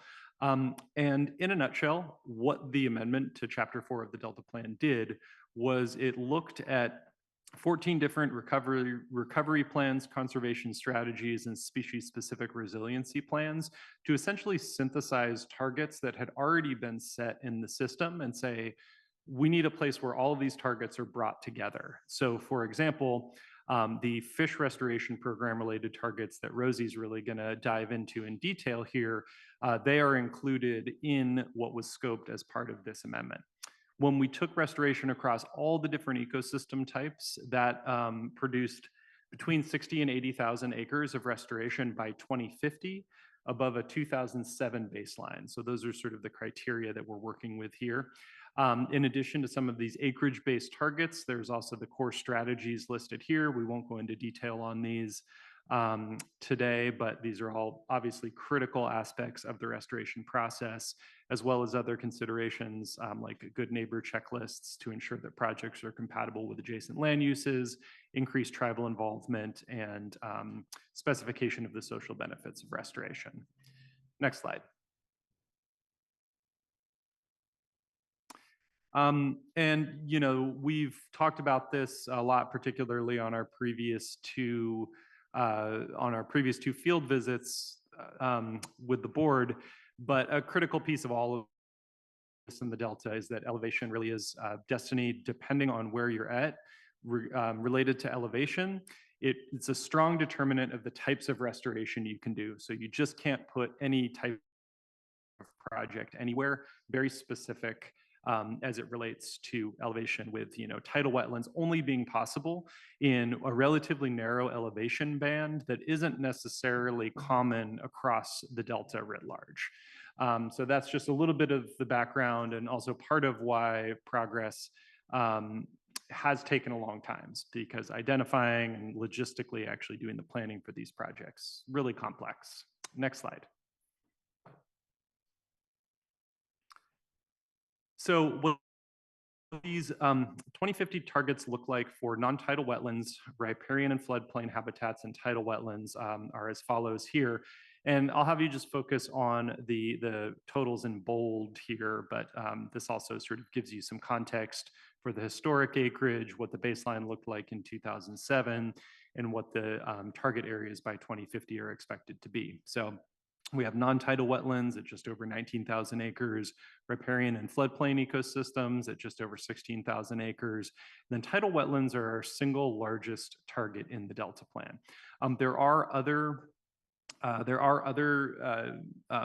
ecosystem type targets in the Delta Plan. However, these are the ones where considerable progress has been made to date.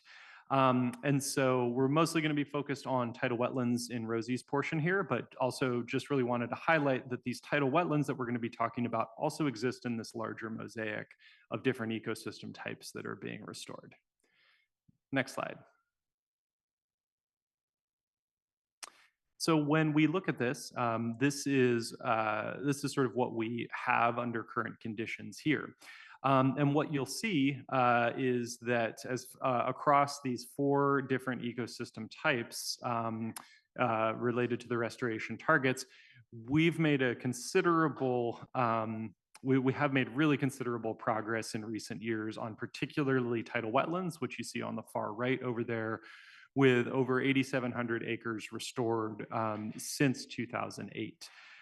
If you add up for tidal wetlands, if you add up across acreage that was completed, in progress, and planned, that actually gets us to close to 15,000 acres if all of the projects that are currently in progress and planned have been completed.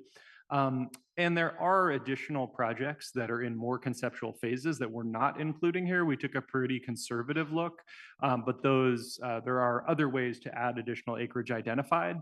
But we do still have a gap. If you remember, our goal is 32,500 acres of restoration. So even adding up the considerable progress we've made, there's still a pressing need for us moving forward to continue to refine the science around this, to better identify additional projects moving forward to work towards those 2050 Delta Plan restoration targets. Next slide.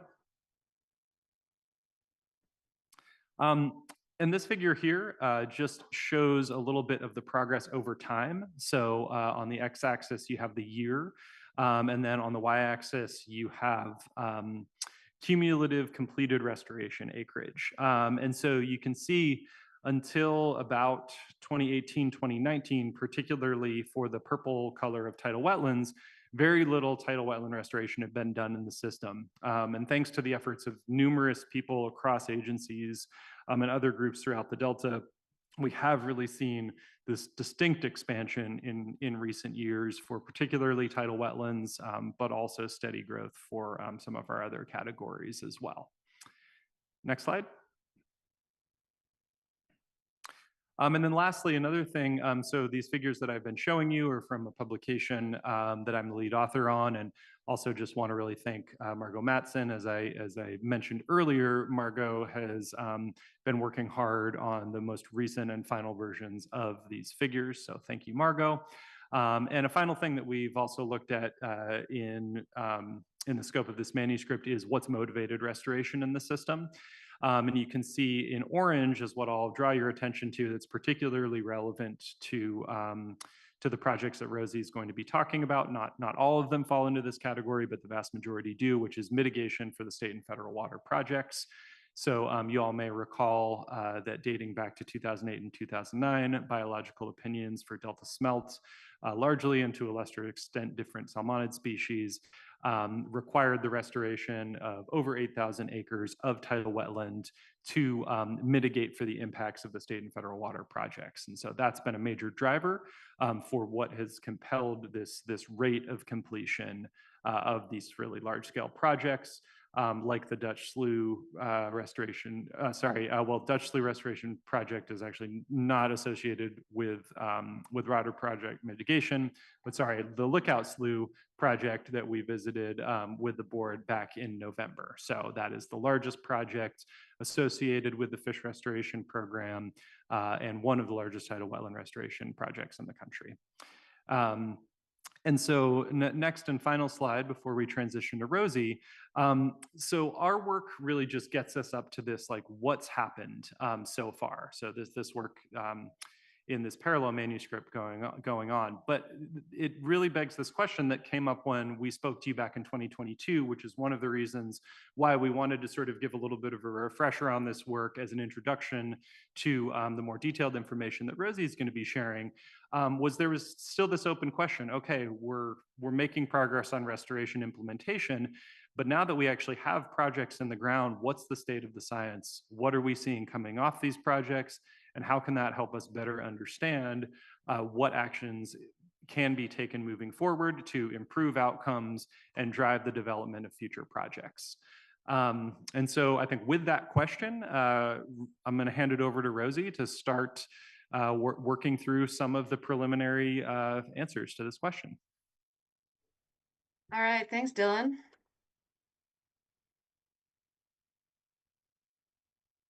Yeah, so I'm excited to share this with y'all today.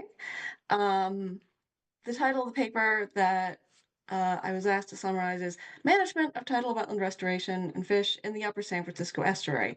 Where are we now and how do we move forward? So this came out of this symposium that we had in fall of 2023. It always takes you at least a year to write the summary of the symposium paper and get it published, but anyway.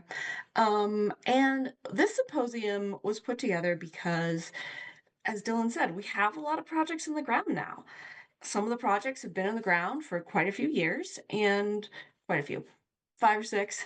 And we have data now, like we have post-project analysis of the fish there, the invertebrates, the geomorphology, the vegetation, and what does this mean for the future of wetland restoration? There was a lot of desire to say like, oh, wow, we have data, like are these working? Are they effective? We're not quite there yet, but we have learned a lot and we have a lot of good recommendations for what we should do next in terms of improving our ability to see the effectiveness of these restoration sites. So Dylan kind of set this up, but the background here is that obviously the entire Delta used to be 95% wetlands, and now it's 5% wetlands. This obviously caused sweeping changes to the entire system, and one of the things that happened to occur is declines in a lot of both native and non-native fish species, particularly the pelagic species. These declines didn't occur completely concurrently, but as fish were declining, there was a lot of thought about, okay, what can we do to help these fish out? And one of the potential solutions is saying like, oh, we used to have thousands of acres of tidal wetlands, which was obviously providing a ton of productivity to the system. We now have much less productivity and much less fish. Maybe restoring some of these tidal wetlands will improve the productivity of the system for our fish. This was codified in the 2008 biological opinions for the State and Central Valley Water Project. They required 8,000 acres of tidal wetland restoration in the Delta and Suisun Marsh. A little more added with the 2019 incidental take permit, as well as quite a bit of other restoration that has gone on. Some of this has been for profit, such as Montezuma wetlands. Some of it has been for more general wildlife benefits, like Dutch slough, hill slough, and Lindsay slough. And there's more planned with the Healthy Rivers and Landscapes program moving forward into the future. One of my favorite figures in this paper is a diagram of how wetlands restoration projects get made, because I think there has frequently been some sort of tension between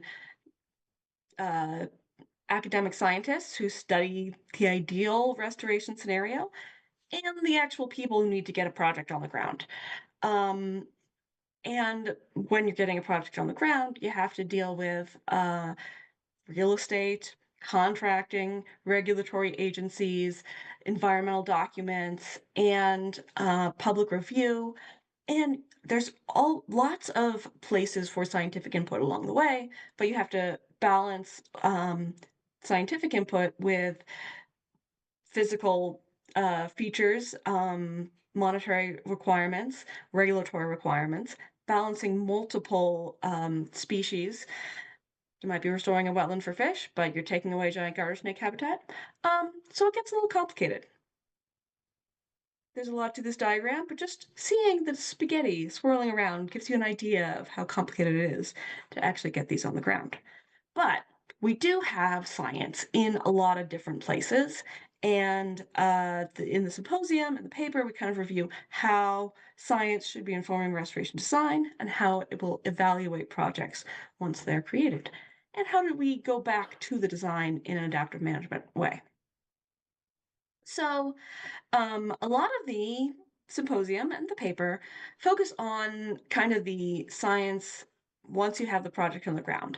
How do we detect the benefits of this project to the fish that we built them for when a lot of the fish are really rare and hard to detect? So you might have built a beautiful, beautiful wetland. There's vegetation and birds singing, but you built it with the idea that you're providing more food for Delta smelt. Delta smelt are very rare. Well, it might be very hard to identify those smelt using your wetland, but you can monitor the capacity of the wetland to provide habitat for fish. And those are the physical and biological attributes that will really mean the smelt can use the wetland. Opportunity, so thinking about access and whether or not they can physically get there. And then the ideal is to monitor that realized function. So fish on your wetland, growing, reproducing, foraging, etc. This framework was presented by Simonson and Cordell for restoration for salmon in the Columbia Estuary, but it's been kind of adopted in the San Francisco Estuary to monitor our restoration sites. And we have some excellent monitoring. This slide is from Stacy Sherman and the Fish Restoration Program's Tidal Wetland Monitoring Team. They do an excellent job monitoring all of the fish restoration project sites for zooplankton, benthic invertebrates, vegetation, fish, the whole suite of things. It's also important to kind of, as we're going into this, differentiate compliance monitoring from effectiveness monitoring. Usually when you build a project, there's a certain amount of compliance monitoring. Did you run over any giant garter snakes? Did you actually build the project you said you were going to build? That's sort of like the checking the box. But effectiveness monitoring is the more complicated, longer term. Did your project actually do what you were hoping it would do? And this is where it is a lot more complicated. There's a lot more to it, but the Fish Restoration Program has put together a effectiveness monitoring strategy for these sites using a before-after control impact design, comparing the restoration sites to existing tidal wetlands that they use as reference sites. So what do we monitor? Well, in terms of capacity, we can monitor the physical habitat, the water quality, productivity, and food supply. So physical habitat, you can look at the geomorphology, how deep are the channels, what's the substrate like, how deep is it, how deep is the floodplain, how frequently is it inundated, that kind of thing. For water quality, you can monitor the temperature, turbidity, salinity, etc., DO, pH, etc. And some of the results of this have shown that some of these sites are actually providing seasonal temperature refugia. So this graph, ooh, that's different. Sorry, just looking for the laser pointer, not a okay, yeah, never mind. This diagram shows the difference in temperature between an adjacent water body and one of our tidal wetland sites.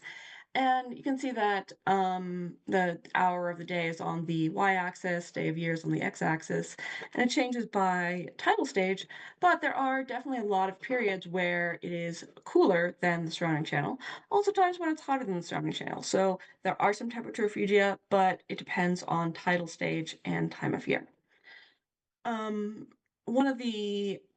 So in each section of this paper, we talk about what is known to date and some recommendations for the future. One of the recommendations for the future is increase the spatial and temporal resolution of water quality sampling. This can be done with continuous sondes, which are out in many of our sites, And the USGS has been doing some boat-based mapping, moving quickly through these sites to get a continuous track of water quality to learn more about how different channel features influence water quality. So in terms of, next step up, primary production, tidal wetlands probably have a lot more different sources of primary production than the surrounding open water. In the open water, it's all phytoplankton. Here we have submerged vegetation, emergent vegetation, attached microalgae, a lot of things that are a lot more important. And there has been some, modeling, such as this report from Stephen Andrews, looking at how primary production changes with flow regime and marsh size. But we still need a better understanding of that exchange and how it works in real time, validating this model and others. And understanding how things like detritus enter the food web. In terms of kind of the next step up, the food supply for fish or secondary primary consumers, which is zooplankton, benthic invertebrates, epiphytic invertebrates, insects, fallout critters. Because we have more different types of primary productivity, we have more functional groups in these wetlands. And so there has been research showing that we have a lot more diversity in types of fish food available. But we still don't have a lot of data on fish food, what fish are actually eating in these wetlands. We have a lot of stuff from other areas and we have decent data on things like salmon, but are delta smelt really foraging and eating insects in these areas? We don't know quite as much about that. And we need that connection in order to say, like, okay, how can we tie different channel features to the types of primary producers that grow on those channel features to different kinds of invertebrates that might be on those features. So we can design our restoration sites to maximize those invertebrates we want. So in terms of the next kind of step in our monitoring design, we have opportunity, and that's the access that fish have to the habitat, which a lot has to do with elevation. Dylan said there's only a certain amount of sweet spots in elevation that we can use for tidal wetlands, and also aquatic vegetation, especially invasive weeds. So we know that elevation really drives the size and geomorphology of that intertidal zone. That's, how branching the channels are, how deep the channels are, how much the floodplain is inundated, where the vegetation is, what kind of vegetation is there. That all has to do with exactly what the elevation is and what the tidal prism is, how much the tides go up and down. And all of this will impact how fish move across the site and forage in the site. But we still don't understand how all of this will really translate to fish movement. However, we do know that having a heterogeneous landscape with different types of tidal networks, maybe some tidal pans and ponds, as well as channels, is probably going to give more diversity of fish benefits than just, an open water tidal lake like Frank's Track. Aquatic vegetation is a kind of thorny issue in this system. We've obviously had a huge explosion in the density and area covered by invasive aquatic weeds, particularly submerged aquatic vegetation, that we don't have many good control methods for. There was a State of Bay Delta Science issue 2 years ago now, I think, that really went through all of the issues with aquatic vegetation and the problems. This diagram is from one of those papers. So if we really want our wetlands to exclude some of these nasty weeds, which can provide places for predatory fish to hide and can reduce turbidity, which is not great for native fish, we need to think of some new control methods and figure out how to design wetlands better to exclude weeds. However, while these beds of aquatic weeds do have negative impacts on fish, especially pelagic fish like Delta smelt, they are also really rich sources of primary production and secondary production. If you go out there in the summer and get a big wad of Fugaria, it will be crawling with bugs. So it does have some positive aspects, and better exploring what those are and where that trade-off is. It's really an area ripe for research. The last kind of niche in this wheel is realized function, which means are fish using it? And the idea of fish use of tidal wetlands should go beyond just are they there, but are they using it? This diagram from Matt Young he made for the symposium, sort of saying like, okay, you can have occupancy, which is the fish there or is it not there? That's the basic thing that is most commonly monitored. But we really want to see, are they using it? Not just are they there, but do they get any benefits out of being there? Are they using it for rearing? So are they foraging? Are juveniles using it more than adults? Are they using it as refuge from predators? And are they reproducing there? So going beyond occupancy is more complicated. It frequently requires experimental manipulations to really get at the mechanisms behind what's going on, to tie physical habitat to that realized function. But again, using the existing diversity of wetland types and features within the wetlands to get at that habitat heterogeneity is going to be more useful than just thinking about all wetlands as being the same. So the paper kind of wraps up with some next steps and priorities. And we divided each of these next steps into what we called our management priorities and our scientific priorities, because they tended to be linked and needed to really work hand in hand. So one of our priorities was modeling and validation. And in terms of management, the priority would be using those models to design wetlands that are best giving the functions you want for your fish. The science priority is developing new models and validating the models you have, particularly integrated models that look at not only physical water movement, but also ecological processes. Experimental design was the next one that we really wanted to drive home. If you're building a new site, think about, are there any ways you can explicitly test different site designs? We don't know enough, and our models aren't going to be good enough to tell us whether you want to build all of your channels, 2 or 3 orders, or whether you need to build in all 5 orders, or will they move in later?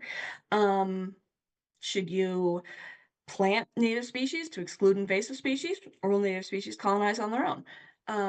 We don't have enough of those data yet. So if you have a large site, build a little bit of experimental design into your site so you can improve for the future. Monitoring duration is another important factor. A lot of our sites have, those that do have effectiveness monitoring requirements, it's often some nice round number like 5 years or 10 years, just because that sounds good. But if you want to really understand the system, maybe a more scientifically based duration for monitoring that's based on the life cycle of your fish of interest might be more important. And kind of going along with that, and monitoring duration also, like, you want to figure out when the site has fully developed, but eventually you do need to prioritize other activities. And sort of going through that is, when have you reached some threshold where your site needs improvement or is not performing the way you wanted it to? And if you do reach that threshold, what do you do about it? And that's where corrective actions can be very difficult on restoration sites due to the permitting and cost of dredging a new channel or something massive like that. So you really want to make sure that this is a point where, yes, we really need to take action, not just, well, it's been in a drought for the last couple of years, so things are going slow. There's also a lot of desire to take advantage of the most recent advances in science in terms of monitoring methods, using genetic methods, using hyperspectral imagery to map your site. Lots and lots of potential ways to improve our scientific evaluation of these sites.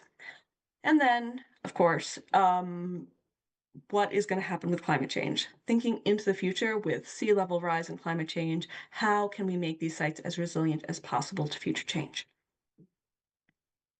And then the final bit that really came out as a priority from the symposium that was, a little bit unexpected is the importance of communication. We've got a table of different communication venues for tidal wetland science just in this estuary. There's a lot. And this is just the publicly accessible venues. There's other closed interagency work groups that aren't on this list. We have so many places to communicate, and yet people still felt like the message wasn't getting to the right people at the right time. So we have some recommendations in there for how to communicate better, not necessarily more, including doing things like you guys did and going out on site visits to physically see the problems, the obstacles in getting a restoration site built the way one might want. And then we did notice that all the communication tends to be within the scientific and management community. There's much less public outreach to let the general citizens of California know what we're doing with our restoration. So we really want to continue moving the science forward. We're building these sites at an unprecedented rate, but as we're building them, we should learn from even our very recent past to make improvements as we go, figure out how to identify those corrective actions and when we should take them, and improve communication across silos. That is a summary, and I encourage you to read the paper and let me know if you have any questions or feedback. Thank you very much, Rosemary. That was a great overview of a lot of work. Do we have questions? Tanya, first. Great. Dylan, Rosemary, thank you for the great presentation. It's really actually exciting to see where all this work has come over the last few years. There has been a lot of progress made, and I think that's something worth celebrating a little bit. I guess my question was related to this point that Rosemary was making about the thresholds and corrective action. And I'm curious, one, what your thoughts are, maybe for both of you, on how to identify those thresholds. And then also, is there a role for the Delta Independent Science Board in helping you with that type of endeavor? So. And thank you, Dylan, too. I'm sorry, I forgot to thank you. Yeah, I think the thresholds are the thorniest part of the whole thing. They are the most difficult of all our recommendations.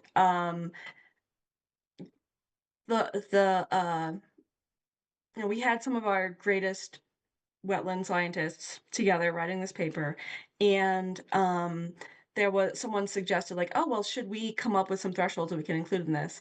And everyone quickly went, no.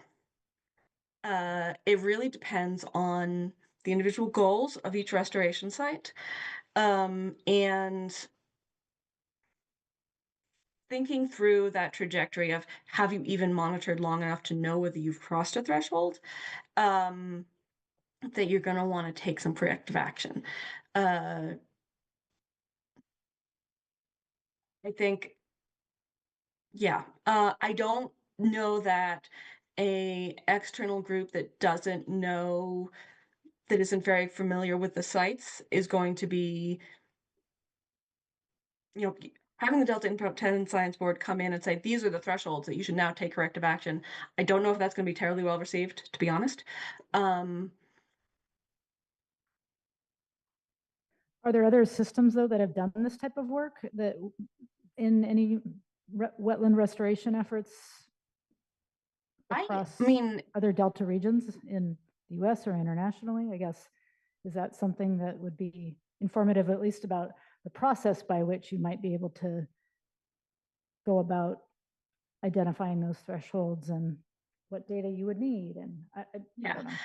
There are definitely a lot of examples of restoration sites that the project managers decided were not performing as intended, and so they did make some adaptive changes to those sites.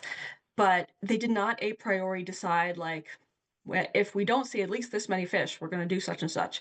It was like more of a holistic, well, this channel is really filling in, we really need to dig that out again, or something like that. It is honestly not as common as one could hope, just due to the regulatory hurdles in making a change to a wetland site and the cost associated with it. A lot of wetland mitigation sites get built, they do the compliance monitoring, they check the box, and then walk away. So there probably are some examples from other systems. I haven't seen any like list of these are exactly what thresholds we should meet. But I'd love if anyone else sees any or finds any or knows any examples. I'd love to hear about it.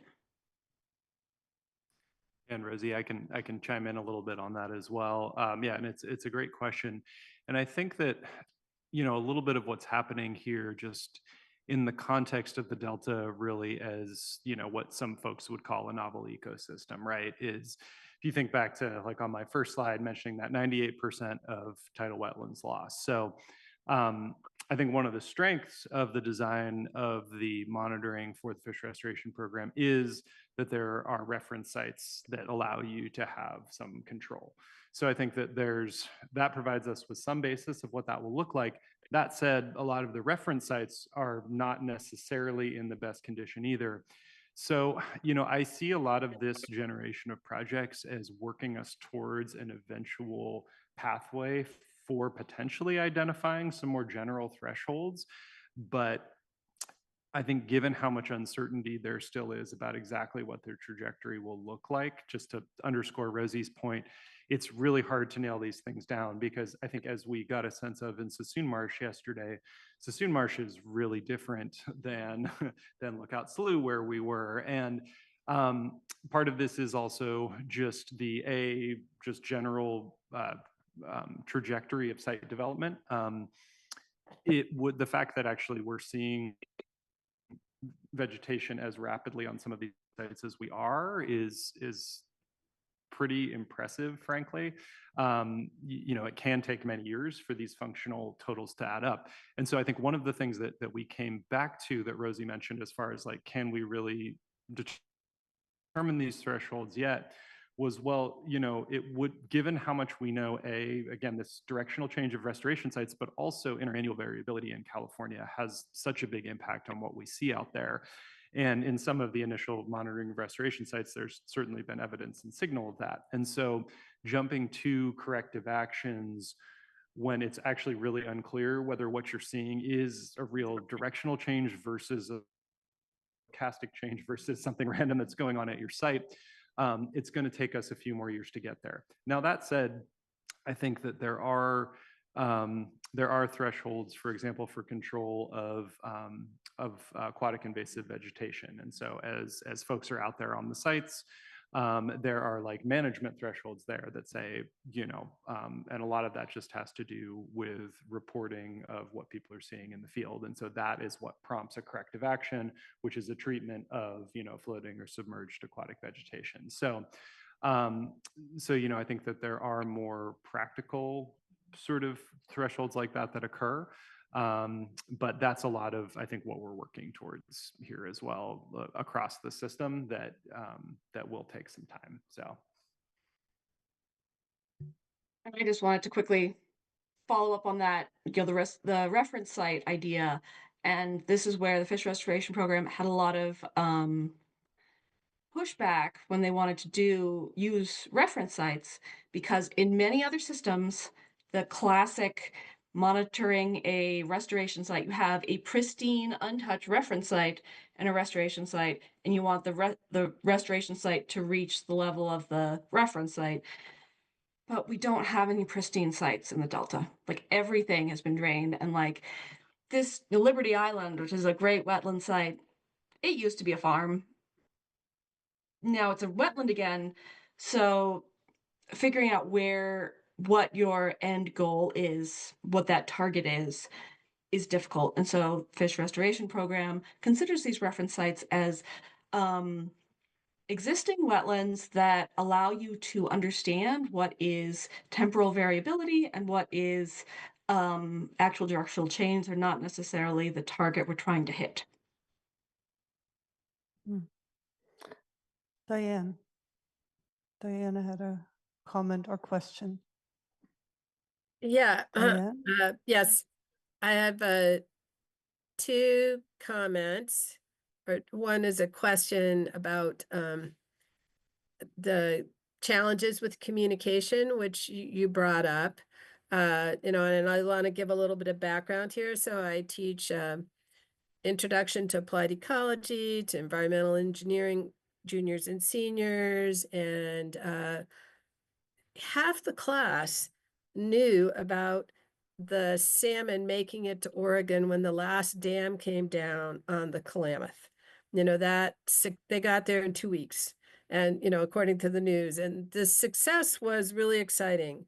Is in terms of communication with the public, is it harder to communicate success to the public or to managers? Do you see what I'm saying? Is it just harder to define success, so that limits the impact of the communication? Possibly. I mean, honestly, I think a bigger problem is that we're not trying. Is that there has not been, when we have had some big successes, projects getting off the ground, there just has not been enough attempts to do public outreach. There's no dashboard where you can see the updated monitoring data on these sites. It hasn't been a big priority for a lot of the management groups. Okay, yes, thanks for that explanation. And then I have my other question was related to that complicated diagram with the brown boxes and the green squiggles and all of that. I understand the permitting challenges in terms of choosing which wetland sites to try to restore next or put online. Are the potential hurdles with respect to permitting and that process considered, as well as suitability? How do you look forward and anticipate? I mean, definitely permitting hurdles are part of it. I know there's one site in Suisun Marsh that we wanted to restore to a tidal wetland, purchased the land, got everything together, did a bunch of site assessments, found out there was a gas pipeline running through it, and that there was no way without like rerouting the thing that we were going to be allowed to restore it to tidal action. So that's a managed wetland. But like you saw Dylan's map of where appropriate elevation was. So we're limited to just those areas of appropriate elevation. Most of the land is not public land, it's privately owned. So we need to find a willing seller. One of the other fun things is, as a state, we are not allowed to pay above fair market value. And the state's appraiser says, oh, this is, a duck club or low value agriculture land. The owner says, hey, but you need to restore tidal wetlands. This is perfect tidal wetland land. I think it should be worth a little more money. And the state can't do anything. So that's, one of the hurdles. Neighbors, if you have a farm that is in one of these Delta islands, below sea level, you have big levees that are protecting your land from water coming in. If there is a lot of tidal sloshing next door, that could degrade your levee. Or at least there is the impression that it will degrade your levee. So neighbors will often get quite upset about new restoration projects going online and sue under CEQA for lack of disclosure for environmental impacts or raise other hurdles or red flags. So I think like looking forward in terms of identifying which sites to restore, it ends up being we do our darndest to make sure we've assessed all of the logistical hurdles before going into potential contracting for the site. However, even then, like sometimes there's something that comes up later on that we can't deal with. And there's just a very limited area that like once you have limited yourself to area of appropriate elevations in areas that are good for fish, like we're not going to get any credit for restoring a wetland that's right next to Clifton Court Forebay. That fish aren't going to benefit from that at all. So once we've limited ourselves to just the areas that are restorable and willing sellers, we kind of have to make the best with what we can get. And there's lots of lovely academic papers identifying exactly where you should put your restoration site. But we're left with where can we put a restoration site due to the landscape we live on. No, I understand that. I really appreciate your elaborating on these challenges and how you consider them ahead of time, but also you can encounter surprises nonetheless. For sure. Yeah, and I'll add a little bit to that as well, Diane. So one of the themes that did come up at this symposium back in 2023 as well was some presentations from the implementation arm of the Fish Restoration Program at the Department of Water Resources. And one of the things they spoke on was identifying what the most effective way of delivering a project was with regards to like public-private partnership. And this was a theme that came up when we were out in Suisun yesterday looking at Montezuma, which is a very unique, private project. But Stuart Siegel brought up also these dynamics that occur at sites.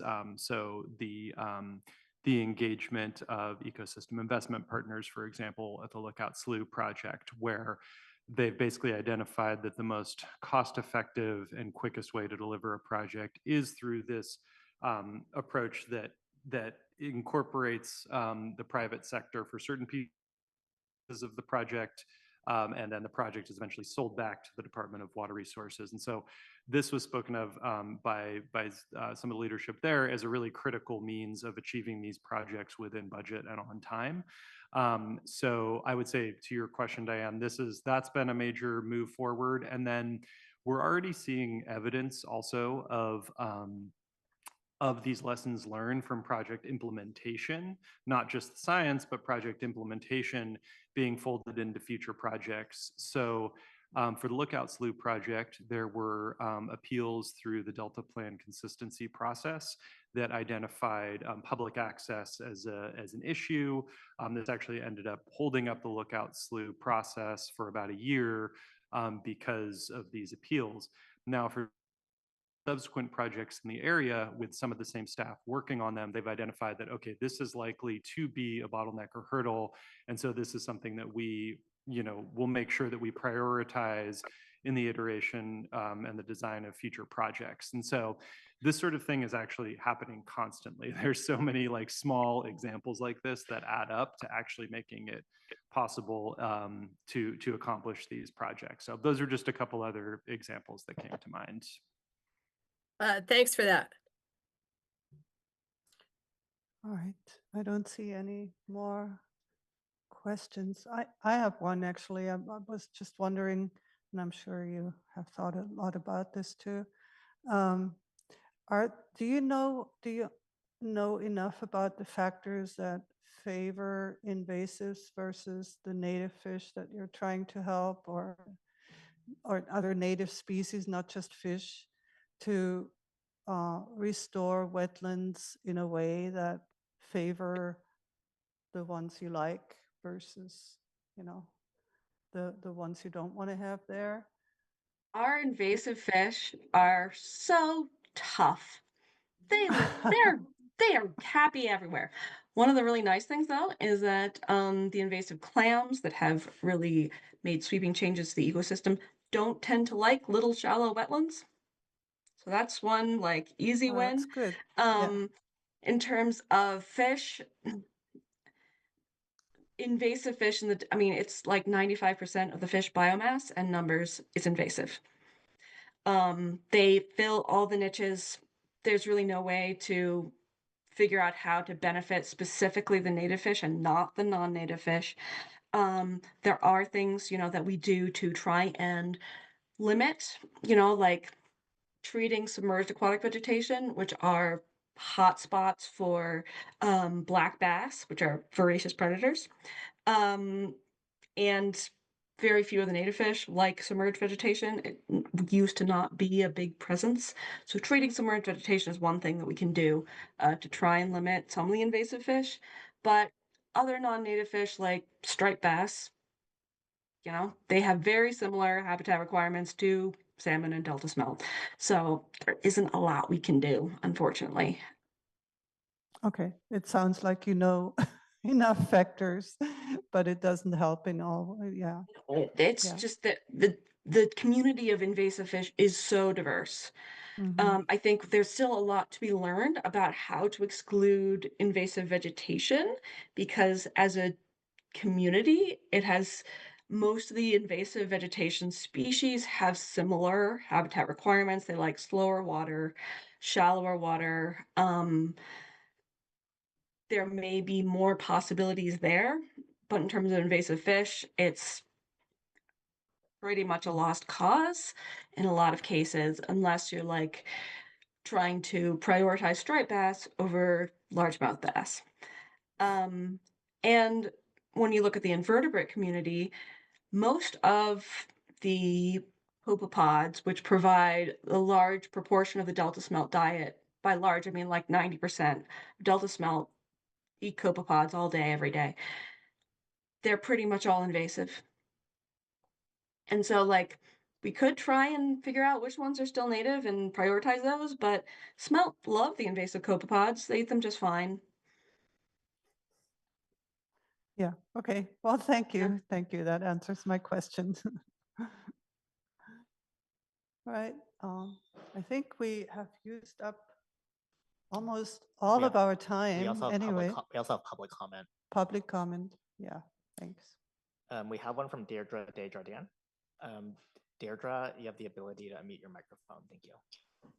Yeah, I just wanted to ask Rosie, if the turmoil at federal agencies or, like funding for UC Davis and other academic research institutions is gonna affect the restoration projects. I know they're mostly state funding.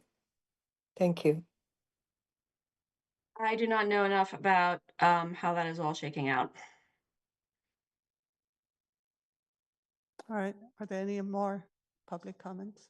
No additional public comments. All right.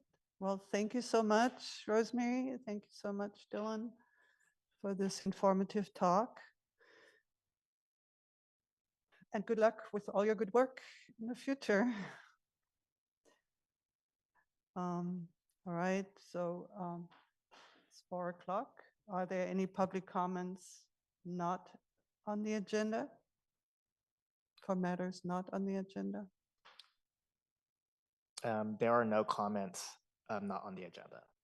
All right. So we come to agenda item 12, just prep for upcoming meetings. We have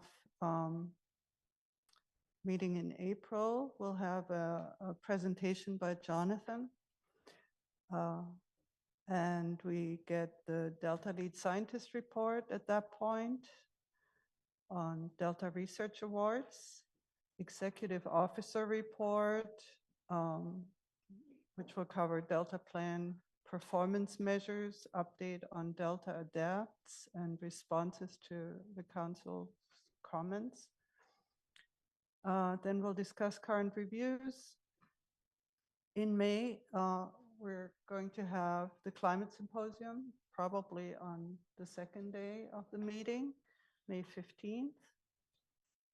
And we'll get a presentation on California Healthy Rivers and Landscapes by Lise Conrad from DWR.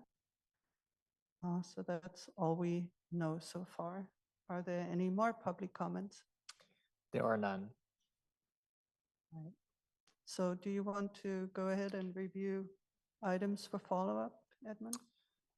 Yeah, so today we discuss the contaminants prospectus going out for public comments. Once that version is out for public comments, ISB members could also review it to make sure your comments are addressed. For the climate symposium, in your meeting package today, you'll have the briefing paper for the symposium along with a summary. Please review those by April 19th with your comments of whether that's ready to go after your edits are incorporated for the symposium. In addition, Anna and Obe will brainstorm what additional support is needed from the board members. We'll follow up on that after the meeting. That's all I have for follow-up items. And there are no public comments. No more public comments. Okay, in that case, our voices are quieter and quieter. I think we're all a bit tired now. So I adjourn the meeting, and it was wonderful that you were all here, and it was wonderful to see you, and everybody hopefully has a good trip home.